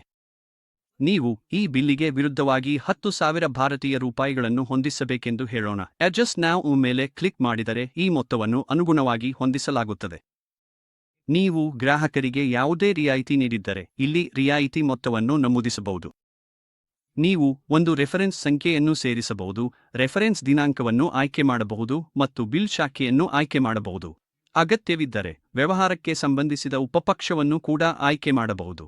ಬಿಲ್ಲಿನಲ್ಲಿ ಉಳಿದಿರುವ ಒಟ್ಟು ತೆರಿಗೆಯ ಅರ್ಹ ಮೌಲ್ಯವು 84,745 ಭಾರತೀಯ ರೂಪಾಯಿಗಳು ಎಂದು ಹೇಳೋಣ ಮತ್ತು ನೀವು 10,000 ಭಾರತೀಯ ರೂಪಾಯಿಗಳನ್ನು ಹೊಂದಿಸುತ್ತಿದ್ದೀರಿ. ಇದು ಬಾಕಿ ಉಳಿದ ಮೊತ್ತವನ್ನು ಅನುಗುಣವಾಗಿ ಕಡಿಮೆ ಮಾಡುತ್ತದೆ. ನಿಮ್ಮ ಗ್ರಾಹಕರು ಹಲವಾರು ಬಿಲ್ಲುಗಳಿಗೆ ವಿರುದ್ಧವಾಗಿ ಒಟ್ಟಾರೆ 1,00,000 ಭಾರತೀಯ ರೂಪಾಯಿಗಳನ್ನು ಪಾವತಿಸಿದ್ದರೆ, ಉದಾಹರಣೆಗೆ 6 ಬಿಲ್ಲುಗಳನ್ನು ಒಳಗೊಂಡಂತೆ, ಮತ್ತು ನೀವು ಆ ಮೊತ್ತವನ್ನು ಸ್ವಯಂಚಾಲಿತವಾಗಿ ಫೈಫೋ ಅಂದರೆ ಮೊದಲು ಬಂದದ್ದು ಮೊದಲು ಹೋಗುವುದು ವಿಧಾನವನ್ನು ಬಳಸಿ ಹೊಂದಿಸಬೇಕೆಂದಿದ್ದರೆ, ಸರಳವಾಗಿ ಆಟೋ ಅಡ್ಜಸ್ಟ್ ಮೇಲೆ ಕ್ಲಿಕ್ ಮಾಡಿ. ಇದು ಪಾವತಿಯನ್ನು ಮೊದಲಿನ ಬಿಲ್ಲುಗಳಿಂದ ಆರಂಭಿಸಿ ಕ್ರಮವಾಗಿ ಹಂಚಿಕೆ ಮಾಡುತ್ತದೆ, 1,00,000 ಭಾರತೀಯ ರೂಪಾಯಿಗಳು ಸಂಪೂರ್ಣವಾಗಿ ಹಂಚಿಕೆ ಆಗುವವರೆಗೆ. ಮುಂದೆ ನೀವು ದಾಖಲಿಸಬೇಕಾದ ಯಾವುದೇ ಟಿಪ್ಪಣಿಗಳಿಗೆ ನ್ಯಾರೇಷನ್ ಕ್ಷೇತ್ರವಿದೆ. ನೀವು ಇಲ್ಲಿ ರಸೀದಿ ಪ್ರತಿಯನ್ನು ಕೂಡ ಜೋಡಿಸಬಹುದು. ನೀವು ಟಿಡಿಎಸ್ ಕಡಿತಗೊಳಿಸಿದ್ದರೆ ಟಿಡಿಎಸ್ ಮೊತ್ತವನ್ನು ಮತ್ತು ಅಗತ್ಯವಿದ್ದರೆ ಟಿಡಿಎಸ್ ಮೇಲಿನ ಜಿಎಸ್ಟಿ ಮೊತ್ತವನ್ನು ನಮೂದಿಸಿ. ವಿಳಂಬ ಬಡ್ಡಿ ಶುಲ್ಕಗಳು, ಹೆಚ್ಚುವರಿ ಸಮಯ ಶುಲ್ಕಗಳು ಅಥವಾ ಬ್ಯಾಂಕ್ ಶುಲ್ಕಗಳು ಇದ್ದರೆ ಅವುಗಳನ್ನು ಕೂಡ ಇಲ್ಲಿ ಉಲ್ಲೇಖಿಸಬಹುದು. ಎಲ್ಲವನ್ನೂ ತುಂಬಿದ ನಂತರ ನಿಮ್ಮ ಮಾರಾಟ ಬಿಲ್ಲಿನ ಪಾವತಿ ರಸೀದಿಯನ್ನು ದಾಖಲಿಸಲು ಸರಳವಾಗಿ ಸೇವ್ ಕ್ಲಿಕ್ ಮಾಡಿ. ಈಗ ನಾವು ಚೆಕ್ ರಿಟರ್ನ್ ಆಯ್ಕೆಗೆ ಹೋಗೋಣ. ಇದು ಚೆಕ್ ಅನಾದರವಾದಾಗ ಅಥವಾ ನೀವು ಯಾವುದೇ ಕಾರಣಕ್ಕಾಗಿ ಪಿಡಿಸಿ ಅನ್ನು ಪಕ್ಷಕ್ಕೆ ಹಿಂತಿರುಗಿಸುವಾಗ ಬಳಸಲಾಗುತ್ತದೆ. ಚೆಕ್ ರಿಟರ್ನ್ ಎಂಟ್ರಿ ಸೃಷ್ಟಿಸಲು ಪಕ್ಷದ ಹೆಸರನ್ನು ಆಯ್ಕೆ ಮಾಡಿ, ಉದಾಹರಣೆಗೆ ಬೈ ದ ವೇ. ಚೆಕ್ ಮೊತ್ತವನ್ನು ನಮೂದಿಸಿ. ಚೆಕ್ ಸಂಖ್ಯೆಯನ್ನು ಉಲ್ಲೇಖಿಸಿ. ಯಾವುದಾದರೂ ಬ್ಯಾಂಕ್ ಶುಲ್ಕಗಳು ಇದ್ದರೆ ಅವುಗಳನ್ನು ಇಲ್ಲಿ ನಮೂದಿಸಿ. ಉಲ್ಲೇಖಕ್ಕಾಗಿ ಒಂದು ನ್ಯಾರೇಷನ್ ಸೇರಿಸಿ. ಚೆಕ್ ಅನ್ನು ರಸೀದಿಗೆ ಲಿಂಕ್ ಮಾಡಿದ್ದರೆ ಅದನ್ನು ಇಲ್ಲಿ ಕೂಡ ಲಿಂಕ್ ಮಾಡಬಹುದು. ಎಲ್ಲ ವಿವರಗಳನ್ನು ನಮೂದಿಸಿದ ನಂತರ ಸೇವ್ ಕ್ಲಿಕ್ ಮಾಡಿ. ಇದರಿಂದ ಚೆಕ್ ರಿಟರ್ನ್ ಪ್ರಕ್ರಿಯೆ ಪೂರ್ಣಗೊಳ್ಳುತ್ತದೆ. ಕೊನೆಗೆ ನಮ್ಮ ಬಳಿ ಅಪ್ಡೇಟ್ ಲಾಜಿಸ್ಟಿಕ್ಸ್ ಆಯ್ಕೆ ಇದೆ. ಈ ವೈಶಿಷ್ಟ್ಯವು ನಿಮಗೆ ಎಲ್ಲಾ ವೌಚರ್ಗಳ ಲಾಜಿಸ್ಟಿಕ್ಸ್ ವಿವರಗಳನ್ನು ಒಂದೇ ವಿಂಡೋದಿಂದ ಅಪ್ಡೇಟ್ ಮಾಡಲು ಅವಕಾಶ ನೀಡುತ್ತದೆ. ಇದರಿಂದ ನಿಮ್ಮ ಕೆಲಸದ ಪ್ರಕ್ರಿಯೆ ವೇಗವಾಗಿ ಮತ್ತು ಪರಿಣಾಮಕಾರಿಯಾಗಿ ನಡೆಯುತ್ತದೆ. ಹಿಂದೆ ಚರ್ಚಿಸಿದಂತೆ ಈ ವಿಭಾಗವನ್ನು ಬಳಸಿಕೊಂಡು ನೀವು ಪ್ರತಿ ವೌಚರ್ ಅನ್ನು ಪ್ರತ್ಯೇಕವಾಗಿ ತೆರೆಯದೆ ಶಿಪ್ಪಿಂಗ್ ಅಥವಾ ಲಾಜಿಸ್ಟಿಕ್ಸ್ ವಿವರಗಳನ್ನು ಸಂಪಾದಿಸಿ ಅಪ್ಡೇಟ್ ಮಾಡಬಹುದು. ಈಗ ಒಂದೇ ವಿಂಡೋದಿಂದ ಎಲ್ಲ ವೌಚರ್ಗಳ ಲಾಜಿಸ್ಟಿಕ್ಸ್ ವಿವರಗಳನ್ನು ಹೇಗೆ ಅಪ್ಡೇಟ್ ಮಾಡಬಹುದು ಎಂಬುದನ್ನು ನೋಡೋಣ. ಉದಾಹರಣೆಗೆ, ನೀವು 10 ಡಿಸ್ಪ್ಯಾಚ್ ಡಾಕ್ಯುಮೆಂಟ್ಗಳಲ್ಲಿ ವಾಹನ ಸಂಖ್ಯೆಯನ್ನು ಅಪ್ಡೇಟ್ ಮಾಡಲು ಬಯಸಿದರೆ ಇಲ್ಲಿ ಒಂದೇ ಬಾರಿ ಅದನ್ನು ಮಾಡಬಹುದು. ಸರಳವಾಗಿ ಡಿಸ್ಪ್ಯಾಚ್ ಆಯ್ಕೆ ಮಾಡಿ ನಂತರ ಓಕೆ ಕ್ಲಿಕ್ ಮಾಡಿ. ಈ ಸಂದರ್ಭದಲ್ಲಿ ನನ್ನ ಬಳಿ ಒಂದೇ ಡಿಸ್ಪ್ಯಾಚ್ ದಾಖಲೆ ಇದೆ, ಆದ್ದರಿಂದ ಅದು ಒಂದೇ ದಾಖಲೆ ತೋರಿಸುತ್ತದೆ. ಆಯ್ಕೆ ಮಾಡಿದ ನಂತರ ನೀವು ಶಿಪ್ಪಿಂಗ್ ಡಾಕ್ಯುಮೆಂಟ್ ಸಂಖ್ಯೆ, ವಾಹನ ಸಂಖ್ಯೆ, ಶಿಪ್ಪಿಂಗ್ ಶುಲ್ಕ, ಶಿಪ್ಪಿಂಗ್ ಕಂಪನಿ ಹೆಸರು, ಜಿಎಸ್ಟಿ ಸಂಖ್ಯೆ, ಐಆರ್ಎನ್ ಸಂಖ್ಯೆ, ಅಕ್ನಾಲೆಡ್ಜ್ಮೆಂಟ್ ಸಂಖ್ಯೆ, ಇವೆ ಬಿಲ್ ಸಂಖ್ಯೆಯನ್ನು ನಮೂದಿಸಬಹುದು ಅಥವಾ ಅಪ್ಡೇಟ್ ಮಾಡಬಹುದು. ಪ್ರತಿ ವೌಚರ್ ಒಂದೊಂದಾಗಿ ತೆರೆಯದೆ ಲಾಜಿಸ್ಟಿಕ್ಸ್ ವಿವರಗಳನ್ನು ಬಲ್ಕ್ ಅಪ್ಡೇಟ್ ಮಾಡಲು ಇದು ಉಪಯುಕ್ತ ವೈಶಿಷ್ಟ್ಯ. ಈಗ ಟಾರ್ಗೆಟ್ ಮಾಡ್ಯೂಲ್ಗೆ ಹೋಗೋಣ. ಇಲ್ಲಿ 2 ಭಾಗಗಳಿವೆ: target allocation, target evaluation. Target allocation ಈ ವೈಶಿಷ್ಟ್ಯವು ನಿಮ್ಮ ಮಾರಾಟ ತಂಡ ಅಥವಾ ಏಜೆಂಟ್ಗಳಿಗೆ ಗುರಿಗಳನ್ನು ನಿಗದಿಪಡಿಸಲು ಸಹಾಯ ಮಾಡುತ್ತದೆ. ಪ್ರಾರಂಭಿಸಲು ಒಂದು ಟಾರ್ಗೆಟ್ ಟೆಂಪ್ಲೇಟ್ ರಚಿಸಿ. ಉದಾಹರಣೆಗೆ, ನಾನು ಟೆಸ್ಟ್ ಎಂಬ ಹೆಸರಿನಲ್ಲಿ ಒಂದು ರಚಿಸುತ್ತಿದ್ದೇನೆ. ಒಂದೇ ಗುರಿ ಎಲ್ಲರಿಗೂ ಅನ್ವಯಿಸಬೇಕಾದರೆ ಕಾಮನ್ ಫಾರ್ ಆಲ್ ಅನ್ನು ಚೆಕ್ ಮಾಡಿ. ಗುರಿ ಶಾಖಾ ನಿರ್ದಿಷ್ಟವಾಗಿದ್ದರೆ ಆ ಆಯ್ಕೆಯನ್ನು ಸಕ್ರಿಯಗೊಳಿಸಿ. ಮುಂದೆ ಗುರಿ ಯಾರಿಗಾಗಿ ಎಂಬುದನ್ನು ಆಯ್ಕೆ ಮಾಡಿ. ಅದು ಮಾರಾಟಗಾರ, ಏಜೆಂಟ್, ಗ್ರಾಹಕ ಪಾರ್ಟಿ ಆಗಿರಬಹುದು. ನಾನು ಮಾರಾಟಗಾರರನ್ನು ಆಯ್ಕೆ ಮಾಡುವ ಮೂಲಕ ಮುಂದುವರಿಯುತ್ತೇನೆ. ನೀವು ಗುರಿಯ ಆಧಾರವನ್ನು ಕೂಡ ನಿರ್ಧರಿಸಬಹುದು. ಅದು ಒಟ್ಟು ಮಾರಾಟ, ನಿರ್ದಿಷ್ಟ ಐಟಂಗಳು, ಐಟಂ ಗುಂಪುಗಳು, ಬ್ರ್ಯಾಂಡ್ಗಳ ಆಧಾರದ ಮೇಲೆ ಇರಬಹುದು. ನಾವು ಒಟ್ಟು ಓವರ್ಆಲ್ ಆಯ್ಕೆ ಮಾಡೋಣ. ನಂತರ ಗುರಿಯ ಪ್ರಕಾರವನ್ನು ನಿರ್ದಿಷ್ಟಪಡಿಸಿ: ಪ್ರಮಾಣ, ಪ್ಯಾಕ್ ಪ್ರಮಾಣ, ಒಟ್ಟು ಪ್ಯಾಕ್ ಪ್ರಮಾಣ, ಬಿಲ್ ಮೊತ್ತ, ತೆರಿಗೆ ಮೌಲ್ಯ. ಉದಾಹರಣೆಗೆ, ನೀವು ಪ್ರಮಾಣವನ್ನು ಆಯ್ಕೆ ಮಾಡಿದರೆ ಪ್ರತಿ ತಿಂಗಳು 100 ಘಟಕಗಳ ಗುರಿಯನ್ನು ನಿಗದಿಪಡಿಸಬಹುದು. ಈ ಉದಾಹರಣೆಯಲ್ಲಿ ನಾನು ಬಿಲ್ ಮೊತ್ತವನ್ನು ಆಯ್ಕೆ ಮಾಡುತ್ತೇನೆ. ಮುಂದೆ ಅವಧಿಯನ್ನು ಆಯ್ಕೆ ಮಾಡಿ, ಉದಾಹರಣೆಗೆ ತಿಂಗಳವಾರು, ಮತ್ತು ಸ್ಲ್ಯಾಬ್ಗಳ ಸಂಖ್ಯೆ, ನಿಶ್ಚಿತ ಮೌಲ್ಯ, ಉದಾಹರಣೆಗೆ ರೂ. 1,00,000 ಮಾರಾಟಕ್ಕೆ ನಿಶ್ಚಿತ ಪ್ರೋತ್ಸಾಹ ಅಥವಾ ಪ್ರೋತ್ಸಾಹ ಸ್ಲ್ಯಾಬ್ಗಳ ಆಧಾರದ ಮೇಲೆ.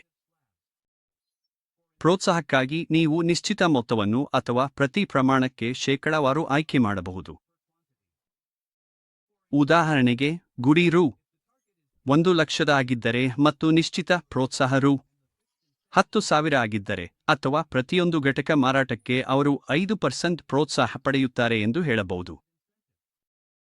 ಎಲ್ಲವೂ ಮುಗಿದ ಮೇಲೆ ಟೆಂಪ್ಲೇಟ್ ರಚಿಸಲು ಓಕೆ ಕ್ಲಿಕ್ ಮಾಡಿ. ನಂತರ ನಿಜವಾದ ಗುರಿ ಮೌಲ್ಯಗಳನ್ನು ನಮೂದಿಸಲು ಡಿಸ್ಪ್ಲೇ ಕ್ಲಿಕ್ ಮಾಡಿ. ಈಗ ನೀವು ತಿಂಗಳವಾರು ಕಾಲಂಗಳನ್ನು ನೋಡಿ ಗುರಿಗಳು ಮತ್ತು ಪ್ರೋತ್ಸಾಹಗಳನ್ನು ನಮೂದಿಸಬಹುದು. ಉದಾಹರಣೆಗೆ, ಮೇ ತಿಂಗಳಲ್ಲಿ ರೂ. 1,00,000 ಗುರಿಗೆ ರೂ. 200 ಪ್ರೋತ್ಸಾಹ ಸಿಗುತ್ತದೆ. ನವೀಕರಿಸಿದ ನಂತರ ಗುರಿ ಶೀಟ್ ಅನ್ನು ಉಳಿಸಿ. ಗುರಿ ಮೌಲ್ಯಮಾಪನ ನಿಮ್ಮ ತಂಡ ಹೇಗೆ ಕಾರ್ಯನಿರ್ವಹಿಸಿದೆ ಎಂಬುದನ್ನು ಮೌಲ್ಯಮಾಪನ ಮಾಡಲು ಟೆಂಪ್ಲೇಟ್ ಆಯ್ಕೆ ಮಾಡಿ. ಅವಧಿಯನ್ನು ಆಯ್ಕೆ ಮಾಡಿ. ಡಿಸ್ಪ್ಲೇ ಕ್ಲಿಕ್ ಮಾಡಿ. ನೀವು ಗುರಿಗಳ ವಿರುದ್ಧ ನಿಜವಾದ ಮಾರಾಟವನ್ನು ನೋಡಬಹುದು. ಉದಾಹರಣೆಗೆ, ಮಾರಾಟಗಾರ ರಾಜ್ಯ ರೂ. 1,00,000 ಗುರಿ ಇದೆ, ಆದರೆ ಅವನು ಏಪ್ರಿಲ್ನಲ್ಲಿ ರೂ. 8,474 ಸಾಧಿಸಿದ್ದಾನೆ. ಗುರಿ ತಲುಪದಿದ್ದರಿಂದ ಇನ್ನೂ ಯಾವುದೇ ಪ್ರೋತ್ಸಾಹ ನೀಡಲಾಗಿಲ್ಲ. ಇದು ನಿಮಗೆ ಕಾರ್ಯಕ್ಷಮತೆ ಮತ್ತು ಪ್ರೋತ್ಸಾಹ ಅರ್ಹತೆಯನ್ನು ನೈಜ ಸಮಯದಲ್ಲಿ ಟ್ರ್ಯಾಕ್ ಮಾಡಲು ಸಹಾಯ ಮಾಡುತ್ತದೆ. ಕೊನೆಗೆ, ನಮ್ಮ ಬಳಿ ಬಲ್ಕ್ ಡಿಸ್ಪ್ಯಾಚ್ ಮತ್ತು ಇನ್ವಾಯ್ಸ್ ವಿಭಾಗವಿದೆ. ನೀವು ಮಾರಾಟ ಆರ್ಡರ್ಗಳಿಂದ ಬಲ್ಕ್ನಲ್ಲಿ ಡಿಸ್ಪ್ಯಾಚ್ ಮಾಡಬೇಕಾದರೆ ಅಥವಾ ಬಲ್ಕ್ನಲ್ಲಿ ಇನ್ವಾಯ್ಸ್ ಸೃಜಿಸಬೇಕಾದರೆ, ನೀವು box sales invoice from order, box sales invoice from dispatch ಆಯ್ಕೆಗಳನ್ನು ಬಳಸಬಹುದು. ಈ ಮಾಡ್ಯೂಲ್ ನಿಮಗೆ ಅನೇಕ ವ್ಯವಹಾರಗಳನ್ನು ಒಂದೇ ಸಮಯದಲ್ಲಿ ಪ್ರಕ್ರಿಯೆಗೊಳಿಸಲು ಸಹಾಯ ಮಾಡುತ್ತದೆ, ಸಮಯ ಉಳಿಸುತ್ತದೆ ಮತ್ತು ಡಾಕ್ಯುಮೆಂಟೇಶನ್ನಲ್ಲಿ ಸುದೃಢತೆ ಖಚಿತಪಡಿಸುತ್ತದೆ. ಮುಂದೆ ನಮ್ಮ ಬಳಿ box sales invoice from order ಇದೆ. ನಾನು ಪಾರ್ಟಿಯನ್ನು ಆಯ್ಕೆ ಮಾಡುತ್ತಿದ್ದೇನೆ, ಉದಾಹರಣೆಗೆ ಬಟು ಎಂದು ಹೇಳೋಣ, ಮತ್ತು ಅವಧಿಯನ್ನು ಪ್ರಸ್ತುತ ತಿಂಗಳಾಗಿ ಆಯ್ಕೆ ಮಾಡುತ್ತಿದ್ದೇನೆ. ಇಲ್ಲಿ ನಾನು ಈಗಾಗಲೇ ರಚಿಸಿರುವ ಮಾರಾಟ ಆರ್ಡರ್ಗಳನ್ನು ನೀವು ನೋಡಬಹುದು. ಇಗಳನ್ನು ಮಾರಾಟ ಇನ್ವಾಯ್ಸ್ಗಳಾಗಿ ಪರಿವರ್ತಿಸಲು ಸರಳವಾಗಿ ಸೇಲ್ಸ್ ಮೇಲೆ ಕ್ಲಿಕ್ ಮಾಡಿ. ಉಳಿಸುವ ಮೊದಲು ಸಿಸ್ಟಮ್ 2 ವಿವರಗಳನ್ನು ಕೇಳುತ್ತದೆ: ನೀವು ವ್ಯವಹಾರವನ್ನು ಯಾವ ದಿನಾಂಕದಲ್ಲಿ ಉಳಿಸಬೇಕು ಎಂಬುದು ಮತ್ತು ಈ ವ್ಯವಹಾರವನ್ನು ಯಾವ ಗೋದಾಮಿನಲ್ಲಿ ದಾಖಲಿಸಬೇಕು ಎಂಬುದು. ನಾನು ಇಟರ್ಡೇ ಸ್ಟೇಟ್ ಅನ್ನು ಆಯ್ಕೆ ಮಾಡುತ್ತೇನೆ. ಹಾಗೆ ಎಲ್ಲಾ 3 ಮಾರಾಟ ಆರ್ಡರ್ಗಳು ಮಾರಾಟ ಇನ್ವಾಯ್ಸ್ಗಳಾಗಿ ಪರಿವರ್ತಿತವಾಗುತ್ತವೆ. ಇದೇ ರೀತಿಯಲ್ಲಿ ನೀವು bulk dispatch from order, bulk sales from order, bulk sales invoice from dispatch ಮುಂತಾದ ಇತರ ಬಲ್ಕ್ ಆಯ್ಕೆಗಳನ್ನು ಬಳಸಬಹುದು. ಈಗ ಪುಲ್ ಫ್ರಮ್ ಅದರ್ ಕಂಪನಿ ವಾಸೋ ಅನ್ನು ನೋಡೋಣ. ನೀವು ಅನೇಕ ಕಂಪನಿಗಳನ್ನು ನಿರ್ವಹಿಸುತ್ತಿದ್ದರೆ, ಈ ವೈಶಿಷ್ಟ್ಯವು ನಿಮಗೆ ಮತ್ತೊಂದು ಕಂಪನಿಯಿಂದ ಮಾರಾಟ ಆರ್ಡರ್ಗಳನ್ನು ತೆಗೆದು ಅವುಗಳನ್ನು ಪ್ರಸ್ತುತ ಕಂಪನಿಯಲ್ಲಿ ಖರೀದಿ ಆರ್ಡರ್ಗಳಂತೆ ಪರಿಗಣಿಸಲು ಅವಕಾಶ ನೀಡುತ್ತದೆ. ಒಮ್ಮೆ ಆಯ್ಕೆ ಮಾಡಿದ ನಂತರ, ಇಲ್ಲಿ ಇತರ ಕಂಪನಿಗಳ ಕೋಡ್ಗಳು ಪಟ್ಟಿ ಆಗಿರುವುದನ್ನು ನೀವು ನೋಡಬಹುದು. ಅವಧಿ ಮತ್ತು ದಿನಾಂಕವನ್ನು ಆಯ್ಕೆ ಮಾಡಿ ಸೊಗಳು ಪರಿವರ್ತನೆಗಾಗಿ ಕಾಣಿಸಿಕೊಳ್ಳುತ್ತವೆ.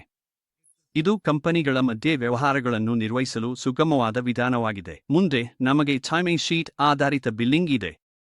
ಇದು ಕೇವಲ ಸಂಕ್ಷಿಪ್ತ ಅವಲೋಕನ ಮಾತ್ರ. ವಿಸ್ತೃತ ವಿವರಣೆ ಫ್ರಮ್ ಮಾಡ್ಯೂಲ್ ವಿಡಿಯೋದಲ್ಲಿ ವಿವರಿಸಲಾಗುತ್ತದೆ.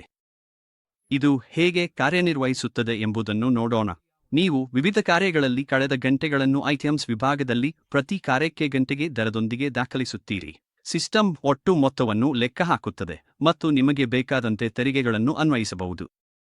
ಈ ವೈಶಿಷ್ಟ್ಯವು ಗಂಟೆಗೆ ಬಿಲ್ಲಿಂಗ್ ಮಾಡುವ ಸೇವಾ ಆಧಾರಿತ ವ್ಯವಹಾರಗಳಿಗೆ ಅತ್ಯುತ್ತಮವಾಗಿದೆ. ಮತ್ತೊಂದು, ಈಗ ನಾವು ಇ-ಕಾಮರ್ಸ್ ವಿಭಾಗಕ್ಕೆ ಹೋಗೋಣ. ಇಲ್ಲಿ 2 ಮುಖ್ಯ ಆಯ್ಕೆಗಳು ಇವೆ: ಶಾಪಿಫೈ ಆರ್ಡರ್ಗಳು, ಇ-ಕಾಮರ್ಸ್ ಮಾರುಕಟ್ಟೆ ಪಾವತಿಗಳು. ಶಾಪಿಫೈ ಆರ್ಡರ್ಗಳಿಂದ ಪ್ರಾರಂಭಿಸೋಣ. ನಿಮ್ಮ ಶಾಪಿಫೈ ವೆಬ್ಸೈಟ್ ಅಲೈಂಗ್ ಬುಕ್ಸ್ ಜೊತೆಗೆ ಇಂಟಿಗ್ರೇಟ್ ಆಗಿದ್ದರೆ, ನೀವು ಆರ್ಡರ್ಗಳನ್ನು ನೇರವಾಗಿ ಸಿಸ್ಟಮ್ಗೆ ಆಮದು ಮಾಡಿಕೊಳ್ಳಬಹುದು. ಇವುಗಳನ್ನು ನಂತರ ಪೋಸ್ ಇನ್ವಾಯ್ಸ್ಗಳಿಗೆ ಪ್ರಕ್ರಿಯೆಗೊಳಿಸಿ ಪ್ಯಾಕ್ ಮಾಡಿ ಈ ಸ್ಕ್ರೀನ್ನಿಂದ ರವಾನಿಸಬಹುದು. ಈ ಇಂಟಿಗ್ರೇಷನ್ಗಾಗಿ ನಿಮಗೆ ನಿಮ್ಮ ಶಾಪಿಫೈ ಅಂಗಡಿಯ ಹೆಸರು ಮತ್ತು ಮೂಲ ಅಂಗಡಿ ವಿವರಗಳು ಬೇಕಾಗುತ್ತವೆ. ನೀವು ಸಿದ್ಧರಾಗಿದ್ದಾಗ ನಮ್ಮ ತಂಡವು ಸೆಟಪ್ನಲ್ಲಿ ನಿಮಗೆ ಸಹಾಯ ಮಾಡಬಹುದು. ಒಮ್ಮೆ ಇಂಟಿಗ್ರೇಟ್ ಮಾಡಿದ ಮೇಲೆ ಶಾಪ್ನಿಂದ ಆರ್ಡರ್ ಡೌನ್ಲೋಡ್ ಮಾಡಿ ಗೆ ಹೋಗಿ ನಿಮ್ಮ ಅಂಗಡಿ ಹೆಸರು ಮತ್ತು ಅವಧಿಯನ್ನು ಆಯ್ಕೆ ಮಾಡಿ. ನಿಮ್ಮ ಆರ್ಡರ್ಗಳನ್ನು ಡೌನ್ಲೋಡ್ ಮಾಡಲು ಓಕೆ ಕ್ಲಿಕ್ ಮಾಡಿ. ಆರ್ಡರ್ಗಳನ್ನು ಪಡೆಯುತ್ತಿದ್ದಂತೆ ನೀವು ನಿಮ್ಮ ಶಾಪಿಫೈ ಅಂಗಡಿಯಲ್ಲಿ ಸ್ವೀಕರಿಸಿದ ಆರ್ಡರ್ಗಳನ್ನು ಆಯ್ಕೆ ಮಾಡಿ ಅವುಗಳನ್ನು ಅಲೈಂಗ್ ಬುಕ್ಸ್ ಒಳಗೆ ಆರ್ಡರ್ಗಳಾಗಿ ಪರಿವರ್ತಿಸಬಹುದು. ನೀವು ಅವುಗಳನ್ನು ಒಂದೊಂದಾಗಿ ಆಯ್ಕೆ ಮಾಡಿ ಸಾಫ್ಟ್ವೇರ್ನಲ್ಲಿ ಸಾಮಾನ್ಯ ಮಾರಾಟ ಆರ್ಡರ್ಗಳಾಗಿ ಪರಿವರ್ತಿಸಬಹುದು. ಅವಶ್ಯಕತೆ ಇದ್ದರೆ ನೀವು ಆಯ್ಕೆ ಮಾಡಿದ ಯಾವುದೇ ಆರ್ಡರ್ ಅನ್ನು ಅಳಿಸುವ ಆಯ್ಕೆಯೂ ಇದೆ. ಪರ್ಯಾಯವಾಗಿ, ನೀವು ಆರ್ಡರ್ನಿಂದ ನೇರವಾಗಿ ಪೋಸ್ ಇನ್ವಾಯ್ಸ್ ರಚಿಸಲು ಬಯಸಿದರೆ, ಸಂಬಂಧಿತ ಆಯ್ಕೆಯನ್ನು ಕ್ಲಿಕ್ ಮಾಡಿ, ಅವಧಿಯನ್ನು ಆಯ್ಕೆ ಮಾಡಿ, ಇನ್ವಾಯ್ಸ್ ರಚಿಸಬೇಕಾದ ದೇಶವನ್ನು ಆಯ್ಕೆ ಮಾಡಿ, ನಂತರ ಓಕೆ ಕ್ಲಿಕ್ ಮಾಡಿ. ಇದು ನಿಮ್ಮ ಪೋಸ್ ಆರ್ಡರ್ಗಳನ್ನು ಪೋಸ್ ಇನ್ವಾಯ್ಸ್ಗಳಾಗಿ ಪರಿವರ್ತಿಸುತ್ತದೆ. ಈಗ ಶಾಪ್ ಹೋಸ್ಟಿಂಗ್ ಕುರಿತು ಮಾತನಾಡುವುದಾದರೆ, ಸಿಸ್ಟಮ್ ಪ್ರಸ್ತುತ ಶಾಪಿಫೈ, ವೂಕಾಮರ್ಸ್ ಮತ್ತು ಇ-ಕಾಮರ್ಸ್ನಿಂದ ಆರ್ಡರ್ಗಳನ್ನು ಬೆಂಬಲಿಸುತ್ತದೆ. ಈ ಪ್ಲಾಟ್ಫಾರ್ಮ್ಗಳು ಅಲೈಂಗ್ ಬುಕ್ಸ್ನಲ್ಲಿ ಇ-ಕಾಮರ್ಸ್ ವಿಭಾಗದ ಅಡಿಯಲ್ಲಿ ಪಟ್ಟಿ ಮಾಡಲಾಗಿದೆ. ಕಾನ್ಫಿಗರೇಷನ್ಗಾಗಿ ನೀವು ಕನ್ಫಿಗರೇಷನ್ ಮೇಲೆ ಕ್ಲಿಕ್ ಮಾಡಿ ಕೆಳಗೆ ಸ್ಕ್ರೋಲ್ ಮಾಡಿ, ಅಲ್ಲಿ ನಿಮಗೆ ಶಾಪಿಫೈ ಇಂಟಿಗ್ರೇಷನ್ ಆಯ್ಕೆಯನ್ನು ಕಾಣಬಹುದು. ರಿಜಿಸ್ಟರ್ ನೌ ಮೇಲೆ ಕ್ಲಿಕ್ ಮಾಡಿ ನಿಮ್ಮ ಅಂಗಡಿಯ ವಿವರಗಳನ್ನು ಮತ್ತು ಇನ್ನೂ ಕೆಲವು ಅಗತ್ಯವಾದ ಕ್ಷೇತ್ರಗಳನ್ನು ನಮೂದಿಸಿ ನೋಂದಣಿ ಪ್ರಕ್ರಿಯೆಯನ್ನು ಪೂರ್ಣಗೊಳಿಸಿ. ಇದು ನಿಮ್ಮ ಶಾಪಿಫೈ ಅಥವಾ ಇ-ಕಾಮರ್ಸ್ ಆರ್ಡರ್ಗಳನ್ನು ಅಲೈನ್ ಬುಕ್ಸ್ ಸಾಫ್ಟ್ವೇರ್ಗೆ ಆಮದು ಮಾಡುವ ಸಂಪೂರ್ಣ ಪ್ರಕ್ರಿಯೆಯಾಗಿದೆ. ಇದರಿಂದ ನಾವು ಮಾರಾಟ ವಿಭಾಗವನ್ನು ಮುಕ್ತಾಯಗೊಳಿಸುತ್ತೇವೆ. ಈ ವಿಭಾಗದಲ್ಲಿನ ಪ್ರತಿಯೊಂದು ಆಯ್ಕೆ ಮತ್ತು ಡಾಕ್ಯುಮೆಂಟ್ ಬಗ್ಗೆ ನಿಮಗೆ ಈಗ ಸ್ಪಷ್ಟವಾದ ಅರ್ಥವಿದೆ ಎಂದು ನಾವು ಭಾವಿಸುತ್ತೇವೆ. ನೋಡಿದ್ದಕ್ಕಾಗಿ ಧನ್ಯವಾದಗಳು ಮತ್ತು ನಿಮ್ಮ ಲೆಕ್ಕಪತ್ರ ಪರಿಹಾರವಾಗಿ ಅಲೈನ್ ಬುಕ್ಸ್ ಆಯ್ಕೆ ಮಾಡಿದ್ದಕ್ಕಾಗಿ ಧನ್ಯವಾದಗಳು.